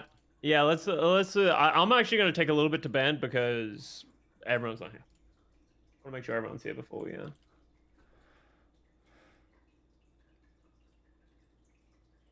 Ooh.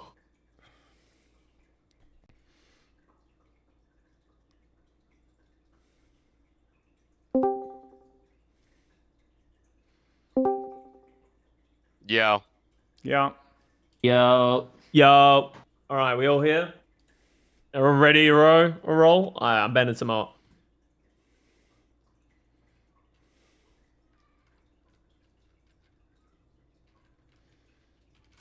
Probably want Busan, right? We're a Busan team.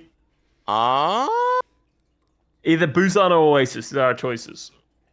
I like Oasis more than Busan, but that's up to you guys. I like So Busan a little bit more. Are we leaning into Alright, poke we or are we can leaning Busan. into Lucio comps? I don't know, bro. You're the coach. We haven't scrimmed since yeah. Christmas, bro. Yeah. What did you ban? I didn't see. I picked Busan. We at least have more experience on that map. That's fine. I'm banning parry, so fuck that map. Yeah. I don't know what to play. I think we should have played Lucio comps that we're comfortable with. Yeah, we already know how to play Lucio comps for the most part. We can just play Tracer and then a hit scan and then whatever else. Probably play Shambali, right? I think that's better for what we want to play. All right, let's fucking do it.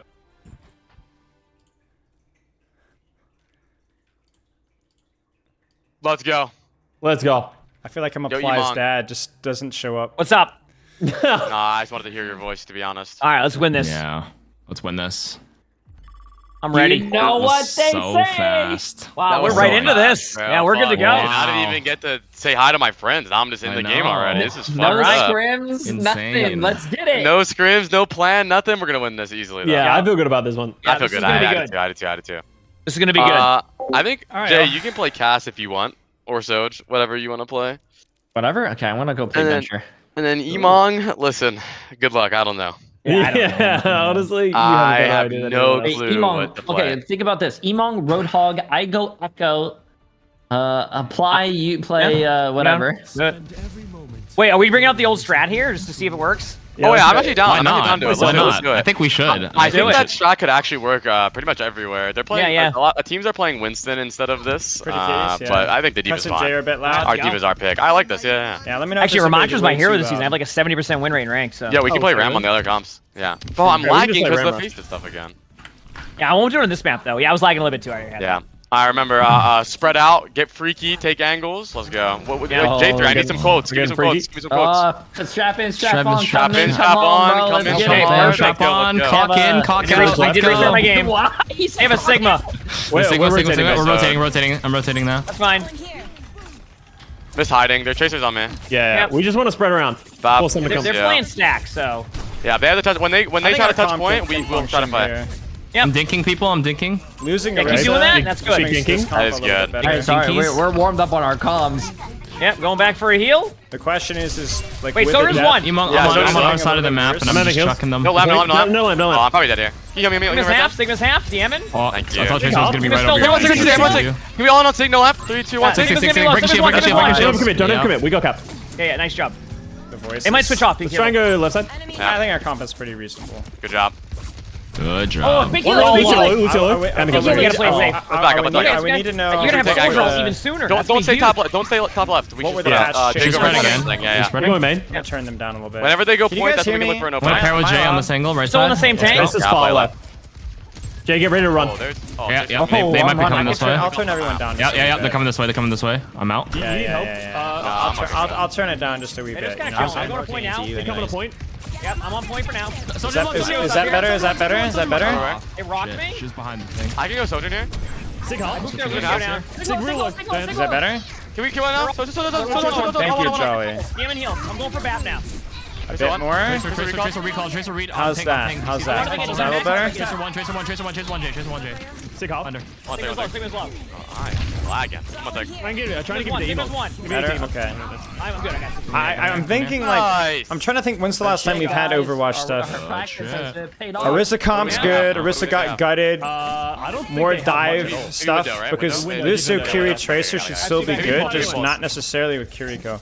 Can you be a bit Rush more? right If we, now. Alright, if they're I'll Sigma turn it uses down lead early, even let's more. rush them on them, okay? We can Hey! when Tracer, don't I play, might when force this don't play. Tracer. Oh, never mind. Alright, we'll leave it right there. Hope that's alright. Right. That man. I'm rotating. They go to Sigma right used side. ult, so Oh, I it's just ulted over there.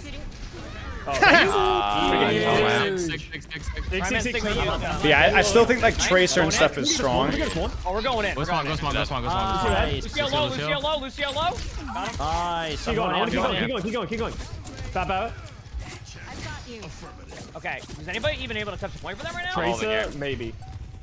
I mean, I'll just He rush just out shot here. so hard. Yeah, this is the Western. How much from right side? Kill Doom. Doom didn't get ult. Can we Doom regroup? is Oh, behind me, by the maybe way. guys. Doom's one on point. Doom is one on point. I kid you not. Should have just committed with beat there. Regroup point. Everyone go back point. Lucio's one, literally one. Bap Sojourner, Bap Cast, maybe, but those comps are just not as good in comp. There's too much movement required on Good shit, good Busan. start, good start. Hey, that's why I miss playing with you guys. I'm all lonely and ranked. Yeah, I know. He asked you to do. I think Busan's a map where we That can just didn't run, happen. let this run. He said the It same thing to didn't me. happen. Because there's so much space, you know, so much movement, so much Me mobility. either. Me too. Our comp is gonna be a little worse here, How's just a Minecraft little going, worse Garfield? here. You But I still still on think the that their grind? I comp don't play anymore. will No, struggle. I'm back on TFT. You retired from Minecraft? I'm Don't worry, Perma you'll be meta, back on we it. talked You'll be about it a back little bit on it. earlier. Yeah, I don't yeah, think yeah, they're yeah, perma meta, no. Vanilla But they are update gonna in be pretty a few good. months. Maybe I'll play again. The nice drinking game, yes. We can play the same comp if you really want. I think it's fine. Yeah, I think we can play the same comp I as don't know well. if I want They Soul can't Three. hear me, by the way, just so we're Widow? clear. I'm gonna go Widow. That's not what I said. I said whatever, but I'm Widow gonna stay works on this too. for now. I'm gonna stay I same heard comp. what. I heard what if it What's up, whatever Coco? maker. Yeah, that's fine. I heard Winston whatever comp. make Winston it. comp. Winston comp. Winston comp. Echo. Winston comp. Enemy We're here. not playing Winston might be good here. Probably. Yeah. I'm just playing up here with Jay. I'm Winston here might be too. really good here. I'm just gonna Keep an eye dive. on Emo Now. too. Nice. Good puppy Really guard lucky. there Oh, on yeah, the we Winston can comp. walk in. DM'd heals. I DM'd all the heals on Winston. Got him. Lucio coming up, They got me DJ. on play. Yeah, he's Okay, yeah, Just FYI, guys, I can't go third person here. Kiriko's low. Kiriko's low. Wherever Kiriko went low. So, because there's a spectator lock, I can only spectate. If you guys have anyone want to spectate, let me know. I'm gonna leave you now. I'm staying on Karki just because I get a more third-person perspective on what's going on, but I don't mind moving around if you guys want to. Fuck the TP. Kiriko's one on high ground. Who's a carry here in this comp? I think a little bit of everybody. I don't think there is a huge carry here in this comp. Most speed brawl comps have kind of a hybrid, you know? Nice. Looking sharp today. Thanks, mate. Appreciate it. Had a pretty hard workout this morning, I'm not gonna lie. Kiriko right there.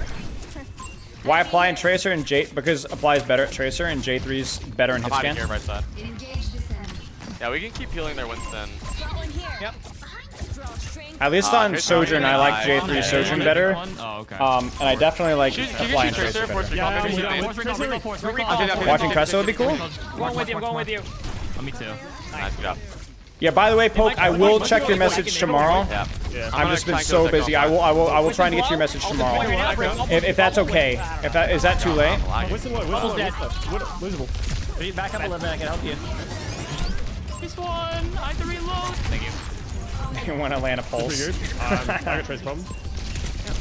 There's half. There we. My tie here.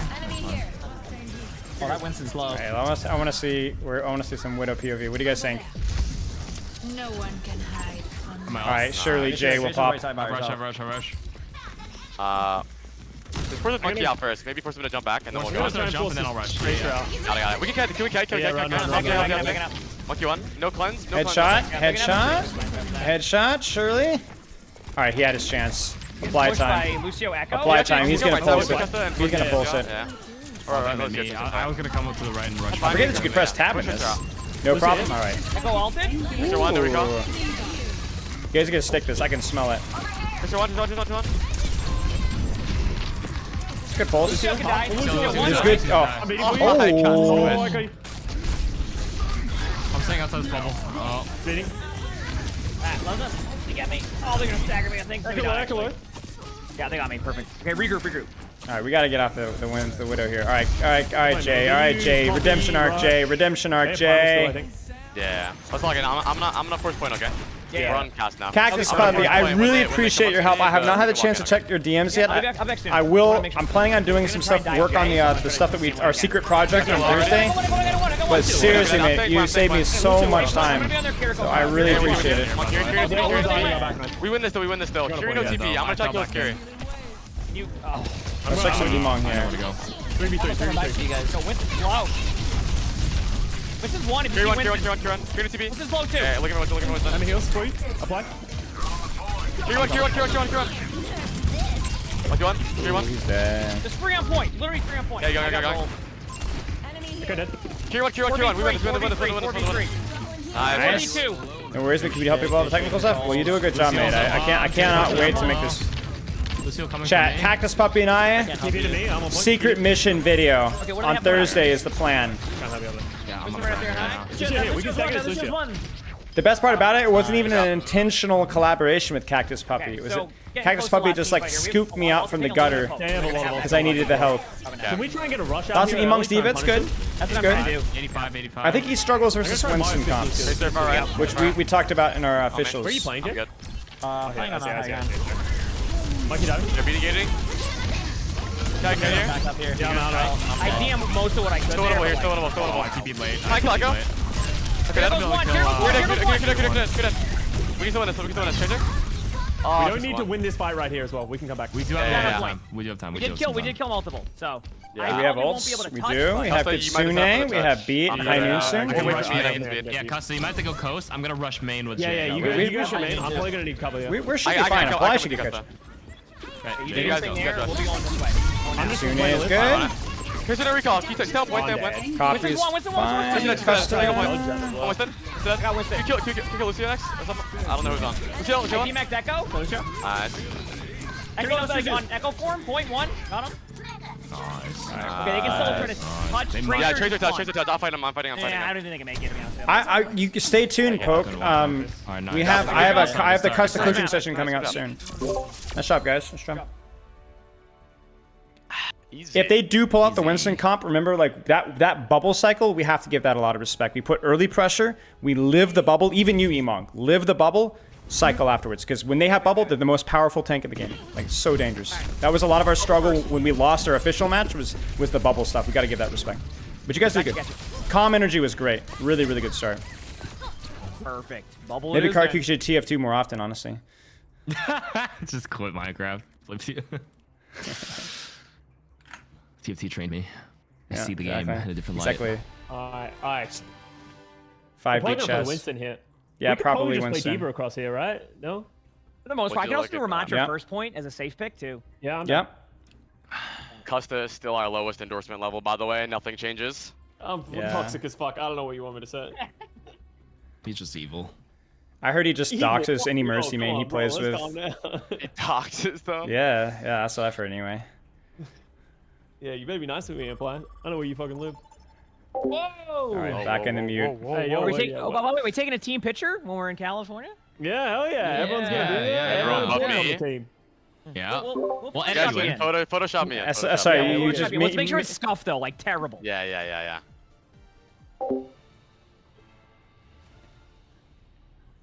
What viewer coach is allowed to have during a match? So I can only look at POVs of the players I'm that ready. are on my I team. did I'm that not for allowed my to look wedding at third photo. person. I photoshopped, I'm not allowed to look Jimmy, at a pro the enemy Overwatch player, and team's so I was like, I can't believe POVs. Jimmy went to So his I wedding, can't and I'm have like, old bro, come economy. on. Whatever. That's great. I miss Same thing as Overwatch League games. It was the same thing for Overwatch League games. That was their limitations with Overwatch League. People are probably playing this with BAP right now, right? In this match. Yeah. Ooh, I don't want us to play BAP on second point. If they play Winston, I'm sure he'll swap really the need to play Kiriko. around, just like them all ending. They like the way they played at least on that first Busan is they were Yeah, just they're gonna like all in. ending. Yeah, Yeah, exactly. we just need to disengage. I put you guys want Sojourn or you guys want Cass here? Honestly, I think it's like preference and also what they're playing. I think both are good. What do you want to play? I want to play Echo. Play What Echo is then, this? bro. What is this? Oh no, I'm gonna stay Cass. This is Someone awful. Say Winton? Winston? Oh, look at this. Look, everyone look at me. Look. Is this gonna be a whole scrim set? So this is a match, Stefanos, so I can't even have you in here. Thank you. Because you're not allowed in the lobby. Me too. The only reason I'm in the lobby is because I'm on the team. Lucio. I'm not like on the roster. Lucio. Yeah, this is a match. Ramattra. When I communicate with them during the maps, no. I mean, I could, but it's not technically legal. Oh my god. Can we trade from He's help? going on. Oh my god. I kind of got rolled. Anyone you guys want to watch? Oh, we got a trade though. We got one trade. Oh, I almost got their BAP too. BAP was Also, one. keep in mind this Lucio is like stupid aggressive. We can punish this Lucio. Yeah. They go in the like that the whole time. Yeah. I agree. That's my bad. What happens if they win? It's for a weird tournament thing. It's not Be OWCS. here soon. Let's push this tracer out left side. I don't honestly don't know what it is. They're coming up. out. It's so some weird goofy tournament thing. Heal on you here. He's out now. We can walk up together. Poking out BAP a bit. JLF. Hide in for 2 seconds. Karkia? I'm shooting Ooh, Ram. a little bit of dirty with it. You guys Ram get really what low I'm saying? too. Ram's gonna have to form here. Ram form. I love the checking on the tracer there. Stop on the high ground in the back. On the left. Yeah. Mine is really low still. Winning these tank trades here. No rail. Lucio low too. They're all on left side. All on left side. We have good Oh, position. the headshot. Yeah, we have a good So position. good. I have good alpha angle here. Stay alive. From Armor into my Wait, high side. Oh, we need to track that. We need to track that. Enemy hills. We're playing One, close. Yeah, we're playing under here. We need a Winnable. I think winnable. I go for Good pulse here. Ramlo. Oh my We god. can win this. We can win BAP on this. the high ground. Actually, I'm throwing a random You have an angle vortex for over the this? side. I'm trying to live. That BAP can probably not. You can. Oh no, I'm dead. I got fucking railed on the way up. That one. Oh. Ram one. We win. He's Oh fuck you. Still winnable here. If they overextend this Yeah, push, they're all low on high ground still. I got them like really low high ground. Seal, feed it, seal. Still winnable. Holding this. Still winnable. Yeah. I'm with you. Oh, good kill there from Jay. I got 2. There's one right there. I pinged. Very good. How about me? Good job. Messy from us there. Nice. I think we took the second fight there after Apply was dead, okay, but like obviously tracking the window. It's face it, yeah. It's like face it league thing. Alright, I got caught. What things are meta right now? I have no idea. We really want to get the high ground of the... Not Orisa. Cross on this play. I It's still don't play remote. like near my Okay, actually, let's try and force a fight, then engage with their annihilation, and try and disengage. 3-4 right side. 4 right Yeah, side. he's not in stream mode. Get ready for an early. Just play Early back. annihilation. Okay, get ready to. Yep. Wait. They're gonna try and force it here. Just try and fuck them out. Oh, for sure. We'll get our ults up. Yeah, I'll try to bait him. Yeah. I'm not taking any angles right now, so like the right side's pretty clear. I'm gonna take the high ground. Accident? Wait, Iman, can you go for the back high ground? Yeah, 3. Ready? 3, 2, 1. Smitty, everyone else run. Yeah. Not his best fit hero, maybe. Nice. Ram ult down. Good disengage. Good call. Ram close. I'm dead. So hold him close. Alright, we good. You cursed it, Stefano. I'll waste my time. I was gonna wait, but then it was I don't know how the Diva's gonna feel here. I think Diva might be We can play okay. aggressive now. Let's try and find But- a way in. This Ramatch is potentially punishable. We might get stuffed out. We can get behind him the way they play it. I'm pressuring their Baptiste a little I'm bit. going to apply real quick. Baptiste on high ground. I'm with you. Yeah, it's just Tracer Lucio. Alright, Pulsey. Dead. Ooh. I'm on Lucio. The soldier one on the high ground half. It's the Ramatch Ram, point. Let's go Ram. Let's go Ram. I'm on Ram. Ram. Good job. Soldier Can we fell punish? low. Sorry. Good kill. Now we're gonna get the space where Divas can actually feel useful. If they had played that better, we might have gotten stuffed, but now we can actually utilize the Everyone get Diva. high ground. I got this. Bap Tracer up here. Is Cusso Lucio main? They're Yes. running out. What do they have? They have overclock. They have window. They don't have Rambo yet. I'm They right have beat behind as you. well. Yeah. let's set up a window play, right, and then play reactive with Yeah, our that's ults. why I'm playing close here. I'm just trying to. I'm 96. I'm trying There you to. go. Bunch of them here. I can't help you there. Nice. Oh, yeah. They ram. Pretty big pulse there. Slowed me. I should have played further by the edge actually.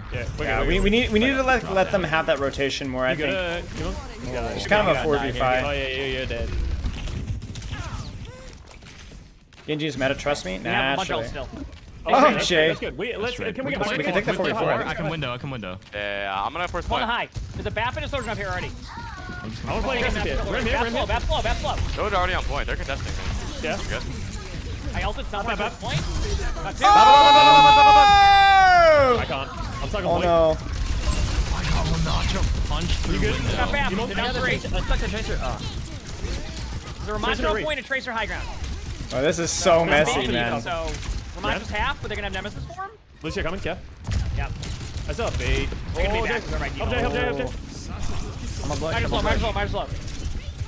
We need to get this high ground from them. I know. Yeah, they're looking down. Let's go high. Let's go. Yeah, Let's this is a side, mess. right now. Alright, we need to take high. We need to I'll take leave the high. charge. Take They're high. going Take up high. there Take right high. now Go, to go, go, face go. tank us, so I don't know if I'll be able to. Oh yeah, but I have high noon. They're gonna be scared. Yeah, Oh, we we can early with window. We ready? I got my suit back. I'm ready. Oh! Baiting. Oh, new. Don't worry, but you can stand in front of it. I'm just using it to double heal through you guys. Sustain, double sustain. I'm baiting. Yep. Oh, I got Kill good. one, let's kill one. Oh no! Ramlo. The Bap up It there. got LOS. So that's where I'm at. Baiting Lee. Nice job. Okay, messy. Man, oh, my mic was muted for like a year. No! Apply! Okay, let's 3x. We can hold doors. Yeah, I'll be there fast. What do we have? What do we have? What do we Maybe have? an What do we overclock have? I don't have Ramatch. Maybe a window? We might be in trouble here, guys. We might have No, to the give up window's this just the show. fight before. Okay, It's like 60%. Lucio coming. Oh! Suck the Tracer real quick. I'm back. Here's an Okay, recall. we're Go into their back, back guys. line a little bit. I'm gonna ult point out. Ult and point. Oh, you have bomb. I don't know, boost. Come on. Should check. Lucio dead. Ram low. I reback from the rest of them. They're still low in there. That was messy. Imong should probably swap here. Going back to spawn to go Ramatch. I should have Yeah, checked the there you go. Fiat bomb. I just lamped for no reason, thinking he'd die. Yeah. We're winning off of mostly mechanics here and a little bit of communication. Like, we at least have the fundamentals of trying to plan here, which is good. Yeah, pulse. Oh, they're on no tracer now. They have double hit scan. Just cast ult charge faster through window. Yeah, I mean, your ult charge is your damage. So anything that amplifies damage amplifies ult charge. Yeah, I'm just being annoying right now. Ram low, no. Wow, it's a little messy there. Soldier one. They use lamp. Ooh, I got high noon here soon. Can we help? Ram one. Ram one. I'm Ram moving. one. I'm high nooning on the high ground. Yeah, okay, I'm ready. I've no lamp for you though. I've no lamp for Oh, anything. they're all low. Can you Oh. Big boss. Oh, one. That's good combo there. Loading it. Ram roulette. Using one ult, setting up the other one. Nice. What a God. messy Oh, fight, man. shit. They didn't use anything. They have an annihilation. They have. Oh, Overclock, the they skull have- icon that charges up. Yes, top window yes. earlier. Inoon is Yeah, amplified. Let's set up let's wait window early. Try and force something out of them. I can be on Literally, as soon as they walk out. Bottom right, a bunch, bottom right. 3, 2. Yeah, I like it.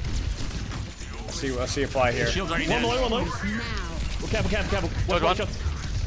I have a lamp like back. Sword one. I'm with you. Oh. The overclock. We get another fight. They're getting the fight. They're Yeah. gonna. Oh man, I got rolled. That's okay, me too. That was overclock window. They Bap window have coming Ram up. Or beat coming up for them. We gotta be I'm ready gonna for that get beat. beat. Are we ready for that beat? That's a question. We have our own beat soon. Yeah. We have Yes, beat. yes. Be careful of the early window here. Yeah, they might go very They early. windowed, I thought. I know Oh, they they did? definitely Okay, windowed. okay, I okay. ran through a They did. window, and I was like laughing because I ran through a window. Okay. We gotta get that beat. We gotta get that Left beat. We side gotta here. get that beat. We gotta get that beat. Oh my god, Gotta taking get it. that beat. I'm heals. We're in a unique spot. We have to push through a beat here. We Yeah, have to push a yeah, beat. Jack yeah, gets one yeah, here. Yeah. Beat it. I got touch. Winnable soon. Iman's gonna build this ult soon. I'm gonna try to. Yeah. Who we on? I need Soldier low. This we can't do that. We can't do anything there at an ult Fine, one disadvantage more of without a us full. play. Hold on a second. Yeah, I was not I gonna like do that. I game. like that. I died Yeah, twice yeah. earlier there. I played perfect, so I got nothing. Yeah. Yeah, Pi is struggling Good with the job. early You got deaths. A this. lot of early deaths from Pi here, which honestly just comes from scrimmaging. Like tracer deaths, stupid tracer deaths are like the bane of the character. Like you cannot have I them. need to switch my skin. It's And if already you don't, losing. and if you don't scrimmage a lot, that's the first thing that's gonna feel bad, right? Because you're just not used to right? So it's like this is when we're out of scrim practice. That's the stuff right there. I think if we're Plan should be the Ajax Lucio there, no? mirroring Yes, correct. The Ram, maybe you play Sojourn, Jay, because you can just shoot the shield. True. True. I agree that Sojourn's better Or in the Ram, play- especially whatever your because the heart Ram has the desires. threat of Are pushing y'all you. excited for Sojourn to be even better next week? Wow, what's happening next week? Well, the projectile buffs the right. railgun. So, All of us. like the armor changes buff the No railgun. nonsense. We do this Oh, clean. great. Well, Copy. Makes the left click worse. You get a 25% damage reduction. We're fucked, but you're Yeah, I chilling. know. I'm just saying everybody else is getting rolled. They're gonna charge up on me. Yeah. Good luck. Have fun. Tracer's Actually, gonna technically, be you can't pretty bad, headshot huh? with railgun, right? So. Oh, you? Wait, you Wait, can? Can you? Well, you can Yeah, you headshot with can. railgun. You You're can right. headshot Yeah, with yeah, rail. you're right. Yeah. Yeah. Yeah, you know, you're getting rolled. Get rolled, everybody. Yeah, pretty much Yeah, the can't fun. wait. Yeah. Look, Yeah, I you're heard You that, don't uh, need almost gold like damage, 6 and you trillion just beat thousand it. damage. A few teams are scrimming, like I guess on like a I'd be- Toad or whatever, and they're playing Ryan. Isn't Sojourn charge the same no matter what? Wait, so we're the heading Ryan up now. propaganda's been a lie the whole It time. used to scale based on damage. It's just 5 flat and then 10 for 5 flat, headshot yeah. anyways. Yeah, so it doesn't really matter. I don't even think it does 10 for a headshot. Let's lock in. Widow. Freeze. I went for the professional Widow pick. Enemy here. Oh yeah, it is 10 headshot. Over there. Over here. Railgun Yeah, powered. same comp. Tap is low. Yeah, same as I'm holding There's back here. Hold the car close. Don't give them a lot of space Back here. to going. Sojourn. Up. Wait for the Tracer, Tracer. Tracer recall. I'll look for You guys, Tracer when he see what I'm looks saying? back in. Like, Recall. it's not perfect, They're but playing very like, slowly. Don't very Yeah. comfortable even hitting the body shots. They use amp heals. My amp's later. Amping now. Enemy here. Nice lift here. Even the- Lucio's low. Lucio's low in our spawn. They're not with the team. Oh my You have a charge. low. though. Tracer, recall. Okay. Soldier's one. He'll be left. Yeah. Lucio's one. Soldier one. They use No lamp. No, lamp. they use lamp. They use Backing lamp. They use lamp. Alright, this is a reset for us, kind of. Yeah, we have lamp here. They're taking a lot of angles here. Don't let them off angle. I'll fight the Tracer. How do we win? Top main. right. Soldier one's half. Tango inside. Soldier's low. Has rail, still has half. rail, okay. Right side room. Tracer ring. Enemy here. No rail? Top Sojourn up. up. Keep it one. Keep it one up. Keep it one up. Yeah. I'm up. Hey, no, Lucio's in. Tracer one to this. Lucio.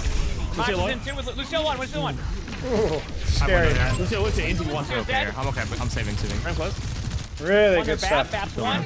Bap's dead. Yeah, Mantra's gonna be yeah, it's low. definitely giving Mantra's away one. the rail, but you guys see there's much better cover. The disruptor shots are Windows. pretty good with Jay as Yeah. well. Can we? Yeah, a little impatient with the rails, but the accuracy is fairly good, and the disruptor I shot can is be good. proactive. as I well. want to wait for this Ram shield to Yeah. go down. When they Okay, cross, we catch them on the cross. And like if Ram splits up and goes, or Okay, that might take Moment a I see while. So be 1% ready to commit use over. ult if they respond. Yeah, we can do it. We can do it. I'll take it with Enemy here. they know it's coming though, so we'll see Yeah. how they react. That's fine. We still use it first. Hostile spot. We can. I'm Do it whenever. I'm gonna hold the high ground if you want to give it to me. They're going. I have a couple of them stuck in the vortex. Right there. Bam. Either just if that's not a position, four of them clumped main now with that. They disengaged. Disengage. Trying to help fly. They're going the other way now. Yeah, you go. First one. I'm paired with you. I'm paired with you, Jay. Here, if you wanna. Beat it. Rough one. It's fine to beat that, just to hold space. Probably don't need Sojourn ult there. Yeah, we're going to. I got you, Monk. Ram one. Thank you. But it's okay to +1 to guarantee you win the fight. Dead. Nice. Good job. Five on me. I'm on the back. I'm on the back with you. He's one. Sitting. Raw think I can get him. 7. Yeah, no, okay. Lucio can do. I'm gonna shield you out that way. Watch out, Bap is main. I'm spamming him out. Be careful. They have a lot of ults coming in. I'm running. Okay, what's the plan here? They use B. And over clock. Just hide if you can. Oh, Nice. Yeah. Run. Keep running. Up. Jay's dead. I'm on Lucio here. Lucio one. Lucio's low. Tracer half. Tracer from Mantra. Just from Mantra. You guys see why Reply is on Tracer here? Nice, good job. Nice, good job. That was the I know memes aside, but Jay's Sojourn is pretty good. It's pretty good. Thank you. Yeah. Jay's good. 5 seconds. Just be careful. You're down 2. Might be his best hero. Maybe even hit that or his Ashe. The only thing they really have is a pulse bomb and a window coming up. Okay. Yeah. Yep. I want to disengage from this window. Okay. If they drop it early, I want to run. They windowed the last fight. Oh, Jay. I have my Okay, committing, so. Lucio dead. Nice. Place Sojourn's down. We see Sojourn. So dead. Reply! Now you see why Reply is on Tracer. Yeah, Push to the bottom there. I'm gonna vortex some of them. Lucio's looking for a move off the map. Yeah, watch out. Up the wall. Okay. Yeah, we won map 1. Fisher 1. Got him. Nice, good job. Nice. Good work. GG's, we did it. That's our first win. Good stuff, Our guys. first actual game. First Nice win job, was a guys. forfeit. Yeah. And we have a game tomorrow, but we forfeited already. Yeah. Jay, nice shots, man. I mean, good play there, guys. Yeah, Jay, it was really easy to follow up on your real shots. Good. Shit, you guys were popping. And honestly, all things considering, planning could have been a lot worse for considering how long it's been since we played together. Yeah. It really could have been a lot worse. All right, GG's, guys. Good stuff. GG's, everybody. I'll see you guys next month. See y'all next Whenever we week. play again. See you guys next I had month. fun. man. I That had was a lot of fun. fun. GG's, guys. All right, GG's, y'all. See you. Out there. Peace. I'm not sure what the name of the other team was. I'd have to look at the bracket. But yeah, that was that's it, guys. That's all, folks. So to speak. But yeah, that was fun. That's fun. Yeah, it's fun. I mean, it's always fun when you win. But yeah, it was good.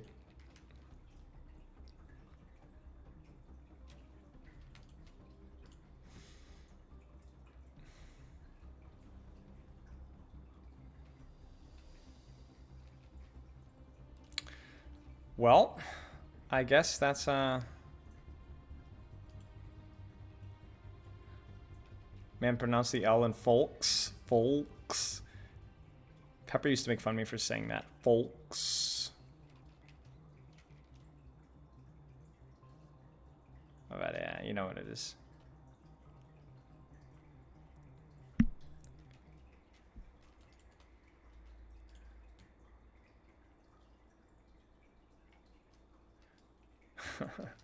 GG's, y'all. I'm going to toss out a raid. I will see you guys on Thursday. Get ready for a really saucy project on Thursday. I'll see you guys then. Loves and kisses. See you guys Thursday. Also, stay tuned for a Samito discussion coming up. I believe next week is the plan. All right. See y'all.